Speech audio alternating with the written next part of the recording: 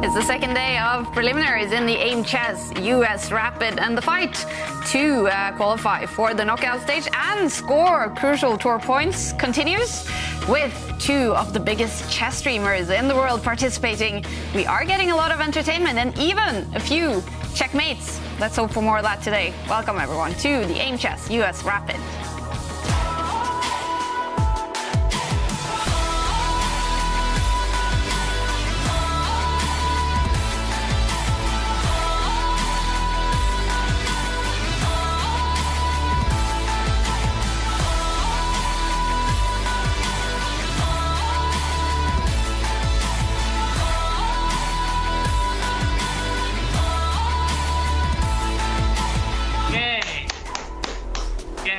This is the 9th tournament, the final regular event in the Meltwater Champions Chess Tour season 2021. And the last, event before that big $300,000 final, which it's all about now. These 16 players are fighting for 8 spots in the knockout stage in this tournament. And to take us through all the drama, as always, in the studio, International Master Jan-Krzysztof and Grandmaster David Howell. And David, what a cool day yesterday. And actually, now we know Magnus Carlsen. He had quite a busy day yesterday. He had a huge day yesterday. Actually, in the morning, he was in a wedding an hour away from his home. He was the best man at that wedding. Wow. After the ceremony, he had to take a train back quickly. He had to start his games, played his games, and he was off to the wedding party in the evening as well. So, yeah, a real rollercoaster day for him. Wow, so Ivanka, knowing this, such a busy day, how impressed are you with the World Champions performance yesterday? I am incredibly impressed. I have to say, sounds like quite a packed schedule there.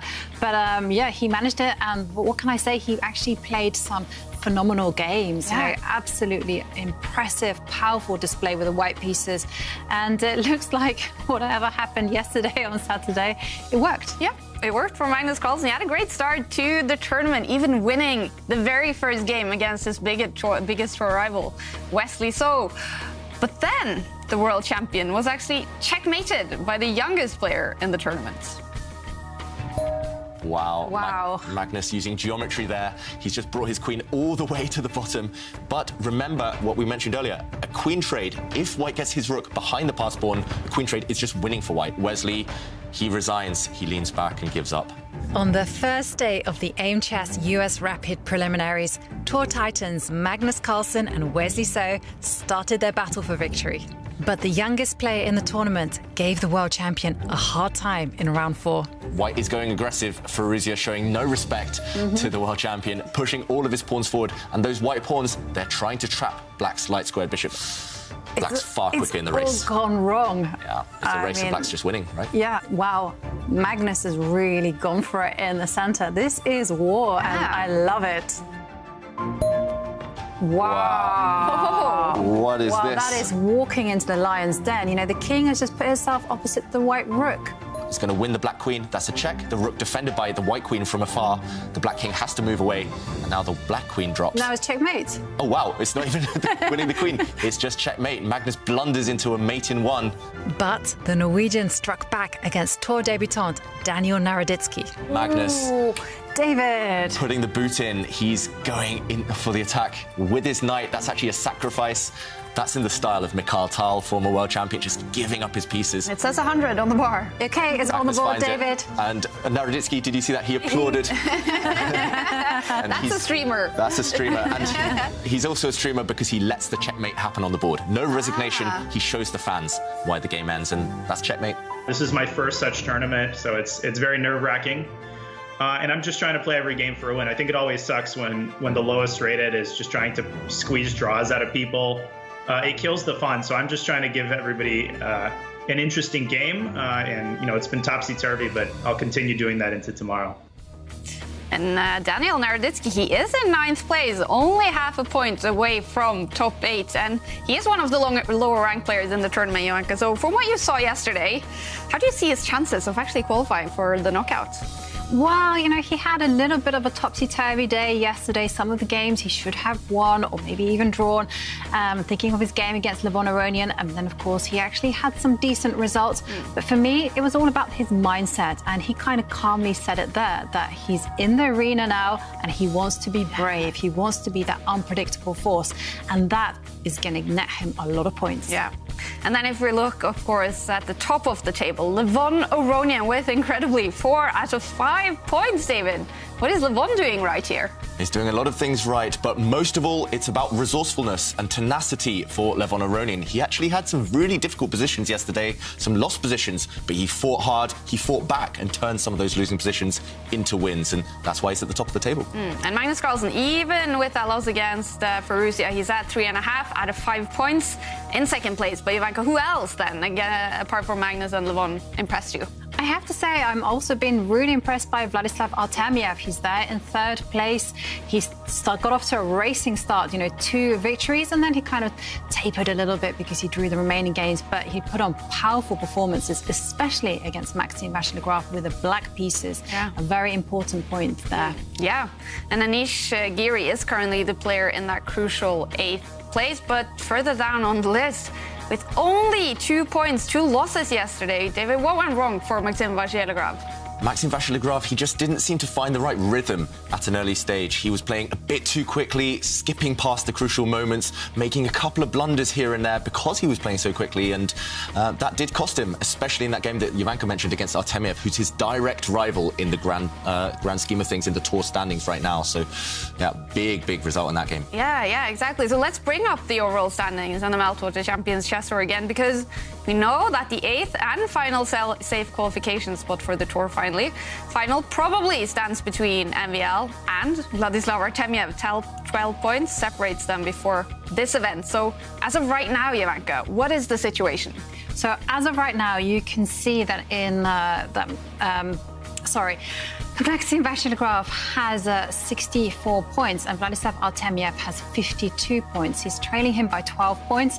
And as the standings right now, Maxime Vachier-Lagrave is actually in 12th place. He's outside the qualifying spots and outside those qualifying tour points. There you can see in 3rd place, Vladislav Artemiev would get 6 points. Maxime Vachier-Lagrave would actually get nothing. Yeah. And this means that if Artemiev were to qualify and Maxime Vachier-Lagrave weren't, that if Artemiev were to get to the semi-finals, that's it. Yeah. He's stolen that vital 8th place from Maxime Vachier-Lagrave, and he's through to the tour final. It's getting quite dramatic for Maxime Vachier-Lagrave. He really needs to score points today, and we're going to follow quite a few of the games for both Maxime Vachier-Lagrave and Vladislav Artemiev today in the next 5 rounds here in the preliminaries. We're also going to learn more about technology and chess today, and later we'll be joined by Murray Campbell, who works for IBM, and he was a part of that historic moment when Deep Blue beat Garry Kasparov.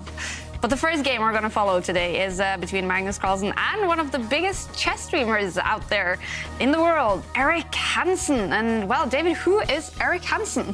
Erik Hansen, he's a Canadian grandmaster, but he's also famous for being a chess bra, one of the founding chess bras alongside Aman Hambleton, and together they've got a really popular Twitch channel. So many fans, they make chess entertaining. They're always keeping the fans guessing with different games, different spins on chess, and it shows that chess players can be quite cool as well. Yeah, well, I know that for a fact. Chess players are the coolest people in the world, and with 250,000 followers on Twitch, Chessbra is definitely one of the biggest chess streamers in the world, and Erik Hansen is one of the players who actually made chess streaming into $1 million industry.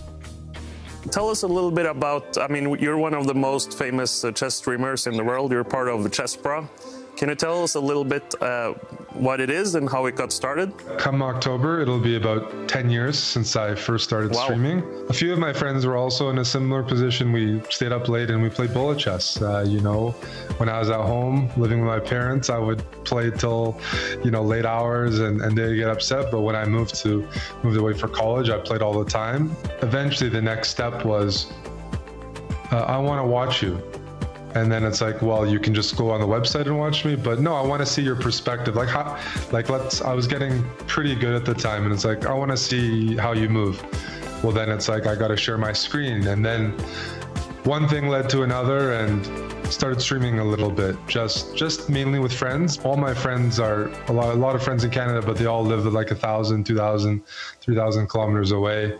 The people I grew up with playing tournaments. So yeah, being able to hang out online but share the perspective became just a way of us hanging out. Like, people started really watching the top players, and I thought, hey, well, now this is something that actually, instead of just doing it for friends, it's something maybe to start considering just broadcasting.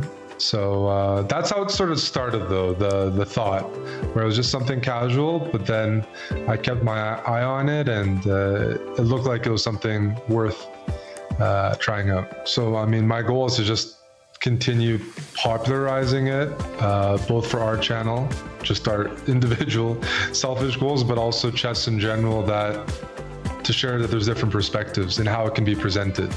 Yeah, we want to be at the forefront of like chess popularization online. It's turned into an industry on its own. Just the online distribution is its own industry with so many different people and companies in that space, and it makes me feel good, because that's the kind of sustainability that chess has been lacking for a while. You know, whether there's a Netflix show, whether there's companies developing products and releasing them, all that it's very good for the sustainability. In the end, it just leads to more and more options for people getting into chess to learn and get better, and that's great. In 2017, my best friend and streaming partner Aman became a chess grandmaster in December. And from April until December that year, he had been traveling and playing tournaments in Europe to try to get the title. And we were streaming it, and he wasn't shaving until he got the title. Yeah, I remember this. Yeah, and in the end, he got the title, and he had been trying for many years, as a lot of title players can relate to. But so many people felt like they were part of that journey, because we were streaming it, sharing vlogs from the tournaments. And that was one of the first areas where I was like, you know, this format's working because people were able to relate to it. That's a checkmate. Get him out of there.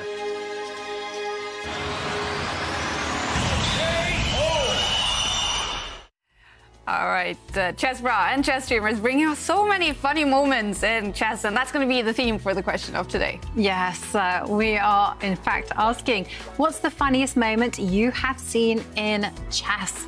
And as always, you can tweet us using the hashtag ChessChamps, or you can post your answer using the Champions Chess Tour page on Instagram. And one lucky winner will win 3 months of Aimchess Premium and 1 year's Chess24 Premium membership. So I would definitely love to know the funniest things you've ever seen in the chess world. Hopefully you're going to laugh a little bit in the studio from your stories today. All right, it's getting close. Let's head into the play zone. 16 players are competing from their homes all over the world and in different time zones. Eric is a Canadian playing in the early morning over there in Calgary. Number 210 in the world in classical chess, David. But how do you see his chances in online rapid chess? Online chess is where Eric Hansen has a huge amount of experience, maybe more experience than some of these players in the tournament. And the quicker the time control becomes, the better Eric Hansen plays. He loves the quick chess, he loves the quick format, and I wouldn't be surprised if he does take down a few of these top guys. He's going to have a tough start to day 2 in the preliminaries, though. Let's take a look at the 8 games coming up in round 6 of the Aimchess US Rapid. And Vidit, notice him, who revealed yesterday that he was feeling sick, actually, when he's going to start out against Furuzia, who had a good first day yesterday. So let's hope Vidit is feeling better today. Naroditsky, fighting to get into top 8, will have a tough start in the All-American encounter against Wesley So. Vachier-Lagrave desperately needs points, and he's going to start out against Van Forest today. Dominguez Perez against tournament leader Levon Aronian, Artemiev against Giri, and the game that we will follow, Erik Hansen against Magnus Carlsen. And we don't have too many stats between these two in rapid chess, but in bullet chess, David, they have played each other so many times. Yeah, and bullet chess, these guys know each other very well. That's a huge amount of games. And Magnus, he's in the lead. He's won 121.5 points. Erik Hansen, a bit less, but it shows he can be the world champion on his day. And take a look at this. 16 players getting ready for day 2 of the Aimchess US Rapid. Erik Hansen is sitting there ready to fight the world champion. He's going to have the white pieces. So what do you expect him to bring to the board today, Jovanka? Well, Erik has a very, I would say, uncompromising style. It's very active. He tends to play the most principled opening variations there is. I certainly know that when I was preparing for him, when I played him in a classical game, I was fully expecting him to just come at me fighting right from the word go. So I'm expecting more of the same. Now, one thing that he has to be a little bit careful of is he must make sure that he must not use too much time on the clock, because yesterday that was his main downfall. Okay, so he did he actually lose on time, or was that the biggest problem for him? He made some blunders due to the clock situation, especially I remember his game against Levon Aronian, where he actually had a winning move, a couple of winning moves, and just a few moves later, in a completely level position, he just blundered it all away because he was too, maybe a bit panicky because of the clock. So, yeah, Erik Hansen, I love his white opening repertoire, actually. I think he's got a great strategic understanding, but occasionally there's just one or two moments where maybe he switches off. So, okay, as long as he plays full of energy at this early stage, he's definitely going to put Magnus under pressure in the opening. That's my big bet. And he does. The game has started, but Magnus Carlsen is not here. He needs to switch on. Hopefully he's back from that wedding. Yeah, he should be by now. And King's Pawn opening, this is what Erik does time and again. And Magnus, he is ready.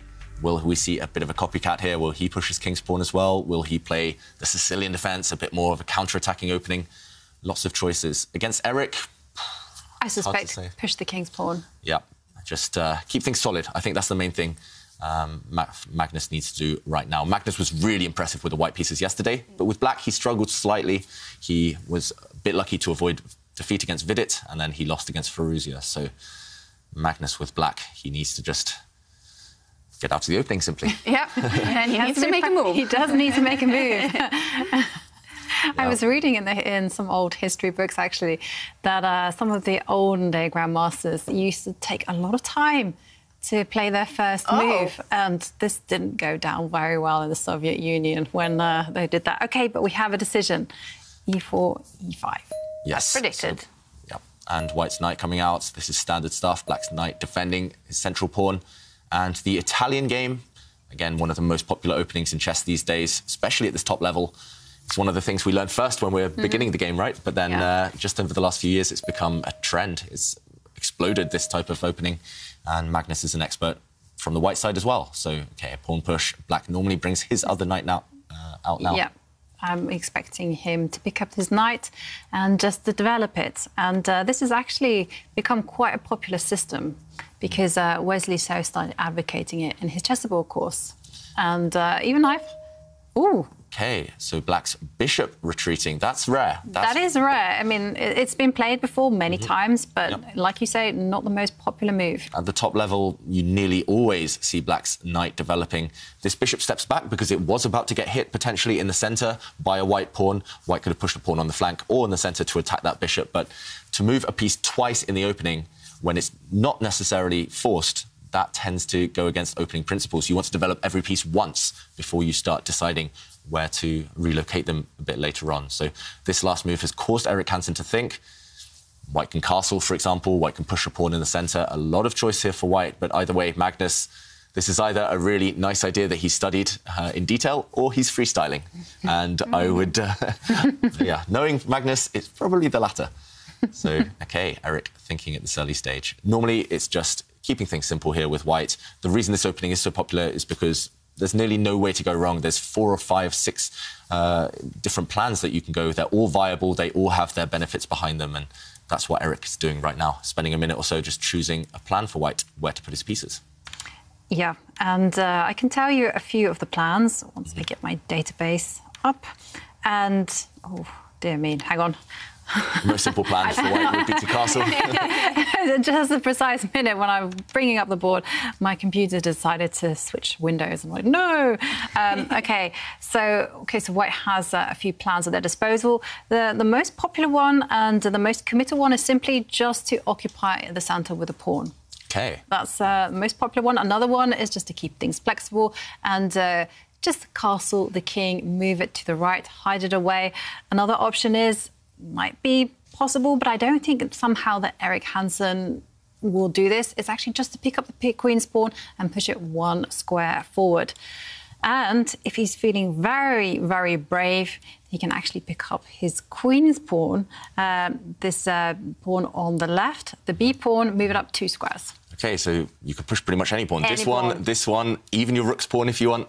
But if I were Erik here, I mean, 2-minute think at this early stage, I think it's just best to keep things simple. Just castle the white king away and then decide later on, depending on what black does, which pawn to push. Normally, you want to push this pawn forward 2 squares if you can, rather than kind of just take a 1 step and then push it forward later. Because, for example, if black just pushes the pawn, now white occupies the centre.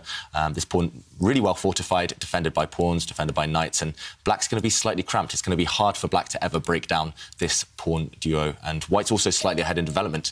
OK, he does this first. He doesn't castle yet. He pushes a pawn in the centre. And, wow, this has made Magnus decide to bring his queen out at an early stage. This is extremely rare in the Italian opening. And now defending the central pawn with the queen and with the knight. Ooh, it feels a bit shaky for black. The queen here could actually become vulnerable later on to attacks from white's bishop, for example. And, yeah, I don't think that this is necessarily too scary for Erik. He does just castle his king, and finally, black is starting to develop his pieces. And now black, if he gets the time to castle, he'll be solid, but I prefer white's position purely because of these 2 really strong pawns. OK, so is a plan for Erik now to put pressure on Magnus so that he doesn't have time to castle? Yeah, maybe you can start creating some threats. So, OK, still we're in the realms of what is called theory. The position has been played before. And white has actually gone for 3 main approaches. The first one is just to do what David says, simply just add pressure to the centre by picking up the rook and moving it to the E1 square. Another one is actually to be very concrete, is actually to pick up the pawn in the centre and push it 1 square forward, attacking the knight. And a third option is actually to develop the dark squared bishop on the most annoying diagonal, which is to pin the knight. So lots of options there. Lots of options, yeah. Do you think this is a ploy by Magnus Carlsen? Maybe this is just a strategy he developed beforehand. He's just thinking, Erik, we saw him in time trouble in a lot of his games yesterday. He's giving Erik a huge amount of choice at this early stage, and already black is 4 minutes up on the clock, and by move 7, that's quite a significant advantage. Exactly, and we're still in the opening, and we're still in a position that is actually quite known. Yeah, the game won't be decided yet. It won't be decided in the next few moves, and Erik, he needs to speed up. He needs to start getting those moves down on the board. As I mentioned, there's no right or wrong yet. You just develop a piece, and you pointed out some of the key plans there for white, the at least most popular plans. Bring the white rook to the centre, bring the white dark squared bishop out. You can even develop the white knight. OK, he centralises his rook. Sensible stuff, but it did take him a bit of time. And Magnus, if he keeps giving those options to Erik, he'll be feeling confident that the clock situation will become a huge factor later on. Meanwhile, Magnus just solidifying the centre for black with his pawns, getting ready to maybe develop the black light squared bishop out into the game. And Erik, he might well burn a bit more time now because all of those choices you mentioned, Ivanka, they still exist for white. Certainly still exist. But the white's main move, interestingly enough, is actually to pick up the H-pawn and move it up 1 square. And that's just to reinforce the kind of control. OK, he's played it. And Magnus doing something that is actually really popular these days, and that's just a copy. And, OK, now the moves are coming quite quickly. So he's picked up the queen's pawn and moved it to queen's rook's pawn, A4. And he's pushed it forward, and there is a bit of an idea to trap black's dark squared bishop. So that black dark squared bishop sitting over there, nice and pretty. It is a bit lacking of squares, and that white pawn push means that Erik is at least hinting that he wants to push it even further and annoy that bishop. So normally here we would expect Magnus to maybe push his pawn. Again, a bit of copycat here. All of the rook's pawns now been pushed, and that has created a hiding place for black's dark-squared bishop. So just very sensible stuff from both sides so far. Eric just hinting at some small threats here and there, and Magnus just defending against them, keeping everything protected. Right now, again, it's a big decision for Eric. How does he develop? If you look at white's pieces over there on the left side, he needs to bring them out at some point, but where to and in what order? A few questions there. He brings his bishop out first. And it's one good sign, actually, for Eric is that he's actually taking these decisions now quite quickly. Because, the last 3 or 4 moves, exactly, because there have been some choices. There's been a lot of certainly opening choices where he could have just played whatever he wanted. OK, so now the actual main move in this position for black is the most aggressive moves possible. And I think Magnus might well play it. I think so too. And it's very, very trendy right now. And that is actually to pick the pawn that is standing on G7 square and move it to G5. It's an incredibly aggressive move. And it just signifies that black absolutely wants it all. If black is left unopposed, he will simply develop the light squared bishop, get the king to safety on the left side of the board, and there will be a ready-made attack there on the right side. Yeah, and that's why maybe Magnus has delayed a decision with the black king, because, as you mentioned, Ivanka, if white just kind of ignores this pawn push, then suddenly, once the pawn gets further forward, we'll see a trade, and lines actually open up. The black pieces will spring forward, black will create a pin. Next move, black will actually not castle on this flank, he'll use his rook, and on the same file as the white king will never feel safe again, and black, because his king is so flexible, does have the option of castling it away. And there we go. Magnus has actually gone for this aggressive idea. This must have been his plan all along. This is why he didn't castle at an early stage. And this is extremely risky, we should mention, for black. You have committed. Now, black's king doesn't feel entirely safe either, but it does certainly ask some big questions of Eric Hansen. And maybe Eric won't feel so comfortable being attacked at this early stage. Normally, with white, you want a bit of respect. You occupy the centre, you've done everything correct, and your opponent attacks you. It's not too pleasant. But Eric reacts instantly, and he does that by clarifying the central tension. He plays pawn takes pawn. He's realising that, OK, if you give black time, black has a ready-made attack. So he's trying to open up the position. Maybe next move he'll trade some bishops, and at least once pieces come off, a potential attack will be less dangerous. So, OK, black recaptures. I expect Eric to... OK, he has traded the bishops off, and he's brought his knight out. And here we go. The moves are coming almost instantly now. And this is because both sides have clear plans. Black, as we mentioned, is going to go after the white king. White wants to play in the centre, if possible. Maybe that will start with white's queen, actually going off to the side, lining up with the bishop on this diagonal. But also, once the queen gets here, he's going to start attacking some weak pawns. This one is going to heat up. Let's not look at the computer evaluation bar too much, because yes, white has a great position if it's computers playing, but as a human, if you know you're about to be attacked by a world champion, once the black rook reaches this square, it's going to be difficult. It's going to be extremely difficult to find the best moves on every turn. And OK, he does play this queen move, and yeah, let's go back to the players, because this one is going to heat up. How will Eric hold his nerve? If he's strong, if he refutes any attack against the white king, he's simply going to win. Black has weak pawns. Black's position is full of holes. But if he does just one small slip in the wrong direction, then Magnus will checkmate the white king quite likely. Yeah. The margin for error is quite high here. And I do quite like Eric's position. I think it's relatively safe. But like you say, there's a little bit of trouble lurking underneath. And, well, I do really have to show you both these great answers that we've had to our quiz of the day. Some great memories. And the first one is from Suki, who says, Magnus rips his shirt off after he got mated in a few seconds. Was a hilarious moment. And is that Askild we're seeing in the back there? That is Askild. Okay. And Magnus defends the pawn with his queen. And I also have to show you another funny moment. And this one is this is an answer from Vodo Mama Juju, who says, the funniest moment in chess for me was when Vidit Gujarati made an illegal move and checked Hikaru's king with his king. Just look at Hikaru's expression. I still laugh sometimes at what can happen even at the highest level of chess. That is funny. Actually, those would have been two of my highest candidates as well in funniest moments in chess. And yeah, that one moment when Vidit made the illegal move, it was not just Hikaru's face, but it was the whole crowd. I remember there's a video on YouTube of the camera zooming in on the crowd, or the crowd are just... What was Vidit's reaction when because he must have realised quite quickly. Yeah, I think he was in a losing position anyway, but I think he just... a little bit of embarrassment. When you're a strong grandmaster, you don't expect yourself to make an illegal move. Yeah. But yeah, and Magnus ripping his shirt off, that was also fun too. Just a few months ago, actually. OK. And OK, meanwhile, Magnus, no checkmates here. He won't be ripping his shirt yet. He has just castled his king away. So Black's king tucked away on the opposite flank to its counterpart, and that means that is the signal for opposite side attacks. Black is going to attack on the right side. White is going to try and get to the Black king on the other side of the board, and OK, it's going to come down to a race. Who's going to be quicker? Who's going to be more accurate, direct, energetic in their attacks? And what do you think, Jovanka? If you had to choose right now, before the attacks have fully started, who do you think has the easier play, at least? I think Black has the easier play.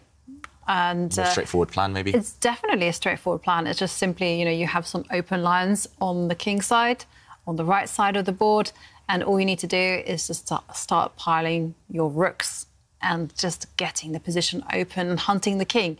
That's it. Meanwhile, for White, OK, it's not that easy, you know, because you can kind of see situations where, you know, you have to first of all unravel. You have to sort out the situation with the White knight that, unfortunately, is being attacked by the light squared bishop. So that's kind of a little bit in the way, and there's just no clear kind of point of attack. You know, if you grab a pawn, well, you're simply opening up even more lines for Black to utilise the rooks. If you centralise the rooks, well, what's the target? Not that easy. So yeah. It's actually all about the rooks, I think, right now. So White maybe can get some pieces towards the Black king, but without rooks, you'll never really be able to attack. And Black does have this very straightforward plan of just shuffling a rook along the g-file, and White's king is going to come under heavy pressure there. So that's why Magnus, OK, making a bit of a face there. Maybe he's surprised that the game's become this complicated this soon. But meanwhile, Eric's made a decision, and that's to push a pawn forward. That is committal. So, yes, he's solidified that white bishop in the centre of the board. Black never actually wants to trade off that white bishop because it will just be replaced by a pawn. And that bishop's on an outpost, but actually knights are the best pieces on the outpost. And that white bishop in the centre of the board, it looks pretty, but it doesn't really want to ever move again. And Magnus will just ignore it and play around that piece. And there we go. He's gone very consistent with his plan. He's brought his rook to the g-file. White's king is going to start feeling a bit uncomfortable now. And if Black can later move the light-squared bishop, maybe double up the two rooks against the white king, it's going to be scary times for Erik Hansen. But OK, he moves his queen across. I like that last one, at least, covering some dark squares. The bar, and you're not agreeing today, David. We're not in sync yet. I like it from a strategic point of view. Maybe there was just a more direct move. OK. Well, we have a very direct answer here, because Magnus has simply moved the knight into the beautiful outpost. OK, so the first question that I would have in this position is, what is to stop White from just going knight takes knight? Yeah, it looks like a bit of a pawn sacrifice, at least temporarily, by Magnus Carlsen putting his knight in. And you can't really tolerate this knight for too long, right? It's too strong here. So let's try getting rid of it. And after pawn takes knight... Queen takes pawn. Let's be greedy. Greed is sometimes good. Sometimes good. I realise here there might be some issues. So actually Magnus's sneaky trap, his sneaky plan here is, now that the queen's been distracted away from this third row, Black can actually utilise that by bringing his bishop down. And because of this pin, this white pawn is actually suddenly overwhelmed. This pawn is attacked twice by Black's rook and bishop. You can't really defend it in a great way. And actually, if you bring it forward one square, whoops, rook takes pawn will be check. And after pawn takes rook, suddenly the queen will dive into the position and team up with the bishop. The king is doomed. And this would be checkmate. The king given the kiss of death here in the corner. So that is Magnus's plan. And this, I know this is a 4-5 move long variation, but Erik will easily be able to calculate this. And going back to the current position on the board after Black's knight has jumped in, he will be looking for alternatives. Maybe leaving this knight on the board, although it does look very strong. The other alternative is to trade and keep the queen on this third row, maybe just covering this square, not letting the Black bishop attack the key pawn. What do you think, Jovanka? Will Erik play this one? Will he just leave the knight alive? I guess in this position you could... I would get Maybe rid of bring the that rook knight. Defend along That the didn't third row. enter my radar. I was just thinking in rather simple terms. I was just thinking that knight can't stay alive. It's on the white side of the board. Get rid of it. And I agree with you. I don't think necessarily that I would capture that pawn. It's not worth the trouble. Yeah, so here you don't take this pawn. Okay, Oh, this okay. hasn't happened.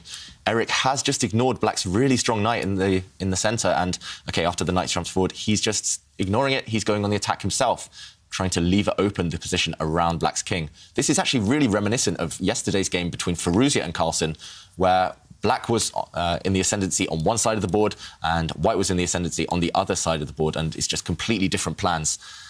It's like in football, one side's running with the ball down the right wing, but the other side's put all their players on the other side of the board.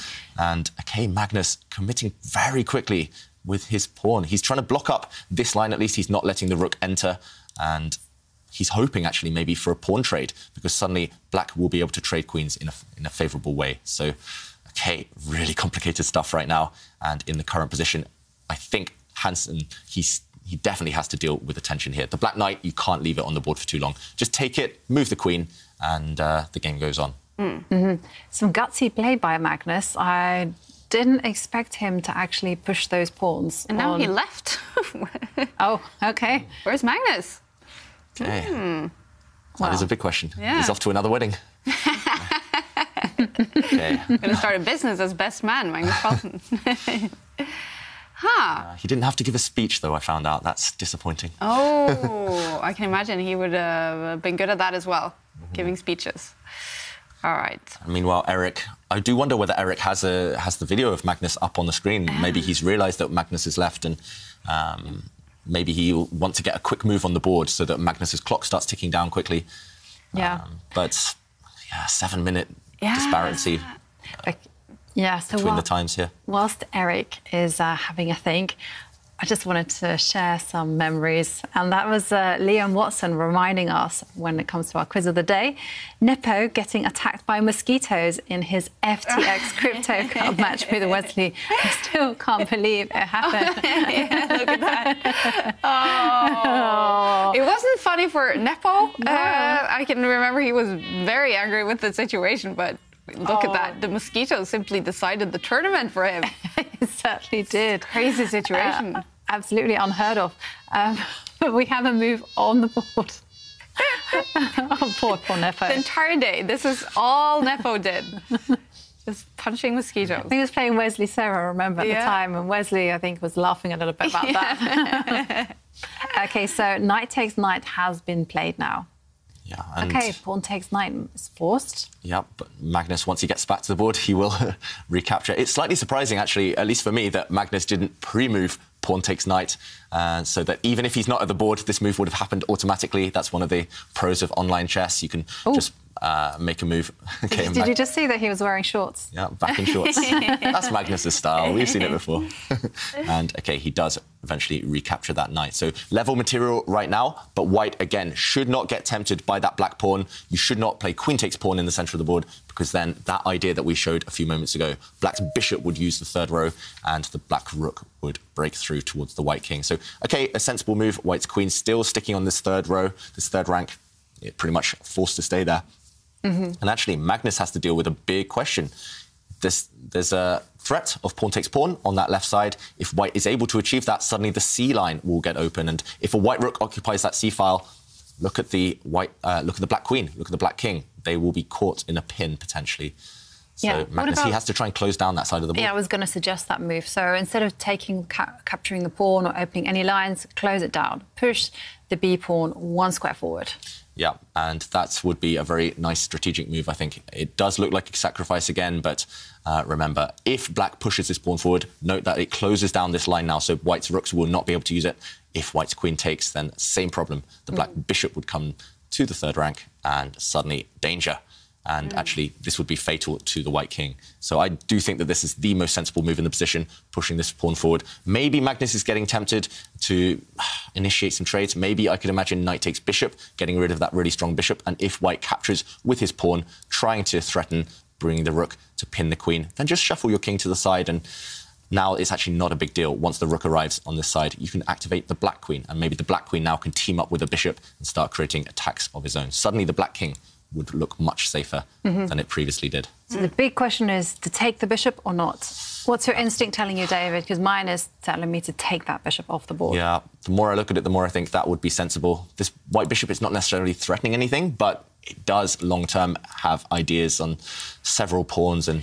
Right. I mean, you can certainly envisage a scenario where white's rook is on the B line and is bearing down on the B7 pawn. And I just feel that that bishop is a little bit awkward and too much power. And I don't like it. So knight takes bishop is all the moves that I would be playing. Yeah, too much power with this bishop. And that's why he does get rid of it, Magnus Carlsen. And yeah, I think there was just too much tension as well. And sometimes that's the thing you have to do in chess. The top players do it as well. Just keep things simple. Get rid of your opponent's best piece. Oh, but why does the bar shoot up? I think it will recorrect itself. There we go. Yeah, maybe the computer was just getting excited because white did have some threats. OK, but what about this pawn capture that Eric's just played? Yeah. It wasn't the most... it's not intuitive, right? No, you would capture towards the centre. That's what we're all taught. Yeah, but at least this pawn capture does open up white's rook on the E line now. That's an open file. White's rook has full control over that, and maybe some squares for the white knight. Maybe white likes that that kind of tension with some pawns over there on the left flank. So interesting. I think we're just told from a young age, always capture towards the centre, and white capturing with his central pawn away from the centre there. Yeah. It's just not instinct, but that doesn't mean it's bad. Sometimes you have to make exceptions. You have to be flexible. Yeah, I totally agree with that. And if we're kind of cold about this position, what is Magnus actually threatening? I mean, his rooks are on an open... His one rook is on an open line. It's not doing too much. And, of course, there's still the issue of this pawn on b5. You know, it's under attack. He needs to do something. Does he open up lines? Does he capture a pawn? Yeah, that's still a big question. It's a question, isn't it? I mean, what do you do with your king? I mean, obviously you've got... OK, so he's captured a pawn. And, OK, now knight takes pawn. Yeah, I don't think Eric will contemplate going to an endgame, firstly because he's playing an endgame genius like Magnus Carlsen, but also because white's chances lie in the middle game, lie in an attack, a potential attack against the black king. And black's king there, just going off, trying to hide in the corner if it can. Sensible stuff. It was threatening... white was threatening to go for some checks. And, yeah, I think the reason I like Eric's position slightly more than black's is because queen and knight, they have a huge amount of attacking potential. That's the best combo when you have an attack brewing. But if he's not accurate, especially because of the clock situation, then Magnus might well have time to go for the white king. White's king is lacking defenders, and if the black bishop can move, suddenly there might be some serious threats. And... what do you think right now? Is white going to move his knight again? Is he going to bring a rook towards the centre? Is he going to push his central pawn forward? I was thinking about what does white want to do? And I was thinking, really white actually wants to just move the rook to the 7th row. And then once you've done that, then the queen and the rook can actually harmonise and work on the b7 point. Unfortunately, that's not an easy job. No. But then we do actually have some kind of pressing concerns. And my second thought is actually you have to deal with this pawn that is standing on d5 that's unprotected and under attack. Now, if I push my pawn forward, well, actually, I concede some squares. I'm thinking the black queen can actually step forward to a light square. And as you can see, the weakness around the white king, it's pretty dire, you know, because it's on the light squares, and you can just see the coordination there between the queen and the rook. So you don't really want to be doing that. Then I'm stuck. Yeah, and it looks like it's really attractive bringing your rook into the game, but I think it's come at too great a cost. And once this bishop moves somewhere, then, yeah, there's going to be checkmating ideas on this square. So that one definitely comes at too high a cost, like you said, Jovanka. The moves that I'm attracted to would be, firstly, just to bring the rook and just to kind of create some indirect attack against the black queen. Maybe you're not threatening anything immediately, but you force Magnus to worry about some potential attacks there. And the other move I would be looking for, maybe to bring the knight here, just now later on, if the black rooks ever disappear, there will be checkmating ideas against the black king on the top rank. So that would be very tempting for me as well. And Eric, he has to choose one of these few moves now, because clock situation, it's getting dire. You cannot do this against the world champion. 3 minutes against almost 9. It's heating up in this game, and it's heating up in round 6 as well. Maxime Vachier-Lagrave, he has won his first game today, and we know he needs to score points today to qualify for the knockout stage. And what a great start, a win against Jordan van Voorsen. Look at the bar in the game between Jan-Krzysztof Duda and Liam Le. Looking great for Duda. Naroditsky is looking great for him against Wesley. So what a shock that would be. Yeah, all-American battle. I mean, imagine how... I mean, Naroditsky, he's going to be on top of the world if he finishes that one off against such a strong player like Wesley, who nearly never loses in the prelim stage. Yeah, and that could bring Naroditsky inside top 8. Wow. And Levon Aronian, who's having a great tournament so far, he could be heading for another win here against Dominguez Perez. And Mamdiaro, it's looking great for him against Liang on the bar.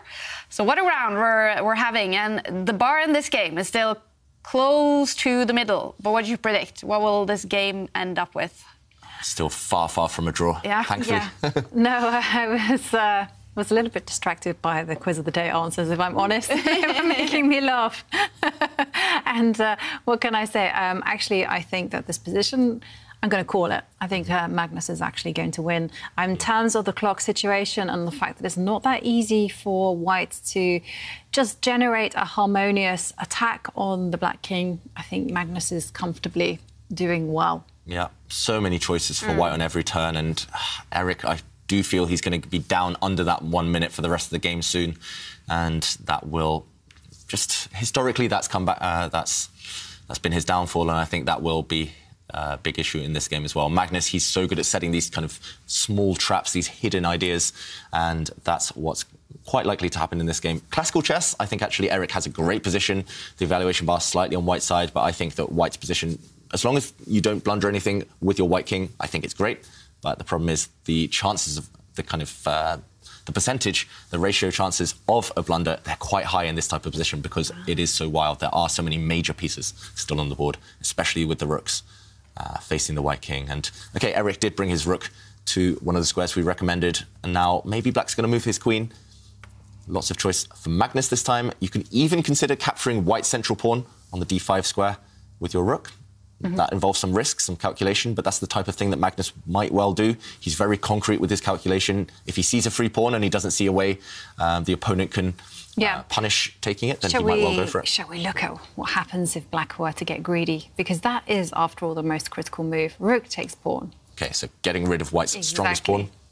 And here, White has several moves with this knight to actually discover attack against the Black Queen. So, for example, you can move your knight to this square, attacking the Black Queen, and attacking the Black Rook as well. But the Black Rook has options. For example, you could slide across, or maybe stronger, you can bring your Rook to this square, counterattack against White's Queen.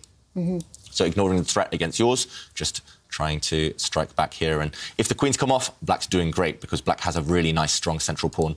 And actually, this passed pawn is going to run, and its promotion square, this square, is protected by Black's bishop. So this would just be fantastic for Black. I think if this happens, if Magnus takes this pawn, Eric here, he has to bring his knight to the centre. He can't get distracted by Black's rook. He has to bring his knight to the centre and actually eliminate this Black bishop and attack against the Black Queen. But Magnus doesn't take the pawn. Surprising stuff there by Magnus Carlsen. I think he could have got away with it, just grabbing that pawn. Instead, he brings his rook to the centre, and I don't know, this feels like the wrong direction. Black's best chances, surely they lay in an attack against the White King, but now he's brought his rook away from that file, and after a simple rook trade, surely White's doing well here, pushing a pawn forward, a protected passed pawn, supported by a knight. Oof. Yeah. Suddenly, I really like White's position. It's a bit mysterious, isn't it, this rook move? I mean, it didn't quite make any sense to me. Yeah, this rook move. Because, I mean, actually, one of the main weaknesses you have is when you're short on time, is actually you tend to simplify the position. Yep. And if you're saying that the best move is rook takes rook, pawn on, then okay, but he hasn't played it. Okay, so he's actually moved his knight to attack the queen, but now this must have been Magnus's idea, rook takes rook. Okay, he'll play rook takes rook check. Yep. White has to recapture. But the question is, what next for Black? If you can't attack the White King, what are you doing? Maybe you can bring your queen forward, try and attack this pawn. Yes. Yeah, I'm a bit worried, actually. If you do this, then, oh, no, maybe there's a check. Oh, yes. This actually isn't the end of the story, but, yeah, right now, if this position arises on the board, and it might well do, then it just looks like White's knight is better than the Black bishop. Black's bishop is staring at thin air, and this knight is going to keep this kind of Black King in a checkmating net. I agree with that, but I also am thinking about the clock situation. I'm thinking, well, you know, maybe there's chances. So you kind of highlighted one really important point, that the black's king wasn't particularly safe because it's on an open diagonal. So I would therefore be tempted just to take some time out, tuck my king away into the corner, and then make some moves like stepping the queen forward, attacking the pawns. Yeah, but I'm worried here because this pawn is a big weakness. Okay, rook takes rook on the board. Suddenly, I think we might see an upset in this game, you know, Jovanka. Okay. Because, I mean, this king is never going to be safe. It's always going to be on a dark square diagonal. Yeah, look at that. Yeah. Okay, well... And, okay, Magnus has retreated his bishop. Well, he didn't spot this one. But what's to stop white just going after this pawn, or maybe even just bringing the queen the other way? Okay, actually, white has several good moves here, as we see Stockfish, the computer, suggesting several good moves for white. Actually, it says this one is indeed the best, bringing the queen across, attacking the black bishop, which lacks stability. And if the bishop retreats, for example, then white can bring his queen into the position. And not only are you potentially attacking the rook, but you're just simply going to snap off a pawn. And black's rook is trapped. How is black's rook ever going to find an open file, an open line? It's staring against a pawn that's well defended by white's knight. Black is almost paralyzed in this position, unable to move. Totally agree with what you showed. But, OK, maybe this move has actually got rather ambitious ideas, because I can just see that he manoeuvred that bishop there with the idea of relocating that bishop to c2, upon which Magnus is dreaming about pushing his passed pawn forward. Maybe. It looks so slow, though, Jovanka. Yeah, that must be what Magnus is banking on. And actually, Eric, he didn't go in that direction with the white queen. He just stepped up one square, attacking black's central pawn. And also ideas, I guess, of white's rook coming up to the 7th rank, attacking the black queen. That's one thing you highlighted a bit earlier on. What will Magnus do here? Will he push his central pawn forward? To me, that looks like the only way to even stay in the game as black. If black's pawn drops off in the middle there on the d4 square, it's just game over. Yeah, okay. You need to keep that pawn alive. And Magnus He's done that, David. is banking everything on this pawn. OK, 30 seconds. Oh. And the queen now centralises herself. OK, Eric doesn't have too much time left on the clock, 41 seconds. And the position is still pretty sharp, although, like you say, he holds all the cards right now. Yeah, and the problem for black's queen is black's queen, it wants to go active. As soon as it tries to leave this diagonal, though, the black king will be vulnerable on the dark squares. So black's queen is pretty much stuck where it is. OK, it just steps forward onto a dark square. That's sensible, but queens aren't always happy as blockaders because, I mean, they should be destined for better things. They're the most powerful piece, and black's queen purely doing a defensive job right now. OK, how to improve the white position. That's the problem maybe for Eric. He doesn't have much time, and there's no immediate breakthrough. He's got 32 seconds left, and he's just relocated his rook to the open line. And this is quite a nice idea. I mean, it has some tactical ideas. The primary one is that if the black rook leaves the bottom row, well, then the white rook will perhaps spring forward in the right circumstance and give checkmate. Yeah, and Magnus, he's out of ideas. He just pushes a pawn. He pushes Harry the H pawn forward. That pawn can't even advance any further, but Magnus, he's just giving the move back to Eric. He's saying, OK, you've got 20 seconds, find a move, improve the position. He also needs to do the same thing. Yeah. Which push one a pawn. Okay, that this one. Yes, that's exactly the one I wanted. And also it supports, well, grabs a square, the c5 square. And then that means the rook can go there. OK, white just going for this dark square strategy. OK, black's rook, it feels like that piece needs to be improved right now. So maybe the move I would go for is to bring the black rook across. Again, just make Eric a bit nervous about the white king. White's king still on this G-line. It looks undefended, and you could potentially brew up some threats against it. So Magnus, he's just taking a pause. This is clever. Against someone who's in time trouble, if you have a few minutes more, don't let them get in the rhythm. Don't just rush with them. Then your time advantage doesn't really count. Just take a moment, then play two or three moves quickly, then pause again for 30 seconds, then play another 2-3 moves quickly, and your opponent will lose their rhythm. That tends to be the best way to go. And OK, meanwhile, Naroditsky has beaten Wesley. So OK, how big of a shock is this, you guys? That's a huge result, because Wesley has been so dominant in these tournaments. He rarely loses. OK, he's lost to Magnus Carlsen, but that's kind of, you know. Who else? Yeah, exactly. No one else seems to be able to touch Wesley. But, OK, what can we say? Naroditsky, he entered the arena and he said, you know, yesterday, he wanted to play interesting chess. He wanted to play the role of spoiler. He's doing it. Yeah. And that's the thing against top guys. They want you to show respect. They don't want you to just attack them and go for it. And they love it when lower-rated players just beg for the draw. But no, Naroditsky, that's not his style. He wants to entertain the fans, and he's doing that. And actually, I just looked over that position. He was about to checkmate Wesley, so Wesley resigning. Not doing the streamer thing. Not doing the streamer thing, yeah. Wesley giving up with checkmate about to appear on the board. And okay, meanwhile, in this game, we've seen one move, Magnus occupying the open line with his rook. And wow, what has Eric done there? He's just moved his queen. He's taken his eye off the pass pawn. Pass pawn is a prisoner, must be kept under lock and key, and now you can just advance your pawn. Blunder, mouse slip. Yeah, blunder. He had 10 seconds, he panicked. Black's pawn is just going to advance, attacking the white rook, and also the black rook is going to swing down onto the first row, and that's just going to be the end. White's rook forced. It's a prisoner itself now, next to the white king, and I think black can just bring his rook into the game. That's pretty much it. Yeah. Once the black rook comes down to the first rank, black's d-pawn is about to become a new queen, and that just turned around in one move. You were right, Jovanka. It was just a clock situation. And yeah. No, that was kind of like the pattern in day one. I mean, Eric played really well, had great or promising positions, and then just one horrific blunder, and it all turned around. And like you say, here it's just a simple case of the rook will now move to the bottom row, and there's nothing to stop black from promoting the queen. No, maybe even. Yeah, maybe he thought he was going for some checkmating ideas against the black king, but there's enough defensive pieces around the black king and the bishop. Yeah, the black bishop. Yeah, it has the power to move backwards. Yeah, as well as forwards. Easily missed. Yeah, and Eric, that's the thing. Just he's self-destructed a few times, and it's just that consistency. If he can nail the time management, I think he could be one of the top grandmasters in the world. He's that talented. And okay, slightly surprising by Magnus not bringing his rook down onto the first rank, but this looks good enough. The bishop also trying to support the black pawn there from helping it to promote. And there we go. The black pawn did promote. It became a queen. In the process, white had to give up a rook for a bishop and a pawn. And any chances here to save the game?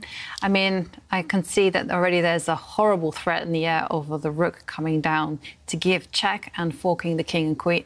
So that's a problem. A pawn on A5 is going to drop. Yeah. I wouldn't resign yet, though, if I were Eric. There's still some hope to do with the white central pawn, with the white d-pawn. Maybe that would fly forward at some point.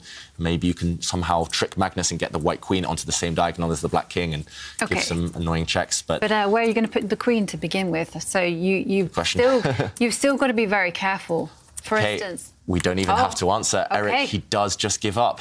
It was difficult. It was lost, but yeah, it was just that one move blunder, and he just gave up hope after that. Yeah, and you can see his disappointed here, Eric Hansen, because it was looking good for him in this game.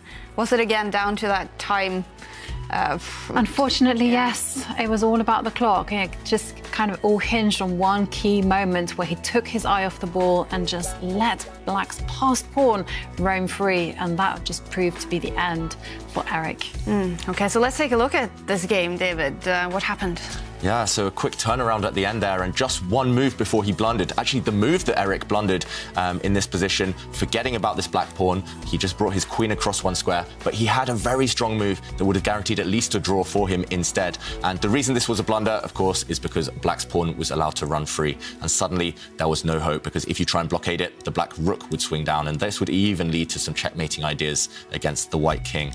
And just this one move, bringing the queen across, forgetting about this pawn, lost the game for Eric. But if he'd retreated his knight to the same square, if he'd used that square for his knight instead, dislodging black's blockader of a strong pawn, then suddenly Eric would have had fantastic chances. Magnus would have had to be accurate here. If Magnus, for example, grabs a pawn, then suddenly a queen check would force the black king onto a really bad square. And maybe Magnus is clinging on. Maybe black can defend here. He has to put his king in the corner. But at the very least, Eric can bring his queen back check, and we'd see a bit of a yo-yo, a perpetual check and a draw. But Eric could even maybe try and play on for the win here. And it was just that one move blunder. If he, instead of bringing his queen to the square, he'd retreated his knight, Eric had great chances. Wow. So this could have ended with a shocking result if world number 210, Eric Hansen, would have beaten Magnus Carlsen, a blunder, and Magnus did win the game. A great start to the tournament now for Magnus Carlsen. He's at 4.5 points, but we did have one huge shocking result in this round. Daniel Naroditsky beating Wesley. So how do you think Daniel is feeling right now, Jovanka? I think he's really happy. Yeah. I mean, he must be over the moon. I mean, what a great start to day 2. Kind of sets the tone for the rest of the day. And Wesley is such a solid player, so powerful. And Naroditsky just played very impressively. Yeah, and this probably will take Daniel inside top 8 for now. We obviously didn't follow this game, David, but could we take a look at it? What happened? Yeah, there was one stunning move as well, a really beautiful move by Naroditsky that we have to show. And here, white is on the attack. If you look at the white queen, it's fantastically placed, eyeing up the black king, the 2 white rooks as well, teaming up on this F line. But first, it was the job of this little pawn, Harry the H pawn, to check the black king and drive the black king back into the corner. It was too dangerous to step out into the open for this black king. Therefore, Wesley So retreated from the check. But this move, look at this. Queen forward, actually putting the queen under attack. For free, it looks like. But if this queen is captured, if black takes the bait, then suddenly rook takes rook, and after a trade here, this would be checkmate. Black's king trapped in the corner of the board, and this move basically clinched the game for Naroditsky.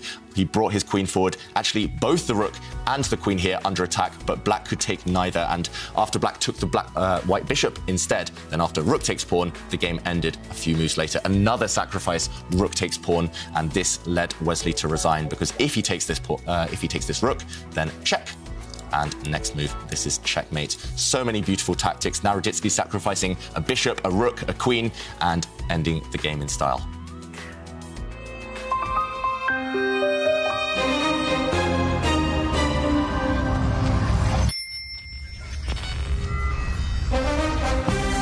Coming up in round 7, we're going to follow Magnus Carlsen coming from a win against his good friend and rival, Vachier-Lagrave, who also had a great start to the day here, winning game 1 or game 6 in the tournament. We have another 4 rounds of chess to go today. We're also going to follow Artemiev Aronian in round 8, Vidit MVL in round 9, and Artemiev Carlsen in round 10. And we also have another Aimchess moment of truth coming up for you guys. It's going to be Vidit looking over his Aimchess numbers. But in the next break, after the next round, we will learn more about technology and how it's changing chess.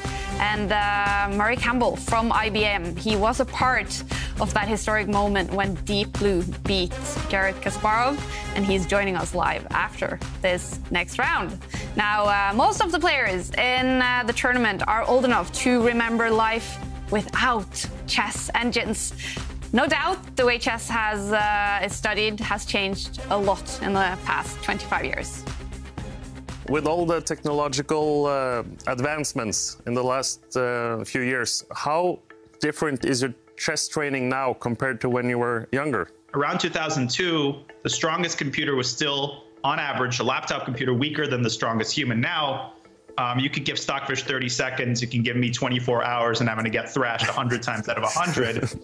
And so with that has come this drive to emulate computer play.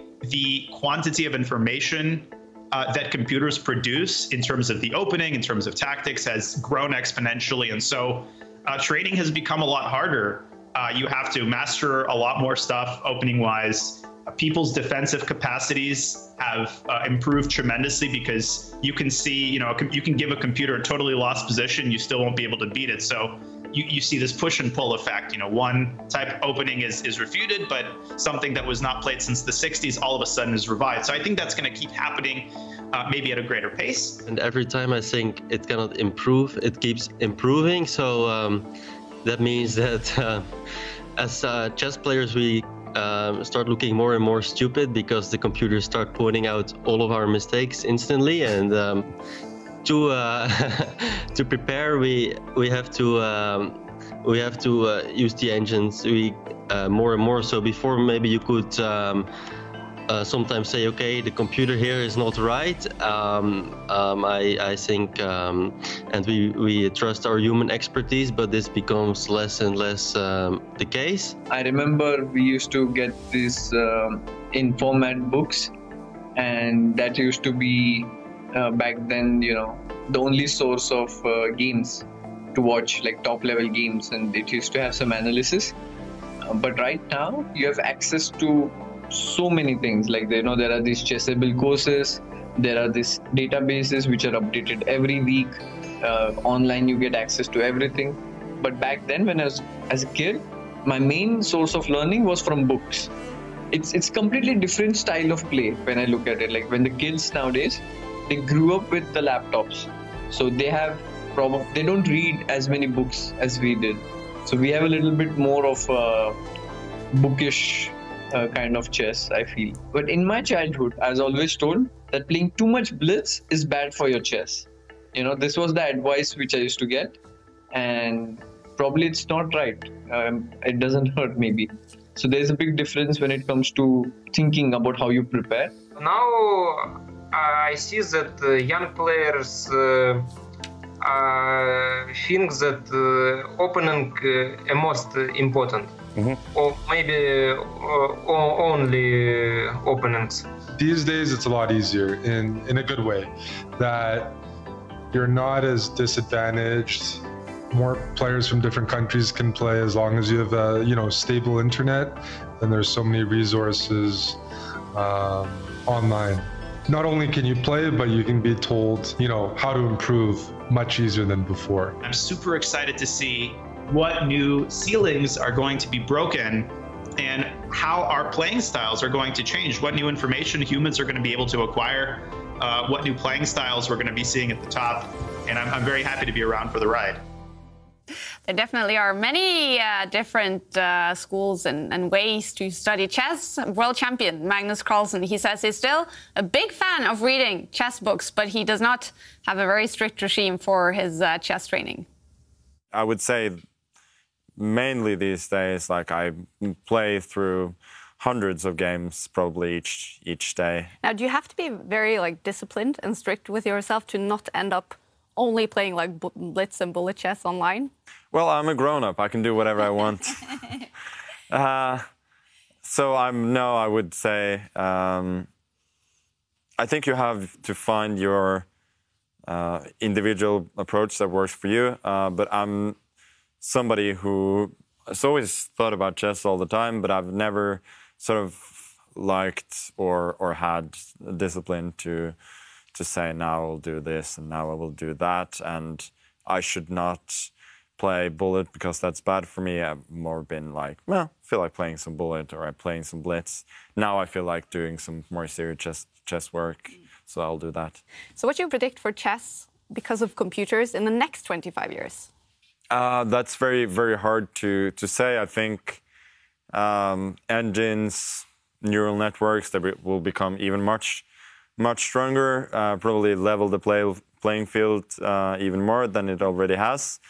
Apart from that, I don't want to say too much, because every prediction that's ever been made about the future has been wrong. And you usually end up looking pretty foolish. So I'll ask you right away, Ivanka, what's your predictions for the next 25 years when it comes to computers and chess? That's a tricky one, actually. I suspect that the next development when it comes to computers is actually that they will start to mimic humans and just play. You'll be able to input your opponent's games and it will analyze them and just go, okay, this is how your opponent plays. Yeah. And so you can just put up your opening preparation and it will say, okay, we suspect that your opponent might play like this. Yeah. That's an interesting one. What's your suggestion, David?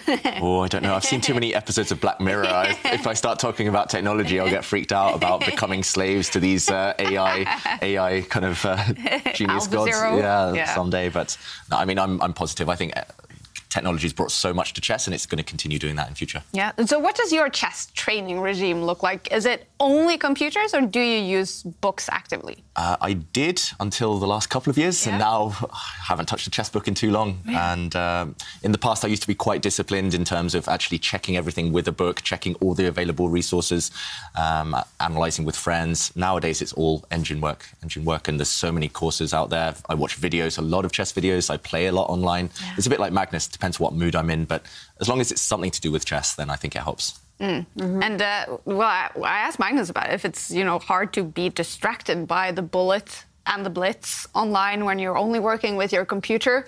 Is that a problem for young players nowadays? Yeah. Being focused is a problem for absolutely everyone these days. I mean, this is why chess is so good, because at least it holds your attention for a couple of hours. Yeah. But when it comes to chess, yeah, I agree. I mean, definitely the lure of those internet pages is definitely going to be a distraction. And you really should be doing focused and dedicated work. And that could be opening study. I mean, I actually personally have gone back to books. Yeah? Yeah. So I have two things that I use. I use my Chessable site. I do that religiously every morning. Yeah. And then I kind of gone back to books, just having 1.5 hours of just pure focus on this book. And it's just me and my brain trying to work out the moves. And of course, also streamers out there. It's getting a lot of entertainment as well with chess online. So what is your best tip to young players now, David, to stay focused and work on your chess? Young players, I think the key is to enjoy it. Of course, you have to make it fun, whether that is blitz, whether that is reading a book, whether it is puzzles. But my biggest advice is to also have someone guiding you, because there is so much out there. There are so many resources. You need to be pointed in the right direction. If you kind of get dragged down into too much blitz, or if you just focus on one area of the game, maybe it won't broaden your horizons too much. So talk to an older player, a more experienced player, and they'll help guide you in the right direction. Yeah, right. And luckily we have Aimchess as well to help us. Yeah. Because I did run my profile through the whole thing, and it said I could improve with my white pieces, and I could also improve my endgames. So this morning I was like, okay, right, I'm going to go onto my Chessable site and work on endgames. Perfect. So many tools out there. And I mentioned streamers, which is making chess a lot of fun as well. And that is the theme for the question of today. Yeah, this is making me laugh quite a bit. So if you see me smiling or laughing uncontrollably, it's on you guys. So we're asking, what's the funniest moment you have seen in chess? And the prize is 3 months of Aimchess Premium and 1 year of Chess24 Premium membership. But I do like Mohammed Ehab's answer. In 2018, when Woody Harrelson played the wrong first move, D4 instead of E4 for Fabiana Caruana in the first game of the World Championship. Look at Fabi's face. And then I also really like Freddie's response. The funniest chess moment I have seen is when 3-year-old chess prodigy Misha Osipov was set up by a TV program to play Russian chess grandmaster and former world chess champion Anatoly Karpov. The picture tells it all. Oh, yeah. I remember this. The 3-year-old played like a 3-year-old, you know, probably a very good one, but, you know, afterwards he cried. Oh, that was so cute, though. Yeah. It must be emotional, right? Playing the world champion and playing a former world champion. Yeah, but he's 3 years old. In front of TV, cameras, yeah. Anyway. Chess is ageless, though. Yes.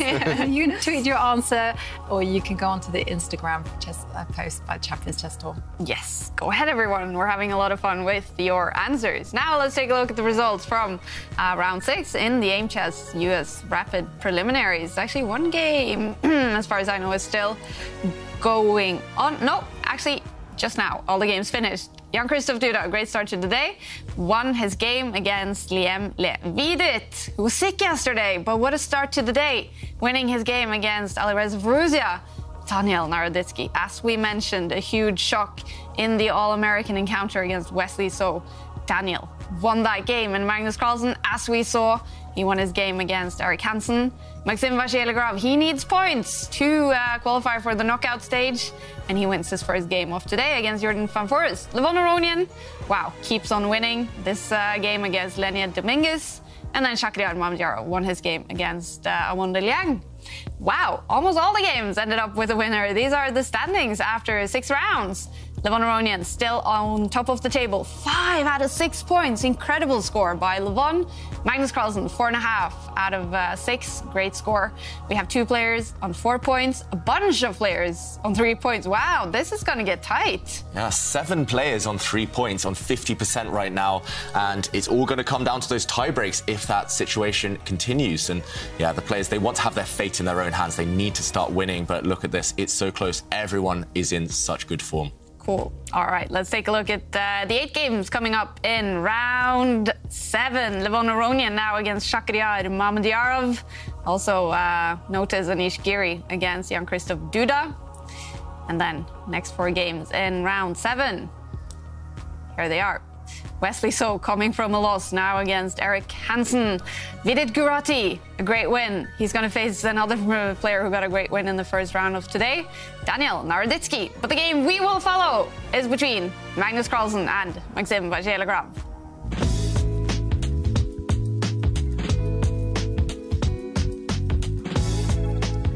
All right, so Aimchess has provided us with some very cool statistics from the most recent 100 games each player has played in the tour. David, what are we seeing between Magnus and Maxim? I love these Aimchess stats. There's some really fascinating numbers here. Both players are great in the opening stage. We know that. They are elite players. But in the advantage capitalization, that means converting your advantage, turning it into a win. Actually, Maxim Vachier-Lagrave is far better than Magnus Carlsen, winning 87% of those positions. Magnus only with 79. Maxim also a bit more resourceful from compared to Magnus, saving bad positions more regularly. Accuracy, they're both fantastic. Time management, we know Maxim Vachier-Lagrave super quick, and it is in the endgame stage. That is the only place where Magnus Carlsen actually is superior to Maxim Vachier-Lagrave, with 52% wins in endgame situations. Wow, okay, so what will this look like when these two face each other in the next round? 16 players getting ready for round 7 in the Aimchess US Rapid. Magnus Carlsen against Maxim Vachier-Lagrave, and I mean, Maxim, he was better than Magnus on a lot of those aspects in the games. Oh, and here he is smiling. Maybe Magnus was listening into those stats. He's thinking, this is a chance to prove them wrong. But yeah, that must be maybe a connection. Mathematics, that was MVL's background, and maybe he's very aware of these stats. Maybe he works on specific areas of the game. And okay, meanwhile, the game has kicked off. Queen's Pawn opening. Will we see the Grunfeld defense? That tends to be Vachier-Lagrave's go-to opening. He's very predictable in the opening stage, and we did see 99% accuracy in the openings for him. Occasionally, though, he does walk into some homebrew kind of opening preparation from the opponent because he is so predictable, and that tends to be the situation when these two face off, and it is already getting crazy. White's pushed Harry the H-pawn forward in an early stage. That's trendy, but not normally recommended, and a trade of pawns in the centre is imminent. Will Black recapture that pawn now with his knight? Magnus still very happy, laughing away there. No. Okay, I've never seen this before. This is just crazy stuff. White's pushed a pawn on one side, then he's put his knight on the other side of the board. This is going against all conventional wisdom. I say don't try it at home quite regularly when these guys play, but this one, definitely don't try it at home, because Magnus Carlsen, he's got a specific idea in mind. He's attacking Black's pawn with that white knight, but I don't know, White's neglecting all of the rest of his pieces. White's also, it's just inconsistent, right? Pushing a pawn on one flank, putting a knight on the other side. It is totally inconsistent. But I can tell you, it has been analysed. But not played. And not played, exactly. And so a novelty and completely new idea by Magnus. The latest analysis was in 2020. So, OK, some more moves coming thick and fast. Knight being developed, and now the pawn came forward to attack a knight, and the knight simply retreated. And, OK, now no more analysis. OK, so a completely new position, an alien position, fresh position for these players, for us as well. That's what we love to see. It's only move 8, and yeah, OK, Maxim Vachier-Lagrave, he did shake his head there, I noticed. Maybe he's slightly concerned about his last choices. Maxim Vachier-Lagrave, we've seen it before. He plays instantly, pretty much. If there's any doubt in his mind, he might pause for 30 seconds. If not, he'll play instantly, and I don't like his decision already. Why can't White just push his central pawn forward, attack one of the Black knights, push that White d-pawn forward? Don't get distracted by Black's pawn or by Black's knights right now. Just push forward, gain some space. Magnus does it, and I don't see why Vachier-Lagrave is going to be happy here. He literally just put his knight out to that square, and it's getting kicked away. So, OK, shake of the head again by Vachier-Lagrave. This is maybe where his time management is a bit too good, and he maybe just needed to take a pause after being surprised in the opening. Yeah, maybe a sit on your hands type of moment that we all tell children. My student, I'd say. Sit on your hands, consider everything, and then make your move. Yeah, yeah, I agree with you, David. It does seem that Black has given Magnus the free hand in the centre, and now the knight relocates itself to the e5 square. But OK. It's going to get kicked around more, though, a bit later on. I mean, the move that I would be thinking about is developing my dark square bishop, attacking the knight. Yeah, that would make a lot of sense.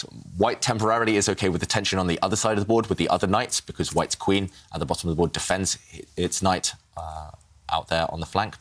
Meanwhile, Magnus, he needs to just develop, I think, and that would be one of my top candidate moves as well. Why not attack Black's knight in the centre of the board? You can attack it with a pawn later on if you develop a few pieces first, maybe, or, as you mentioned, Ivanka, bring that dark square bishop out. Maybe Magnus is thinking about getting greedy. I wouldn't get greedy yet and take off that pawn, so White's knight can actually go and capture Black's c5 pawn, but it feels like that's a bit reckless, playing with only one piece. White needs to get the other pieces into the action. Definitely. What about being maximalist? And another pun on Maxim's name there. Yeah, I'm not very good with my puns, so they kind of come about like accidentally. No, I'm just thinking, hey, he's pushed this pawn on the right, he's pushed Harry, why not push it one more square? True, that would be consistent. You know, and that makes some sense too. And the whole idea is that if you develop your dark square bishop, I will push my pawn even more. So and this is actually in the style of AlphaZero, which we talked a lot about yesterday, and Magnus has been influenced by that AI entity. And this pawn push does try to open up this H-line for White's rook. And if, as you mentioned, Black's bishop develops to its ideal square, this is a Grunfeld bishop. This is the bishop that Maxim Vachier-Lagrave loves on the longest possible diagonal. Suddenly, it gets closed down. You push forward again, you dislodge this bishop, and if it steps forward, check this out. The white pawns, they're all running forward today. You must love this, Ivanka. Dislodging this knight, and when the knight moves, wherever it moves pretty much, the white pawn steps forward and whoops, the bishop is trapped. It has to give itself up for a couple of pawns, and Black won't have sufficient compensation here. White's ignored all piece development. It looks super risky. It's on the board, David. I love it. OK, yeah, absolutely. Yeah, and no, I mean, it does make sense, actually. I mean, I've seen this it's very, very popular at the minute to kind of push the board, the pawn, the H-pawn up the board, and then just close down, lock down the dark square bishop. Yeah, especially if your opponent has developed a pawn to this square. It's basically, it's given them a hook. It's given you a hook with which to attack on. And, OK, we have seen a trade of knights. White will recapture this knight on the side of the board. And, OK, a couple of moves here.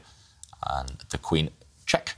It was blocked and the queen retreated. So attacking this pawn and still ideas of opening up the H-line for White's rook. This looks great for White to me, but still some questions later on about how to develop these pieces and where to put the White king.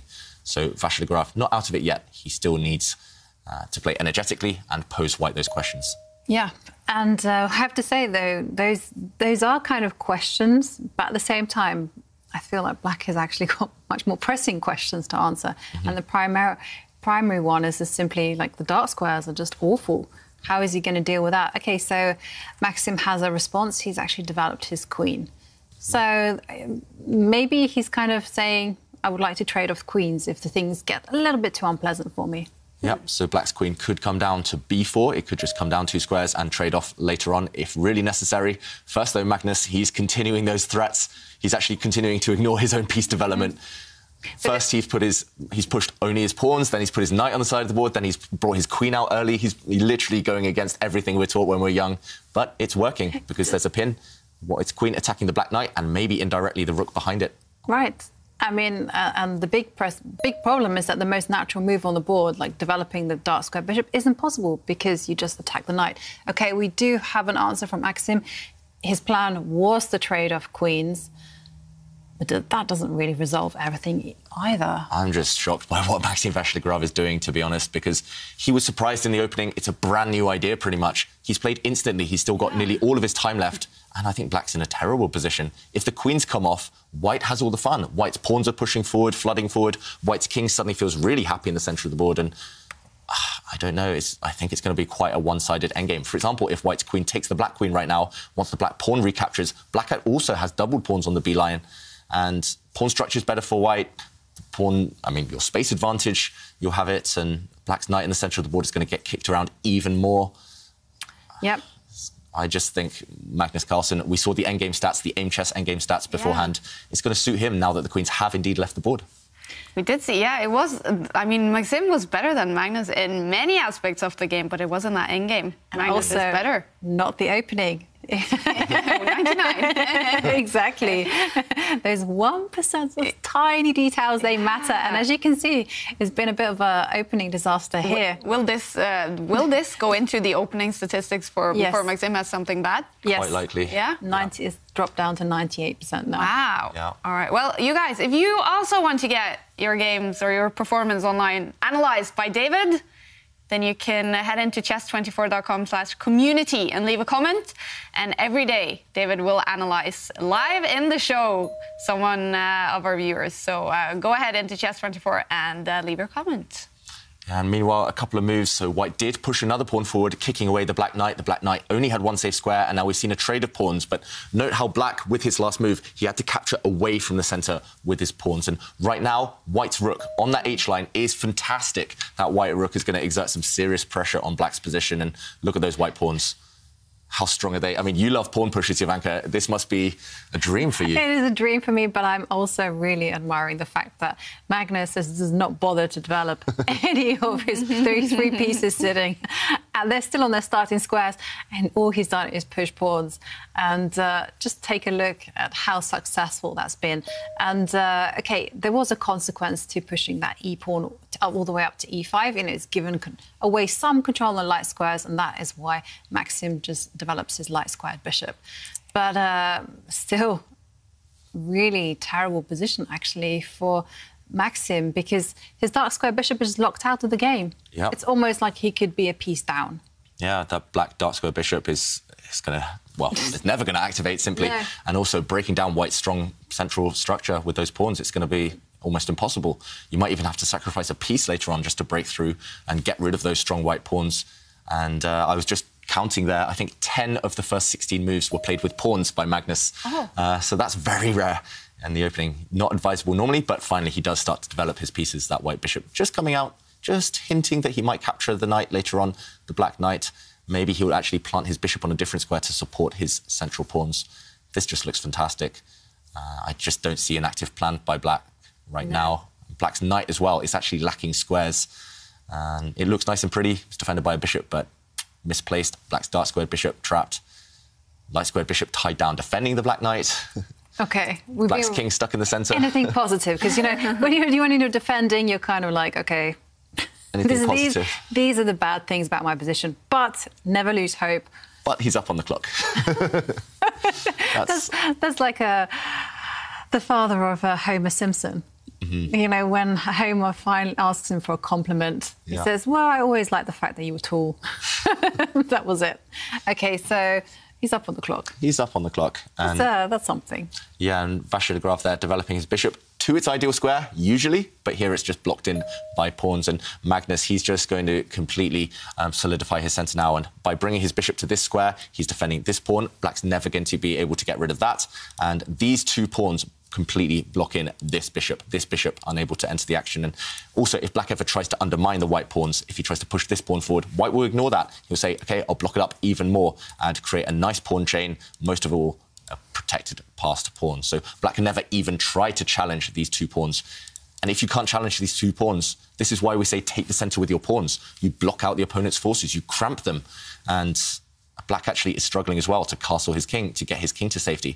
You're not completely safe in the centre, and if you ever go this direction, it's a bit open. If you ever go the other direction, then maybe that's a bit open too, because white controls this line. So right now, white has a simple plan. He's just going to hop in with his knight to the centre, and, OK, he does castle black.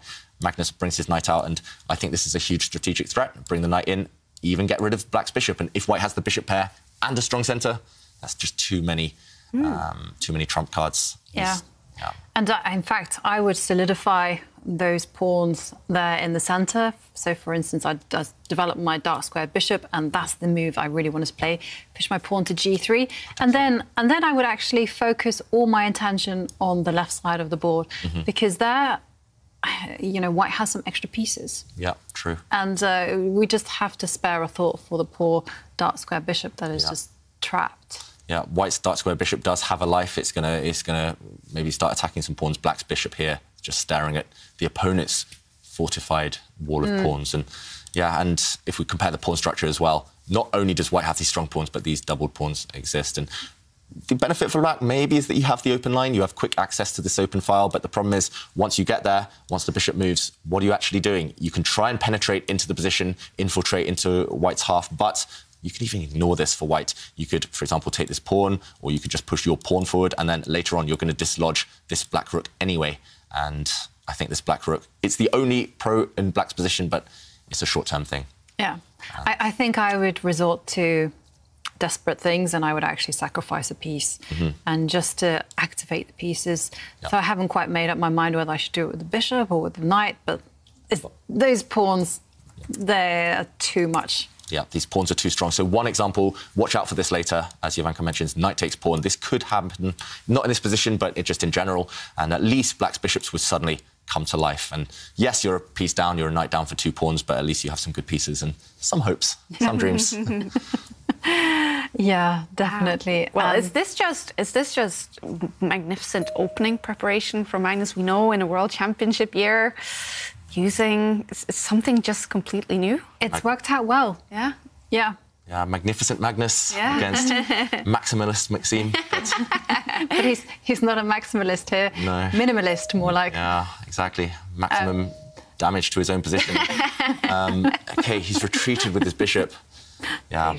I'm being really harsh about black's position. I shouldn't, but it's just, unfortunately, it's gone all wrong. But do you know something, actually? When you're playing, when you've had an accident like this and it's all gone wrong, I think the best thing you can do is just approach the position with a sense of humour and just kind of go, OK, well, that didn't work out. We did see that Maxime's resourcefulness stats, they were quite high relative to other players of his rating, so I shouldn't write him off too soon. He does now bring his rook to the open line. You've just got to be resourceful, and if you're in a kind of a happy state of mind, I mean, you will see those chances that appear. And, OK, there's still some hope. You know, you can always sacrifice a piece just to eliminate that pawn centre. And where there's life, there's hope. That's what you have to remember. Always look on the bright side of life. Exactly. And talking about bright side of life... And while they're thinking, we do have a quiz of the day where we're asking, what's the funniest moment you have seen in chess? And Martin Hall Mounsey says, this was the funniest chess moment for me. And it's you, me, David. Can you guess what it is? Our starring moment. It is our moment in the limelight. Yeah. My Tinky Winky costume. You were both there on children's television. David in his Tinky Winky costume. The penguin rises again. And I missed that bow tie on your, costume.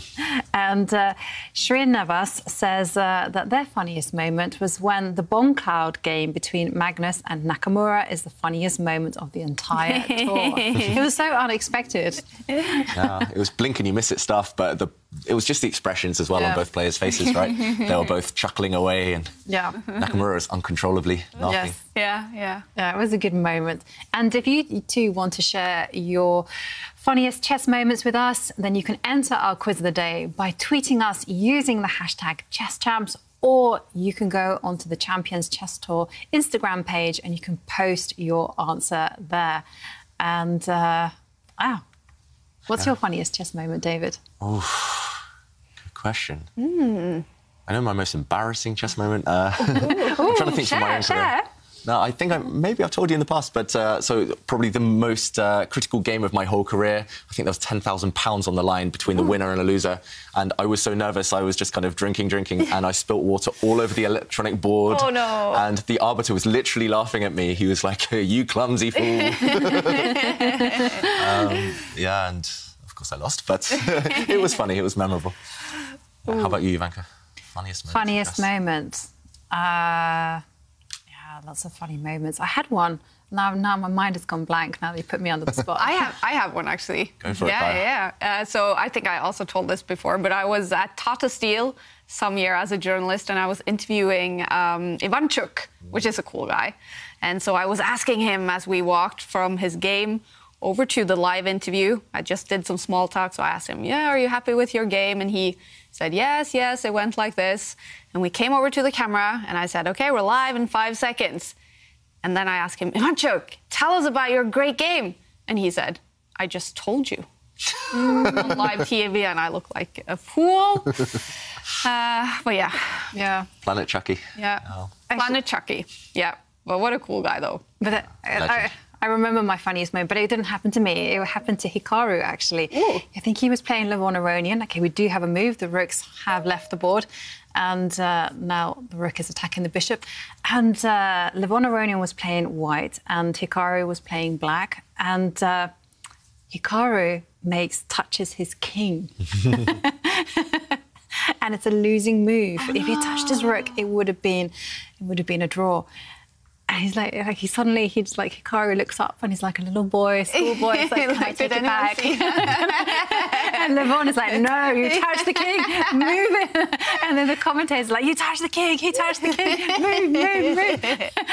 Literally caught on camera. It was caught. And then he had to move it, of he had to move it, but it was like a hesitation. And I've never seen Hikaru look so vulnerable and so sweet, like, oh, I messed it up. Yeah. So that was quite funny to watch. Yeah. Please, sir, can I have a take back? I bet in children's tournaments, sometimes they're excused for that, or is it very strict already in children's tournaments? Oh, in children's tournaments, it's a notorious thing that there's the touch move rule doesn't get respected, and then the arbiter gets called over, and one kid is like, no, I didn't touch it. The other one is in tears, saying, yes, you did. Oh no. So yeah. And so often the arbiters sometimes. I've heard that sometimes they lie and they go, hey, we got a camera watching. Before I consult, did you touch it? And they're like, I might have. Yes. All right. Well, no touching moves here. It's only the mouse. We do have some mouse slips sometimes, though. But this one, is it a good move by Magnus? It looks like a good move, bringing the white king up into the board, but also freeing up the white rook. So the white rook is now in the corner, protecting its bishop on the first rank. And actually, black's rook, yes, it has the open c-file, but there's no real squares from which it can cause any real chaos. And I do think that Magnus, he's slowly taking control of the position. Maxime, he's done a good job of activating some of his pieces, his rook on the open line. He still held everything together, but remember, it's a long-term advantage. White's here. White, with his strong pawns in the centre, that pawn mass is just blocking out all of the black pieces, the minor pieces at least. And if the remaining set of rooks come off the board, if white has time to maybe move the dark square bishop, bring the white rook over to challenge black's rook and eliminate those, then I think the remaining pieces just all favour white. And that's why Vachier-Lagrave, he's doing the right thing. He's trying to create quick threats, trying to set maybe a few traps here and there. I think that's his only chance of saving the game. That's why he's going for it. He's attacking white's knight right now. That knight can be defended maybe by white's rook. Will Magnus maybe move that knight? I'd rather not move the knight, but... Are there any... Maxime is one of the most resourceful tactical players that I know. So, I mean, is there any tricks in the position? So, for instance, a natural move might be to... OK, I can see already one trap. Maybe can you step forward with the king?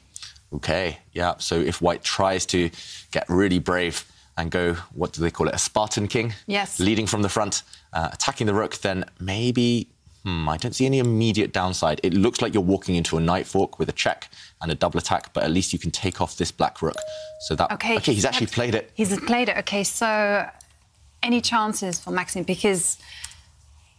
he's had a bad day at the office so far in this game. Things just, he fell foul of an opening problem. That's it. But I think he just has to step back with his rook. How else do you deal with the threat against it? This check is a threat, but you can't profit from it right now. And if you step forward with your pawn defending the rook, you do also create weaknesses at the same time. Later on, white's knight will have access to some squares. So I don't think you should weaken your position too much with black. I think maybe the best bet is to just step back and ask Magnus, how are you actually going to deal with this check? It's slightly annoying. But for example, if you try and bring your rook across to stop the knight jumping into this square, then you might well see ideas like the knight jumping in and, again, causing some chaos, attacking the rook, maybe getting rid of one of white's key bishops, one of the pride and joys of white's position. So still some ideas. I think the best bet, just retreat and ask Magnus the question of what you're doing next. And Magnus will try and deal with... Sorry, my arrows. Magnus will try and deal with this threat. And actually, he does step back, not to that square, not to the square I was advocating. Still, same threat in the position, though. Black has only one idea. Magnus needs to deal with it. And maybe the way to deal with it is to bring your bishop out. I don't really want to part with the bishop pair, but if you bring your bishop out, even if we see a trade here, the downside for black is this bishop still locked in. So Magnus still in control, but Maxime fighting back, giving himself some chances. And that's a lesson for everyone at home. Set those traps, set those threats, and plant that bit of doubt in your opponent's mind. Yeah, you definitely... you got to keep fighting, and maybe your opponent will go wrong. OK, so now the bishop has moved to cover the key square, and so there's no longer any check on the board. But, OK, how to create something? I think maybe Maxime just has to, at some point, take the bishop pair, play knight takes bishop, and just try and cling on. Hope there's no breakthrough for white. It will still take white a while to reorganize his pieces, get the white rook into the action again, and eventually choose which of the two central pawns to push forward. Yeah, I mean, it's still not pleasant for black, but at least the onus is on white to actually do something, and also a 4-minute time advantage. That tends to be where Maxime, maybe why he survives all these slightly suspicious positions. And can you kind of, or should you go for radical measures? Like, for instance, something that I'm thinking about in this position is actually to take the bishop, first of all, as you suggested, and then after king takes knight, maybe set some traps. Well, not traps, it's not really, but blunders, well, not blunder even, just give up a pawn in order to undermine the pawn center. So I'm just thinking of pushing my h-pawn to h4. Wow, and then the idea is... So after trading, pushing this pawn forward. Yeah, and it looks like I'm just giving away a pawn for nothing. But I have an idea. Rook takes pawn. And after rook takes pawn, this is my idea. It might be terrible, but it's actually to push my pawn forward. And I don't think it works. That makes some sense, though.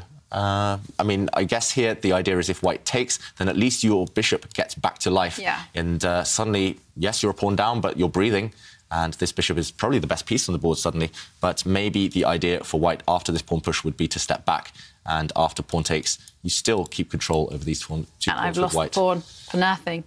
I wouldn't say nothing. I think it's, I mean, not necessarily worse than the previous position here, but white does have these pawns. And Vachier-Lagrave actually doesn't go for that idea, maybe just saving it for later. And in the current position, he's brought his bishop to try and cause some chaos along this diagonal. I don't really see the threat for black. But wait 1 second. Is there any concrete ideas? Like, for instance, pushing the pawn to attack the light square bishop? Ooh, OK. So you want it all. Yes. Essentially, attacking this bishop, and if I step back... Then bishop takes knight, is my idea. And suddenly, whoops, this bishop is dropping off the board, unprotected. And, OK, actually, after this pawn steps forward... And then my idea is if you go knight takes bishop, I will not take the knight, I will actually capture your bishop and threaten to promote my pawn. Yeah, you want a new queen, and at the very least, OK, even if black could stop it, you would win a knight on the next turn, but I don't think black can stop that. So if white's pawn pushes forward, is this just winning for Magnus Carlsen? Can black maybe try giving a check? Maybe this is the idea, giving a check, and after knight takes, now taking the white bishop. Still looks scary, still looks like it should be winning for white, but Magnus, instead of going for something direct, he just wants to sit on his long-term advantage. This is another good tip, especially in speed chess, rapid blitz. If you have a long-term advantage, just protect everything, this pawn stepping forward and creating this chain here. All of white's pawns now perfectly defended, and still those threats exist, the ones you pointed out. White is at some point threatening to push forward with his pawns, and every turn Vachier-Lagrave has to deal with that threat. Yeah, I liked your move, to be honest. I think that was very, very strong, pushing the pawn forward. But this one, it's just a different... it's just a matter of taste, really. No, I mean, I also like this one because you don't have to worry about the position. No you just calculation required. Exactly, you just keep control. And again, you're constantly saying to black, your bishop is trapped. All the play is going to be on the left side of the board where you're effectively a piece down. OK, and again, he's improving his bishop, and Maxime stepping forward with his king. Just protecting some pawns, but he's clinging on right now. I don't see Maxime's next move, to be honest. And Magnus, OK, he's finally creating some threats. He's dropped back with his knight, attacking the black rook, and if that black rook moves, maybe the white knight will get greedy and take black's pawn at the edge of the board there. Ooh, suddenly Maxime has to deal with some real issues, and it's falling apart for black. Magnus just slowly, methodically, just increasing his advantage on every turn. I really like how he brought his bishop to the centre, white's bishop there first, because it stopped black from bringing his rook down to the second rank. So Magnus just controlling squares. Again, it's like AlphaZero. It's like a spider just slowly spinning its web, slowly controlling all the squares, and then going in for the kill. Spider Magnus. Spider Magnus. Yeah. Well, this is very bad news for Maxim Vachier-Lagrave. We know he's fighting. He is currently outside the top 8 in this tournament. Artemiev is inside top 8, and I mean, the bar is slightly over to Artemiev's side in his game against Liang. Those two players fighting for that final 8th place, qualified for the tour final. Okay, bunch of moves. A bunch of moves, and Magnus did indeed get greedy with his knight, and he went to snap off a couple of pawns. In the meantime, Black's rook has got active, taking a pawn on its own right, but the problem is, I think, White's central pawns, they are about to start running forward. White, for example, can drop his knight back, as he does, attacking the black light-squared bishop, and once that light-squared bishop moves, the blockaders of these white pawns have started to disappear. Can Magnus start pushing those pawns now? Again, no, he keeps control. That is a nice move as well. Backward knight move, they do tend to be difficult for the human eye to see, but if you find them at the right moment, they're very effective. And White's knight guarding his pawns and attacking Black's pawn was all about that left side. But I like Maxim's last move, actually, where he just simply said, fine, whatever. I know that I have a bad position, but now is my time to break out. And he's willing to give up material just to release the dark square bishop. Yeah, but look at those white pawns. Those 3 white pawns, they're very, very proud. And they might well decide the game. Actually, there's a huge threat in the position as well. White's rook just wants to slide across one square to the G line and pin a black bishop. OK, Maxim Vachier-Lagrave just resigns. He doesn't even try to fight on. Wow. OK. Is this a crushing victory for Magnus Carlsen against another top player, Maxim? Well, I think the big problem was that Maxim found himself in a bad opening position, and it was just impossible to recover. And once Magnus had full control, he just kept the complete domination on the board, and Maxim was chanceless in the end. Wow. So let's take a look at this.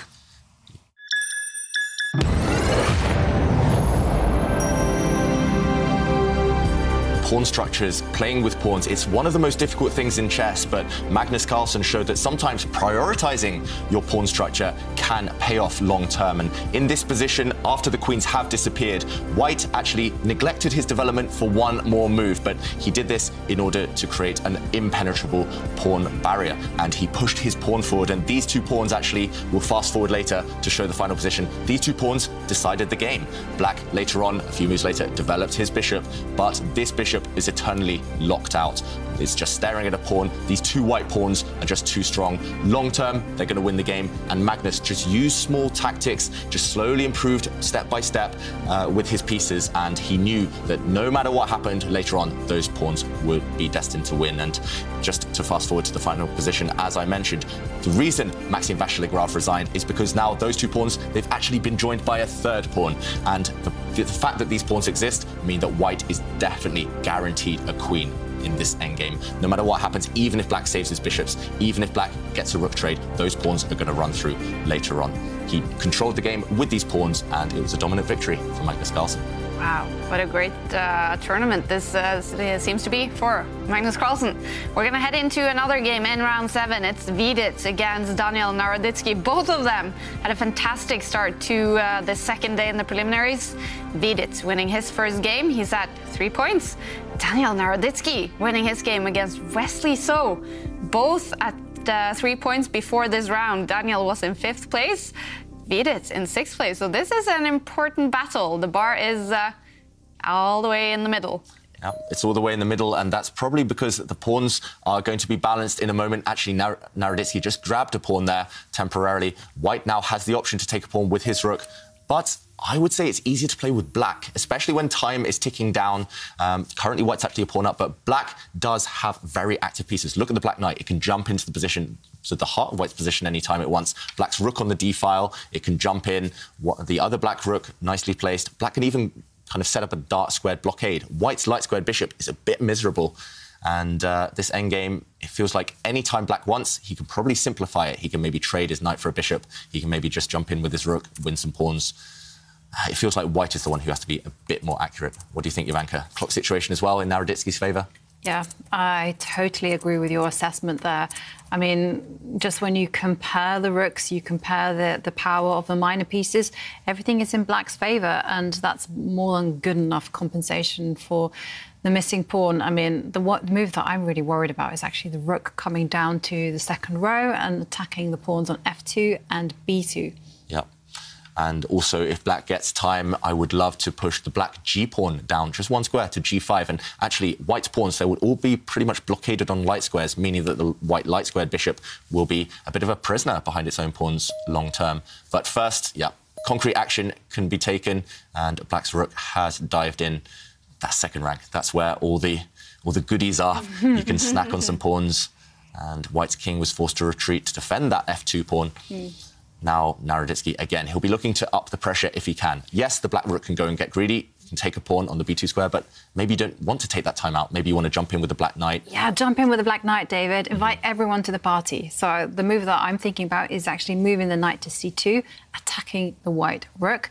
And then from there, the knight will perhaps jump backwards to d4 and then start creating some threats. Yeah, so if it does jump in, yes, you're attacking the white rook. If that white rook just moves, then suddenly you can even jump back and start going towards the white king. And maybe white's only resource, if this happens, is to try and trade rooks, to try and release the pressure by getting rid of black's best piece, or one of black's best pieces, trading off this rook.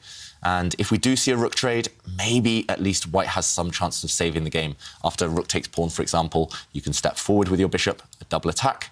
And when black checks you, at least you step forward and some pressure's been released. You've given back your extra pawn with white, but you have got rid of black's most active pieces. And maybe white will hold the draw here. It's still not easy, but in the current position, another move black can think about. You can maybe try and bring your rook across, try and double them up on this second rank. Takes a while, though. Maybe a bit of a slow plan.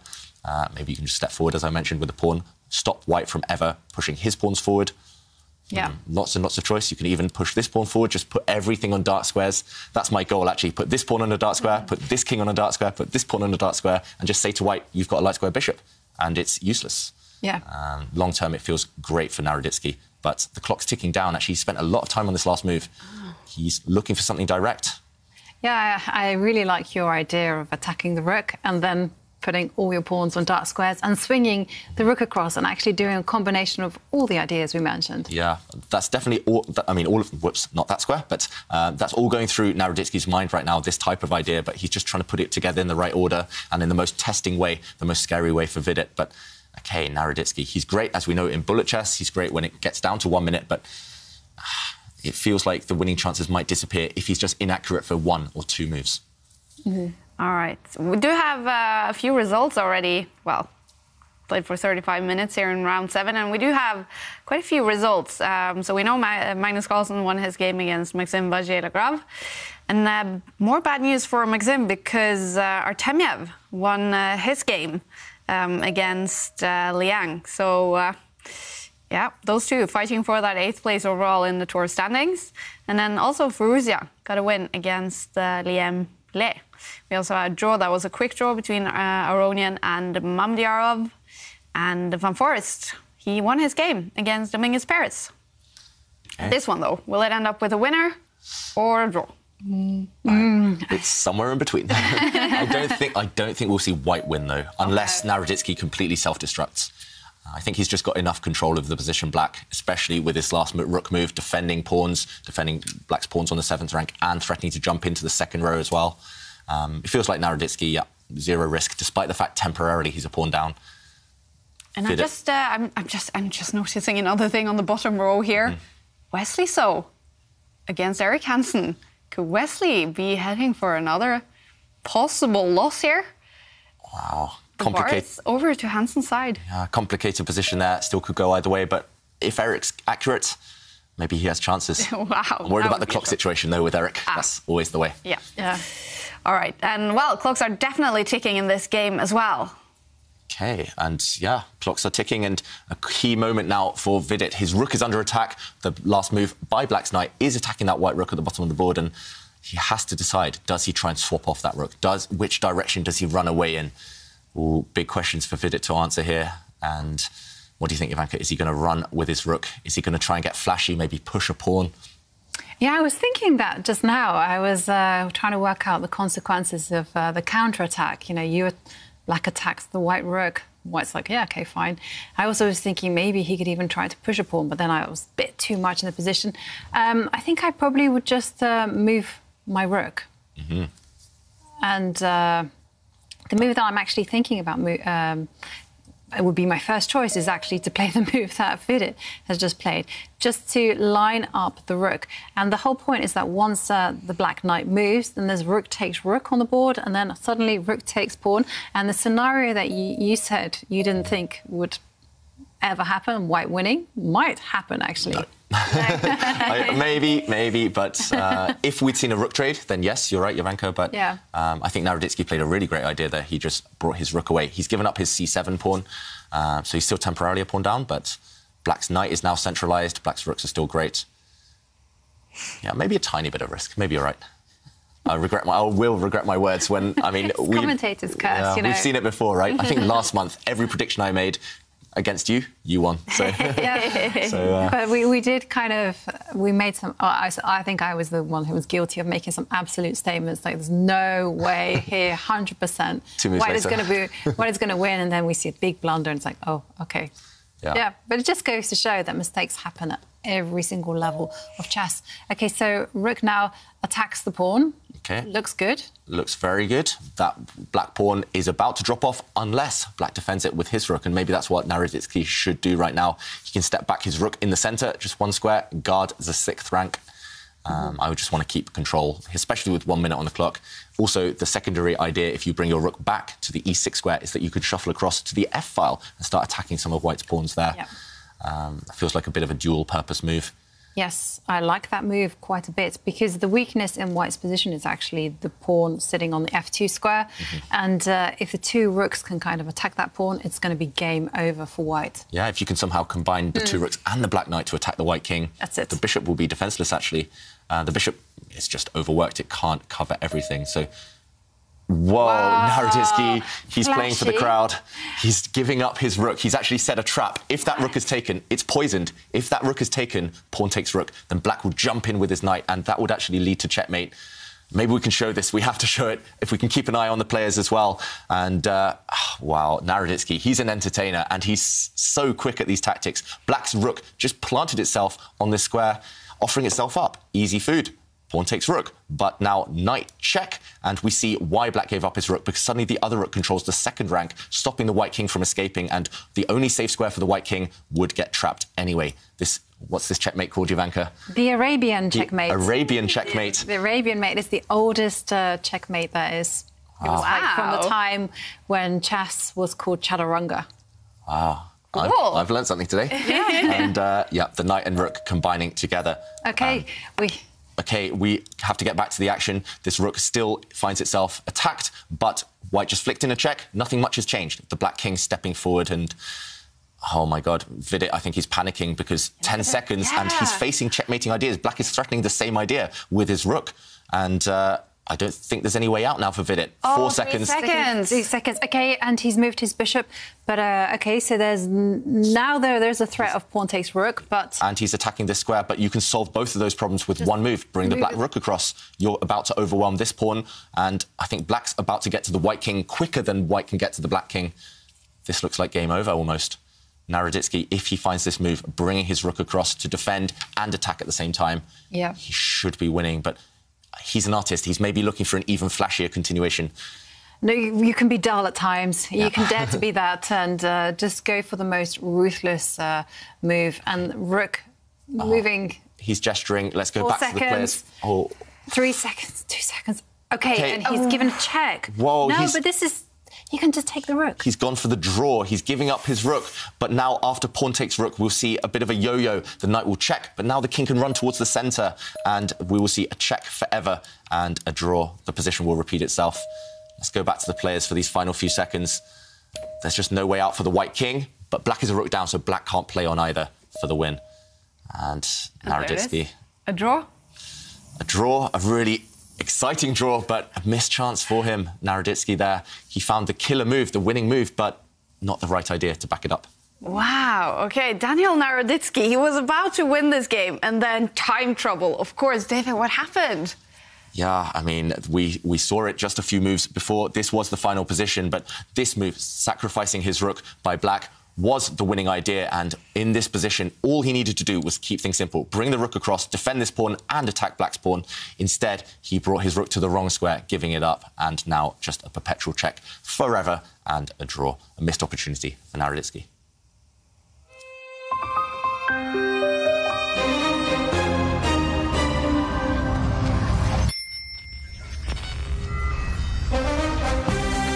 In the next round, we're going to follow Vladislav Artemiev against Levon Aronian, who's having a fantastic tournament. Can he get another win when he's up against Vladislav Artemiev? All right, still 3 rounds of chess to go in the preliminaries today. And after this next round, we're going to give you the next Aimchess moment of truth, with Vedit looking over his Aimchess stats. And, well, he's surprised by some of his numbers, I'll tell you that. And later on, we're also going to be joined by Ginger DM Simon Williams. But now, everyone, it's going to be all about technology. It caused quite a shock to the world when a machine, for the first time, beat one of the strongest players in history, Garry Kasparov. Ginger GM, he's now going to take us back in time to 1997, when Garry Kasparov played Deep Blue. Now, maybe one of the most famous turning points in history was the match between Deep Blue, a computer that IBM had developed over a long period of time, and the world champion, the best, some people say, player of all time, Garry Kasparov. This was the best player in the world. A lot of people just thought a computer would have no chance defeating a monster like Garry Kasparov. He was no mere grandmaster. He was a grandmaster with 1,000 seeing eyes. And Garry, first of all, defeated Deep Blue in their first match. So a lot of people were very happy that he kept the monster at bay, but it was really inevitable and only a matter of time before Deep Blue was able to beat him. And that moment came in New York in 1997. Over the 90s, there was many such matches, and computers were getting stronger and stronger. Now, Deep Blue, as we said, was pushed by IBM, and IBM also did the very clever thing of hiring a number of grandmasters to help support their computer and give it maybe a more human outlook on the position, and that was very important for this next game. There was a lot of controversy with this position because after the next move, Garry was absolutely in shock. How could a computer sacrifice material? Up to this point, computers had been very religious in their holding of material. Giving up material was unheard of. It went against their hash tables. They wanted to gain material, build up evaluations, not give material away. What was happening? Garry was confused and even thought there might be some foul play at work. So what happened here? Well, Garry had just played e6, and the move that completely was shocking to him was knight takes e6, this sacrifice. It's amazing because why did Garry play h6? I think he just assumed that no computer would do this move, and the idea is that after pawn takes knight, check, king e7, well, in this position there's no immediate win, but it's just really horrible to defend with a possible bishop coming over here, the king in the middle. So this is a positional sacrifice, which what made it more amazing. Long-term pressure going against what a lot of humans expected of computers. Queen to e7 was played, but after castles we got the same kind of thing, with the king now coming to d8 and bishop to f4. And white only has one pawn for the piece, but the bishops are cramping black's king. There's a rook coming in, and black's position is on the verge of failure here. Whoa! Deep Blue, Kasparov has resigned. A very, very important moment in history. This was when computers overtook humans, the best minds in the world, in something that a lot of people thought was impossible. What a historical moment in chess. And now we're joined by someone who was a part of the team behind Deep Blue, Murray Campbell from IBM, still in IBM. Welcome, Murray. Hi, thanks. Nice to be here. We're so happy to have you here, and I'm just stunned to hear about this match all over again. Garry Kasparov, Deep Blue. I mean, is this something that you're still sort of mesmerized by, this whole event? Well, that match certainly was the high point of my career. Yeah. I was a chess player from way back when I was a teenager, and one of the reasons I got into computer chess is that I knew I would never be a world champion, but maybe I could build a computer that could be. Well, and definitely you were far building a fantastic machine. When you started this whole project, what was the aim with Deep Blue? Chess had always been considered a kind of grand challenge for computer science or artificial intelligence. It was a problem that nobody really knew how to solve, and we thought that taking a computer science, artificial intelligence approach to it and being very systematic about it, we could produce a machine that could accomplish this grand challenge.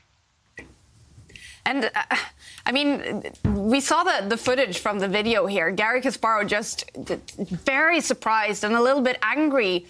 Were you surprised at all by the result in the match there?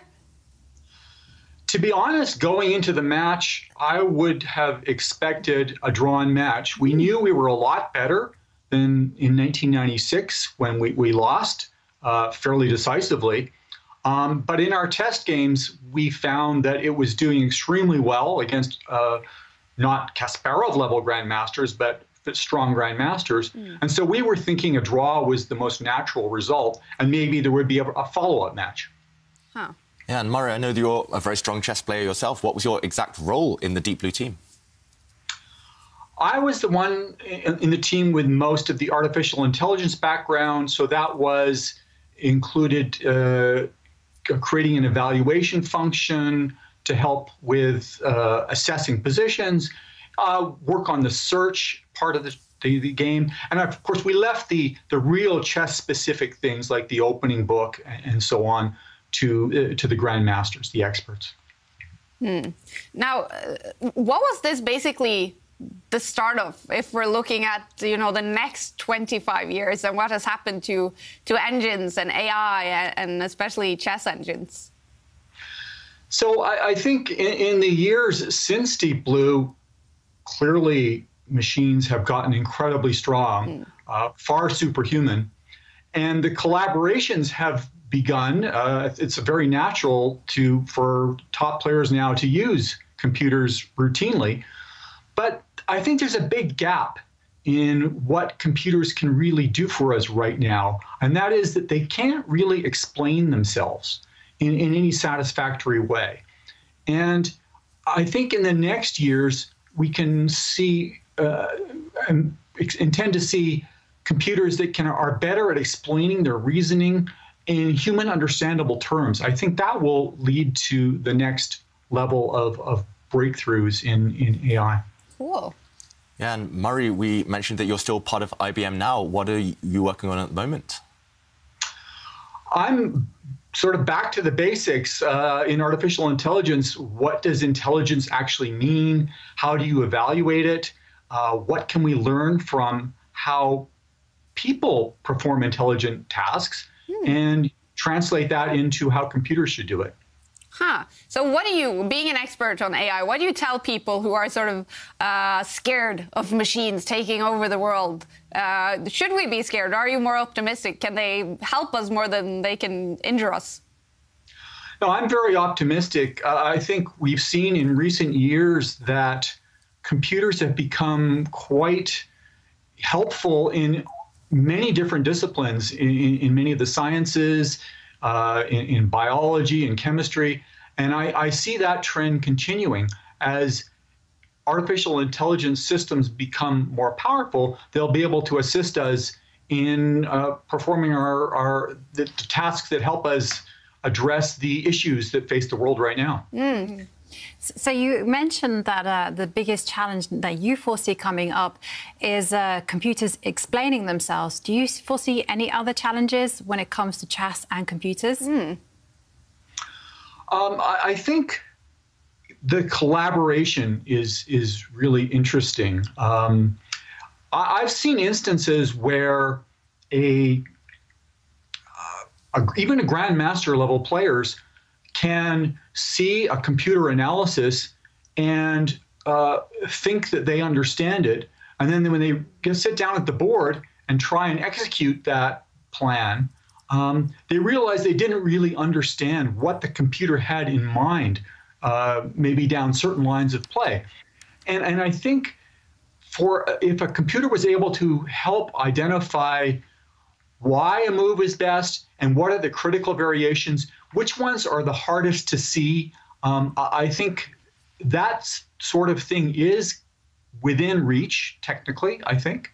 And I think that would be more helpful for the top levels players. I think for weaker players, I think having systems that are able to explain at the level of the particular individual would be very helpful.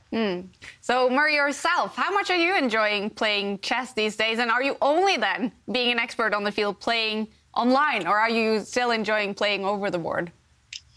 I actually haven't played much over the board in decades. Wow. However, I do play at we have an annual chess championship at the IBM TJ Watson lab. So I've won a few of those over the years. Cool.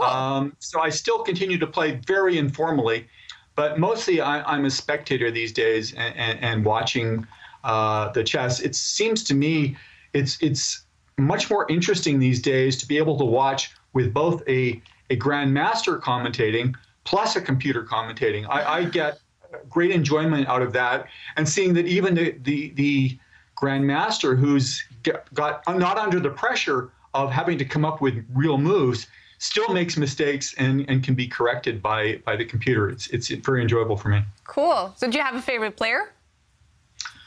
I like a lot of the top current players, and each one has his own unique personality. I follow some of the streamers as well, so I certainly admire Magnus's play, but I've followed Nakamura and even Eric Hansen on Chessbra. I've followed many of these different chess streams.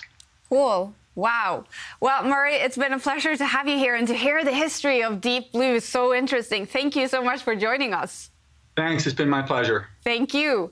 Wow. So there you have it, you guys. The history of Deep Blue, such a huge moment in chess history when it beat Garry Kasparov. And Murray, he mentioned the streamers who is bringing us all these fun moments. And that is the theme for the question of today. Yeah, we are asking, what's the funniest moment you have seen in chess? And John Bernard Serrano recalls a moment that I was involved in, and David as well. I think when this video came out, it took YouTube by storm. This is taken from Gibraltar. I remember Ivanka and Simon laughing at it and asking for a gift. Yeah, we laughed at it for a long time, I'm afraid. Well played, David, because David actually managed to keep calm and fully focused when Levon was gurning away, making us all laugh. Yeah, Levon, probably one of his, not his greatest moment, not his greatest game, but it was Nakamura's facial expressions. That's what made it such a memorable moment. Yeah. Wow. And I also like the answer from Miguel Arevalo, who says their favourite chess moment is when Eric Hansen got mad playing Hikaru and he threw a chair. Whoa! And there you can see. Strong guy. I've never seen that moment. Yeah, well, we had some throwing in the Champions Chess Tour as well. I remember Nepomniachtchi throwing a mouse at some point. Yes. Yeah. Yeah, I mean, it's really kind of normal when you lose a game. You know, all the emotions just rush up and you just one moment of madness. And yeah. And Shinoda says there was a game where White was in a stalemate position and decided to just chase the Black King around a pawn in circles with their rook. Reminded me of Wiley Coyote chasing the Roadrunner. Yeah, I would have loved to see that game. Yeah. Sounds like a quite adventurous one. Beep, beep. And if you too want to enter our quiz of the day, then you can do so by tweeting us using the hashtag ChessChamps, or you can go onto the Champions Chess Tour page on Instagram and you can post your answer there. And remember, one lucky winner wins 3 months of Aimchess Premium and 1 year of Chess24 Premium membership. So please do. Yes. Share your stories. Do. It's a lot of fun. And round 8 is coming up in a few minutes. Let's take a look at the results from round 7. Vladislav Artemiev won his game against Wanda Liang.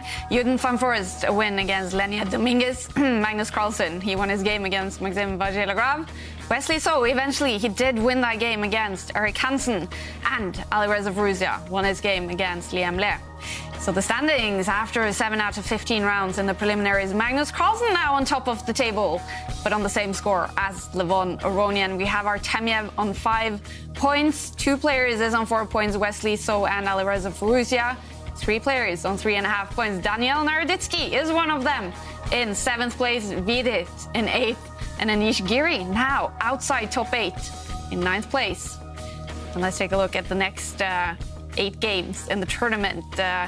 Duda against Firouzja. Naroditsky will now face Liam Le, and Wesley So now up against Maxim Vachier-Lagrave. Lenya Dominguez will face world champion Magnus Carlsen. Anish Giri, who is outside top 8, looking for a win here against Wanda Liang. The game we will follow, Vladislav Artemiev against Levon Aronian.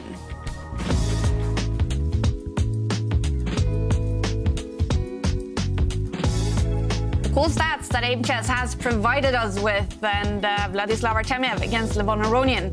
What are we seeing, David? So again, some interesting stats. Artemiev, he's played fewer games in the tour, only 2 tournaments so far, but he has some high numbers, especially accuracy and endgame. Wow. Levon Aronian, meanwhile, he'll be banking on time management being a key factor and resourcefulness.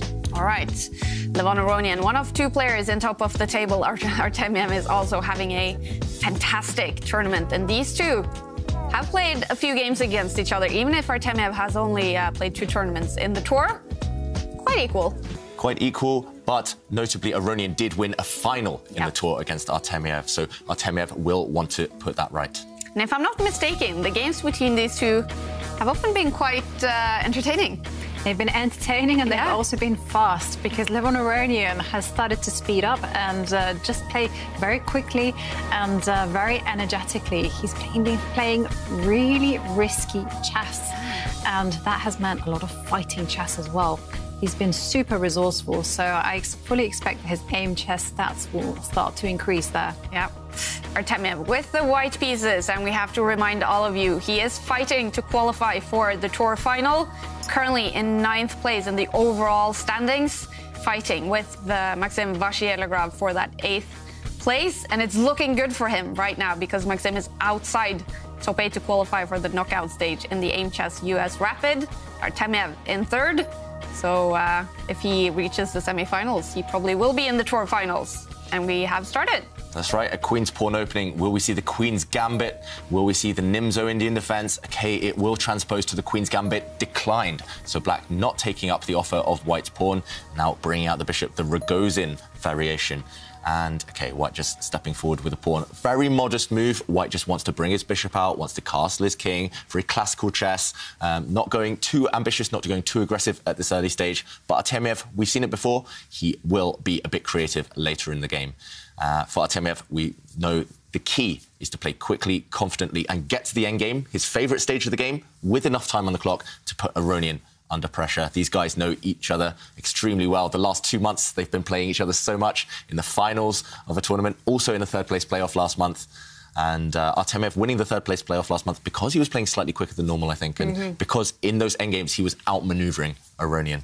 And Aronian taking a pause here, maybe just trying to figure out how to be a bit more dynamic and direct in the middle game before it gets to that favourite stage of Artemiev. Yeah, and when it comes to choosing what line to play here, black does have a whole variety of choices. The most flexible one is just simply to pick up the king and to castle another move. If he's feeling a little bit more in the fighting mood, let's say, he can actually pick up his c-pawn and challenge the centre by advancing it 2 squares. Another alternative is actually just to directly jump into the centre with his knight. But okay, true to form, Levon challenges the centre. Yeah, and maximum tension in the centre.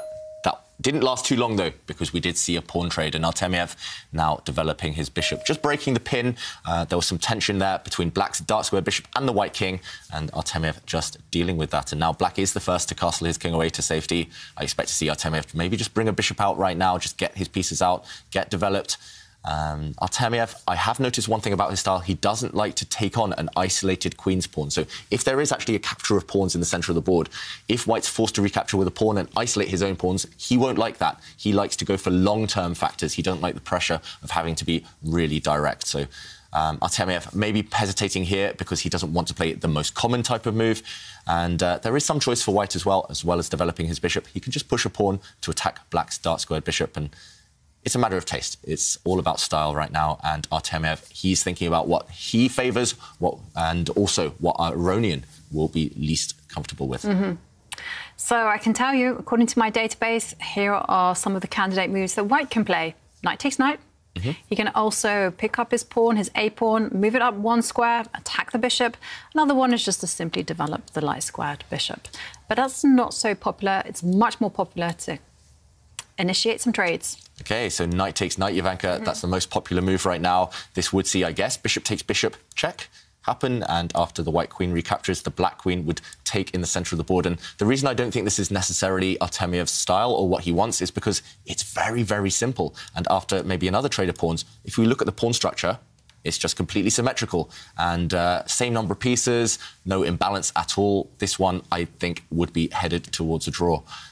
Aronian here, I think he's very strong and experienced in these types of positions, so he would neutralise white's small advantage of maybe getting to the open lines first. I don't think that would be enough for Artemiev. So maybe he knows about this line. He knows that there are options such as bringing the bishop out, such as pushing the pawn forward, and he's just considering those because they keep more tension. They keep more pieces on the board. He wants an endgame, but not a simple endgame like that one. Yeah. And we've been talking about these Aimchess numbers, the stats that Aimchess is bringing us, talking about all the aspects of the games and where players are doing good and where they're doing bad. And if you as well want to be analysed by David, your performance online, then you can head over to Chess24 community, leave a comment, and every day we will choose someone who David will analyse live in the show. And it's coming up. We have chosen one for today. It's coming up after this game. Yeah, I've been looking at the stats of our chosen player and some really fascinating numbers there. Some really interesting games as well. Very cool, very cool.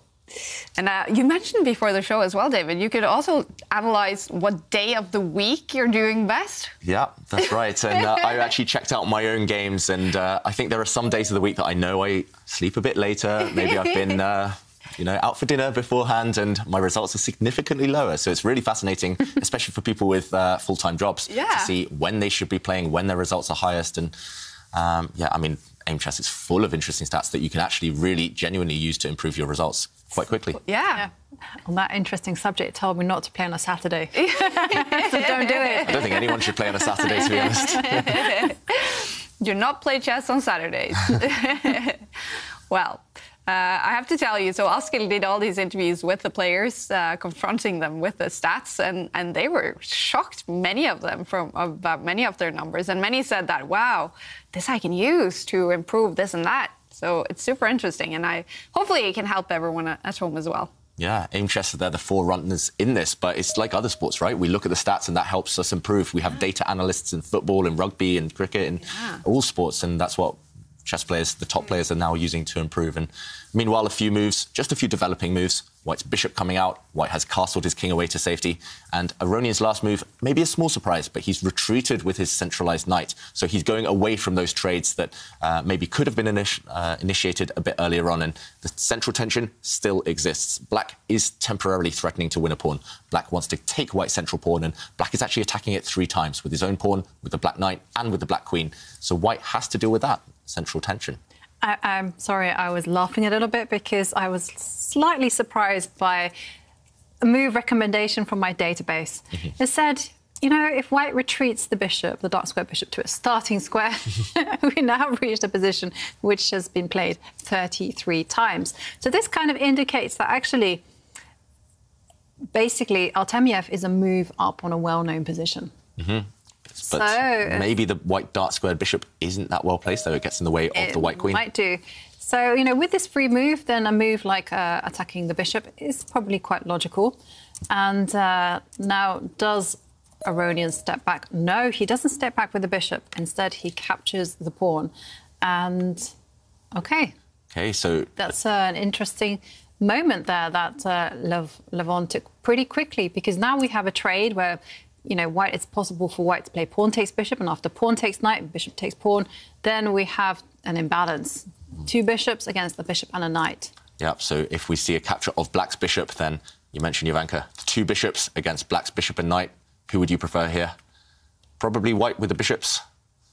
At least that would be my preference here. White's bishops look fantastically strong. Also, they're pointing towards the Black king. So this looks pretty good for White. It's tempting. However, you do have a bit of a long-term weakness here with doubled pawns. Maybe Black can start going for your bishops and going for your pawns. Black could bring his knight back to where it came from, back to the centre, trying to get rid of the bishop pair and maybe also eyeing up some pawns. So this is the benefit from this move, White having the bishop pair, but also the downside that Black has this nice move at the end of the variation.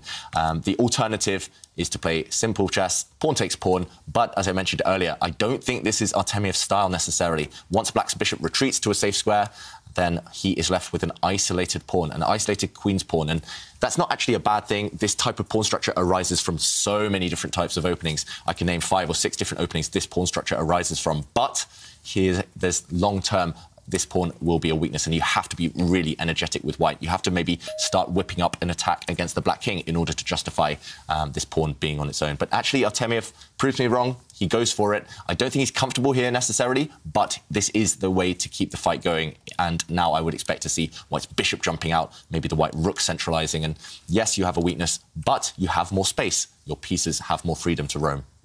Mm-hmm. Yeah. Okay. And OK, I'm just keeping an eye on all the other games going on here in round 8, and again the bar all the way over to Naroditsky's side. I mean, what a day he is having! Wow, and a completely wild position in that game as well, Naroditsky against Le, and that's why he's so popular, Naroditsky. And I always thought he had the potential to get right to the very top, because he really embraces the fight, and he comes up with so many creative ideas. And that one, I'm trying to do a quick count. I mean, there's pawns all over the board in places they shouldn't be. And yeah, Naroditsky, the entertainer. Yeah. Very cool. And meanwhile, we've had some developments actually in this game. You know, it's quite instructive here how White has organised the pieces. So if you could kind of look at the position, you see the 2 bishops are pointing very aggressively. They're pointing towards the Black king. And not only that, but Artemiev has actually centralized his rook. So maybe he's got ideas of not just attacking on the king side, but maybe even stepping forward with his isolated pawn, pushing it 1 square, and Levon moving his rook to an open line. A lot of people find these positions very difficult to handle. I've got to say, Jovanka, sorry to butt in, but I've had this exact position with White, but several tempi down. And it's a direct transposition to the C3 Sicilian, which I actually achieved via an English opening move order, which transposed to a Caro-Kann. And so all of these different types of openings, they all result in this isolated queen's pawn structure. And this exact formation with the pieces, it's well known from the C3 Sicilian. And here, Black has lost a lot of time. If you think about Black's dark square bishop, it came out, it retreated. Black's knight there on the king side, it came out, it went to the centre, and it retreated. So Black's lost a lot of time. And White, meanwhile, rooks in the centre, queen, bishops, knights, they're all poised. And like you said, there are a lot of attacking opportunities later on. And I have so many fond memories from the White side of this position. And Levon Aronian, meanwhile, will be on the defensive. And maybe we can show some of the ideas you mentioned. Yep. So some of the ideas that White has in this particular position is to actually use the light square bishop to launch a kingside attack. That's attack on the right side. So, yeah, this is the kind of move that you... So the moves that you're kind of looking at is maybe a knight will jump to the G5 square. Another one would be a good idea is to transfer the queen over to the right side and start looking at some vulnerable points. Another one is to jump forward with the knight to the centre. All the way there, and then, you know, there's some soft spots, especially on the F7 square. There's potential for sacrifices there. And if things get too kind of complicated, there's also another plan of actually pushing forward with your isolated pawn and just exploding open the position there. Yeah, and other ideas might include dropping the bishop back and then lining it up with the queen, actually, on this diagonal. This is very common. Yep. You could bring your bishop forward. This bishop actually kind of gets in the way right now. This bishop, it kind of clogs up the central line that you want to use for your queen and rook. So you want to get it out the way, maybe eliminate black's best defender, that knight there. And okay, Levon Aronian choosing a bit of an odd square for his queen. This is an idea that I haven't really seen before, putting his queen on this square, and it looks really dodgy. It looks like a tactical weakness. That means it can get attacked, simply, and often black will lose time having to move his queen again later on. White's bishop, it can't use this square now, it's not protected, but later on you could definitely see some time-gaining moves against the black queen. And right now, I think that if, for example, you bring your bishop to this square, eliminating this defender, I think white already has some huge threats in the position, no matter what black does. For example, if black just plays a lazy move and attacks the bishop, then you could even just take the black knight, and now you could break through in the center. And this is very thematic. This is basically some of the ideas you mentioned earlier, just all rolled into one. And suddenly you're attacking this knight, and if you take, you just invite the white knight into the party, attacking the black queen, as we mentioned, and also attacking this black bishop. There's also checkmating ideas of bringing the queen forward and jumping into some holes left in the black position. This looks fantastic for white, actually. It looks like a bit of an opening disaster from Levon Aronian if he's unable to find an answer to this bishop move. I think this is the moment Artemiev has to just go for it, has to seize the moment and create those threats. Is it the chess gods, you think? Because Levon's been fantastic, but then a super quick draw in the previous game against Shakhtar Mamedyarov. Ooh, that is Kaisa angry with him. Yeah, Kaisa, the goddess of chess, she always tends to punish the player who has white in a quick draw in the following game. Yeah. I've done it myself only a couple of times in my career, but if I've taken a quick draw with white, I always lose the next one, guaranteed. Wow. It's just, maybe it's the chess gods, maybe it's our own kind of... It's guilt. We're ridden with guilt. Yeah. I had that situation when I was a piece up in the World Cup, and I just needed a draw to get me through to the second round. But I was a piece up and I agreed a draw, and then I was thinking, oh, I shouldn't really have done that. Should have actually won. But OK, then I couldn't shake it, and I actually lost the next match in tie-break, which is unfortunate. But David, your move has been played. It's on the board, and I have to agree with you. I think that Levon's queen move is really surprising to me. Yeah, it just looks like a kind of juiced-up version of all of my favourite openings, where white is so much quicker than he usually would be. Yeah. And Levon, he's actually put his rooks on squares that aren't advised in those other openings. He's just gone with his rooks to the other side of the board. He's leaving the E line pretty much uncontested, and there's still, as you mentioned, holes for black, especially on the H7 square and on the F7 square. Black's king lacks defenders once the knight around it is traded off, and that will happen sooner or later. Even right now, I'm very tempted as white to suggest just using your bishop, eliminating the black knight near the black king, getting rid of the best defender, and then just launching forward, exploding up in the centre. To me, that looks almost winning. And actually, the fact that the evaluation bar is all on white side gives me more confidence to say that. But, of course, Artemiev doesn't know that his position is so good. Those type of ideas, nevertheless, they will be in his mind. And just a little bit of calculation needs to be done in order to justify. And no quick draws in round 8. All 8 games still going on. The bar has shifted in the game between Naroditsky and Le. Over to Le's side, slightly maybe. And then I'm just looking at Dominguez Perez against Magnus Carlsen. The bar all the way over to Dominguez Perez side. Maybe the world champion is in big trouble in that game. Yeah, it does look that way. It looks like Dominguez Perez about to win a pawn at least. And Magnus, he's going to have to use all his resourcefulness. He's going to have to look at those stats. But actually, resourcefulness was surprisingly low for Magnus throughout the tour. Yeah. So Dominguez, maybe a surprise on the cards. Maybe. Okay, interesting round. And this is round 8 out of 15 in the preliminaries. So it is getting intense and important to score those points to qualify for the knockout stage. It's super tight on the table. And Artemiev, though, is having a good tournament here. Yeah, and for Artemiev, of course, every point really counts. Definitely. Because he's playing catch-up to Maxime Vachier-Lagrave. Actually, Vachier-Lagrave has 64 tour points, whilst Artemiev has 52. Yeah. And it looks like Vachier-Lagrave doing quite well against Wesley So. What's happening with Wesley So? He's struggling in his games. Yeah, he normally cruises through the preliminary stage, just a few wins here and there, a few draws here and there, and he focuses all his energy on the knockouts, but no guarantee he'll be in those knockouts. He's saved some difficult positions. He's lost a couple as well. But MVL is more important for him to get the points. Yeah. And whilst we're waiting for Artemiev to come to a decision in this very critical position, well, we have a quiz of the day where we're asking, what's the funniest moment you have seen in chess?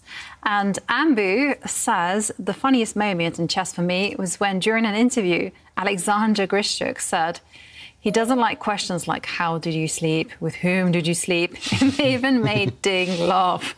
That was a bit of a surprise. And of course, Grischuk is one of the most charismatic grandmasters around. Yeah. He always comes up with fantastic answers to interview questions. Yeah, he's synonymous these days with the thug life meme, right? Yeah.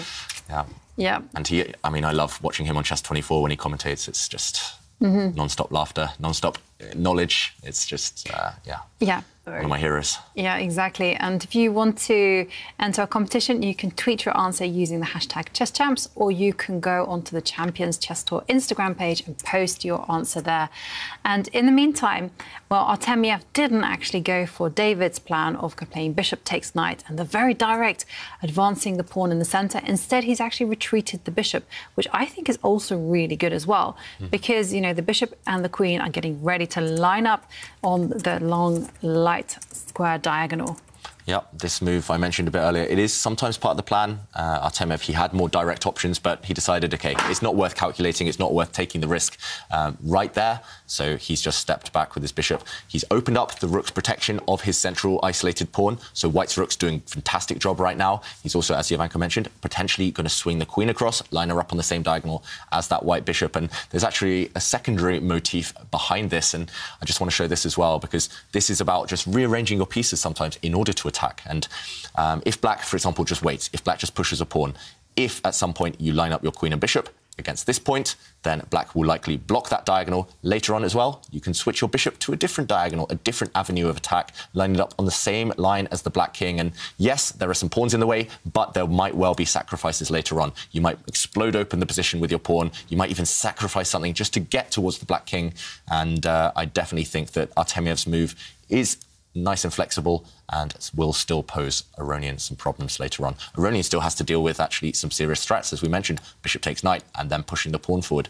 I don't even see how you deal with that unless you move your knight again back to the centre, but that's where it came from. That would just be a concession, Aronian admitting that he lost a bit of time because the knight was there just maybe 7, 8 moves ago. Right. And, yeah, this would also allow White's queen to come in and line up this battery along the diagonal. I have to say, whenever I've defended this position on the black side of things, first of all, I've had a better version of it. But secondly, my defensive techniques have been, first of all, you set up a wall of pawns. And by the wall of pawns, I'm going to put them on the light square. So that's it. You can see nice little zigzag.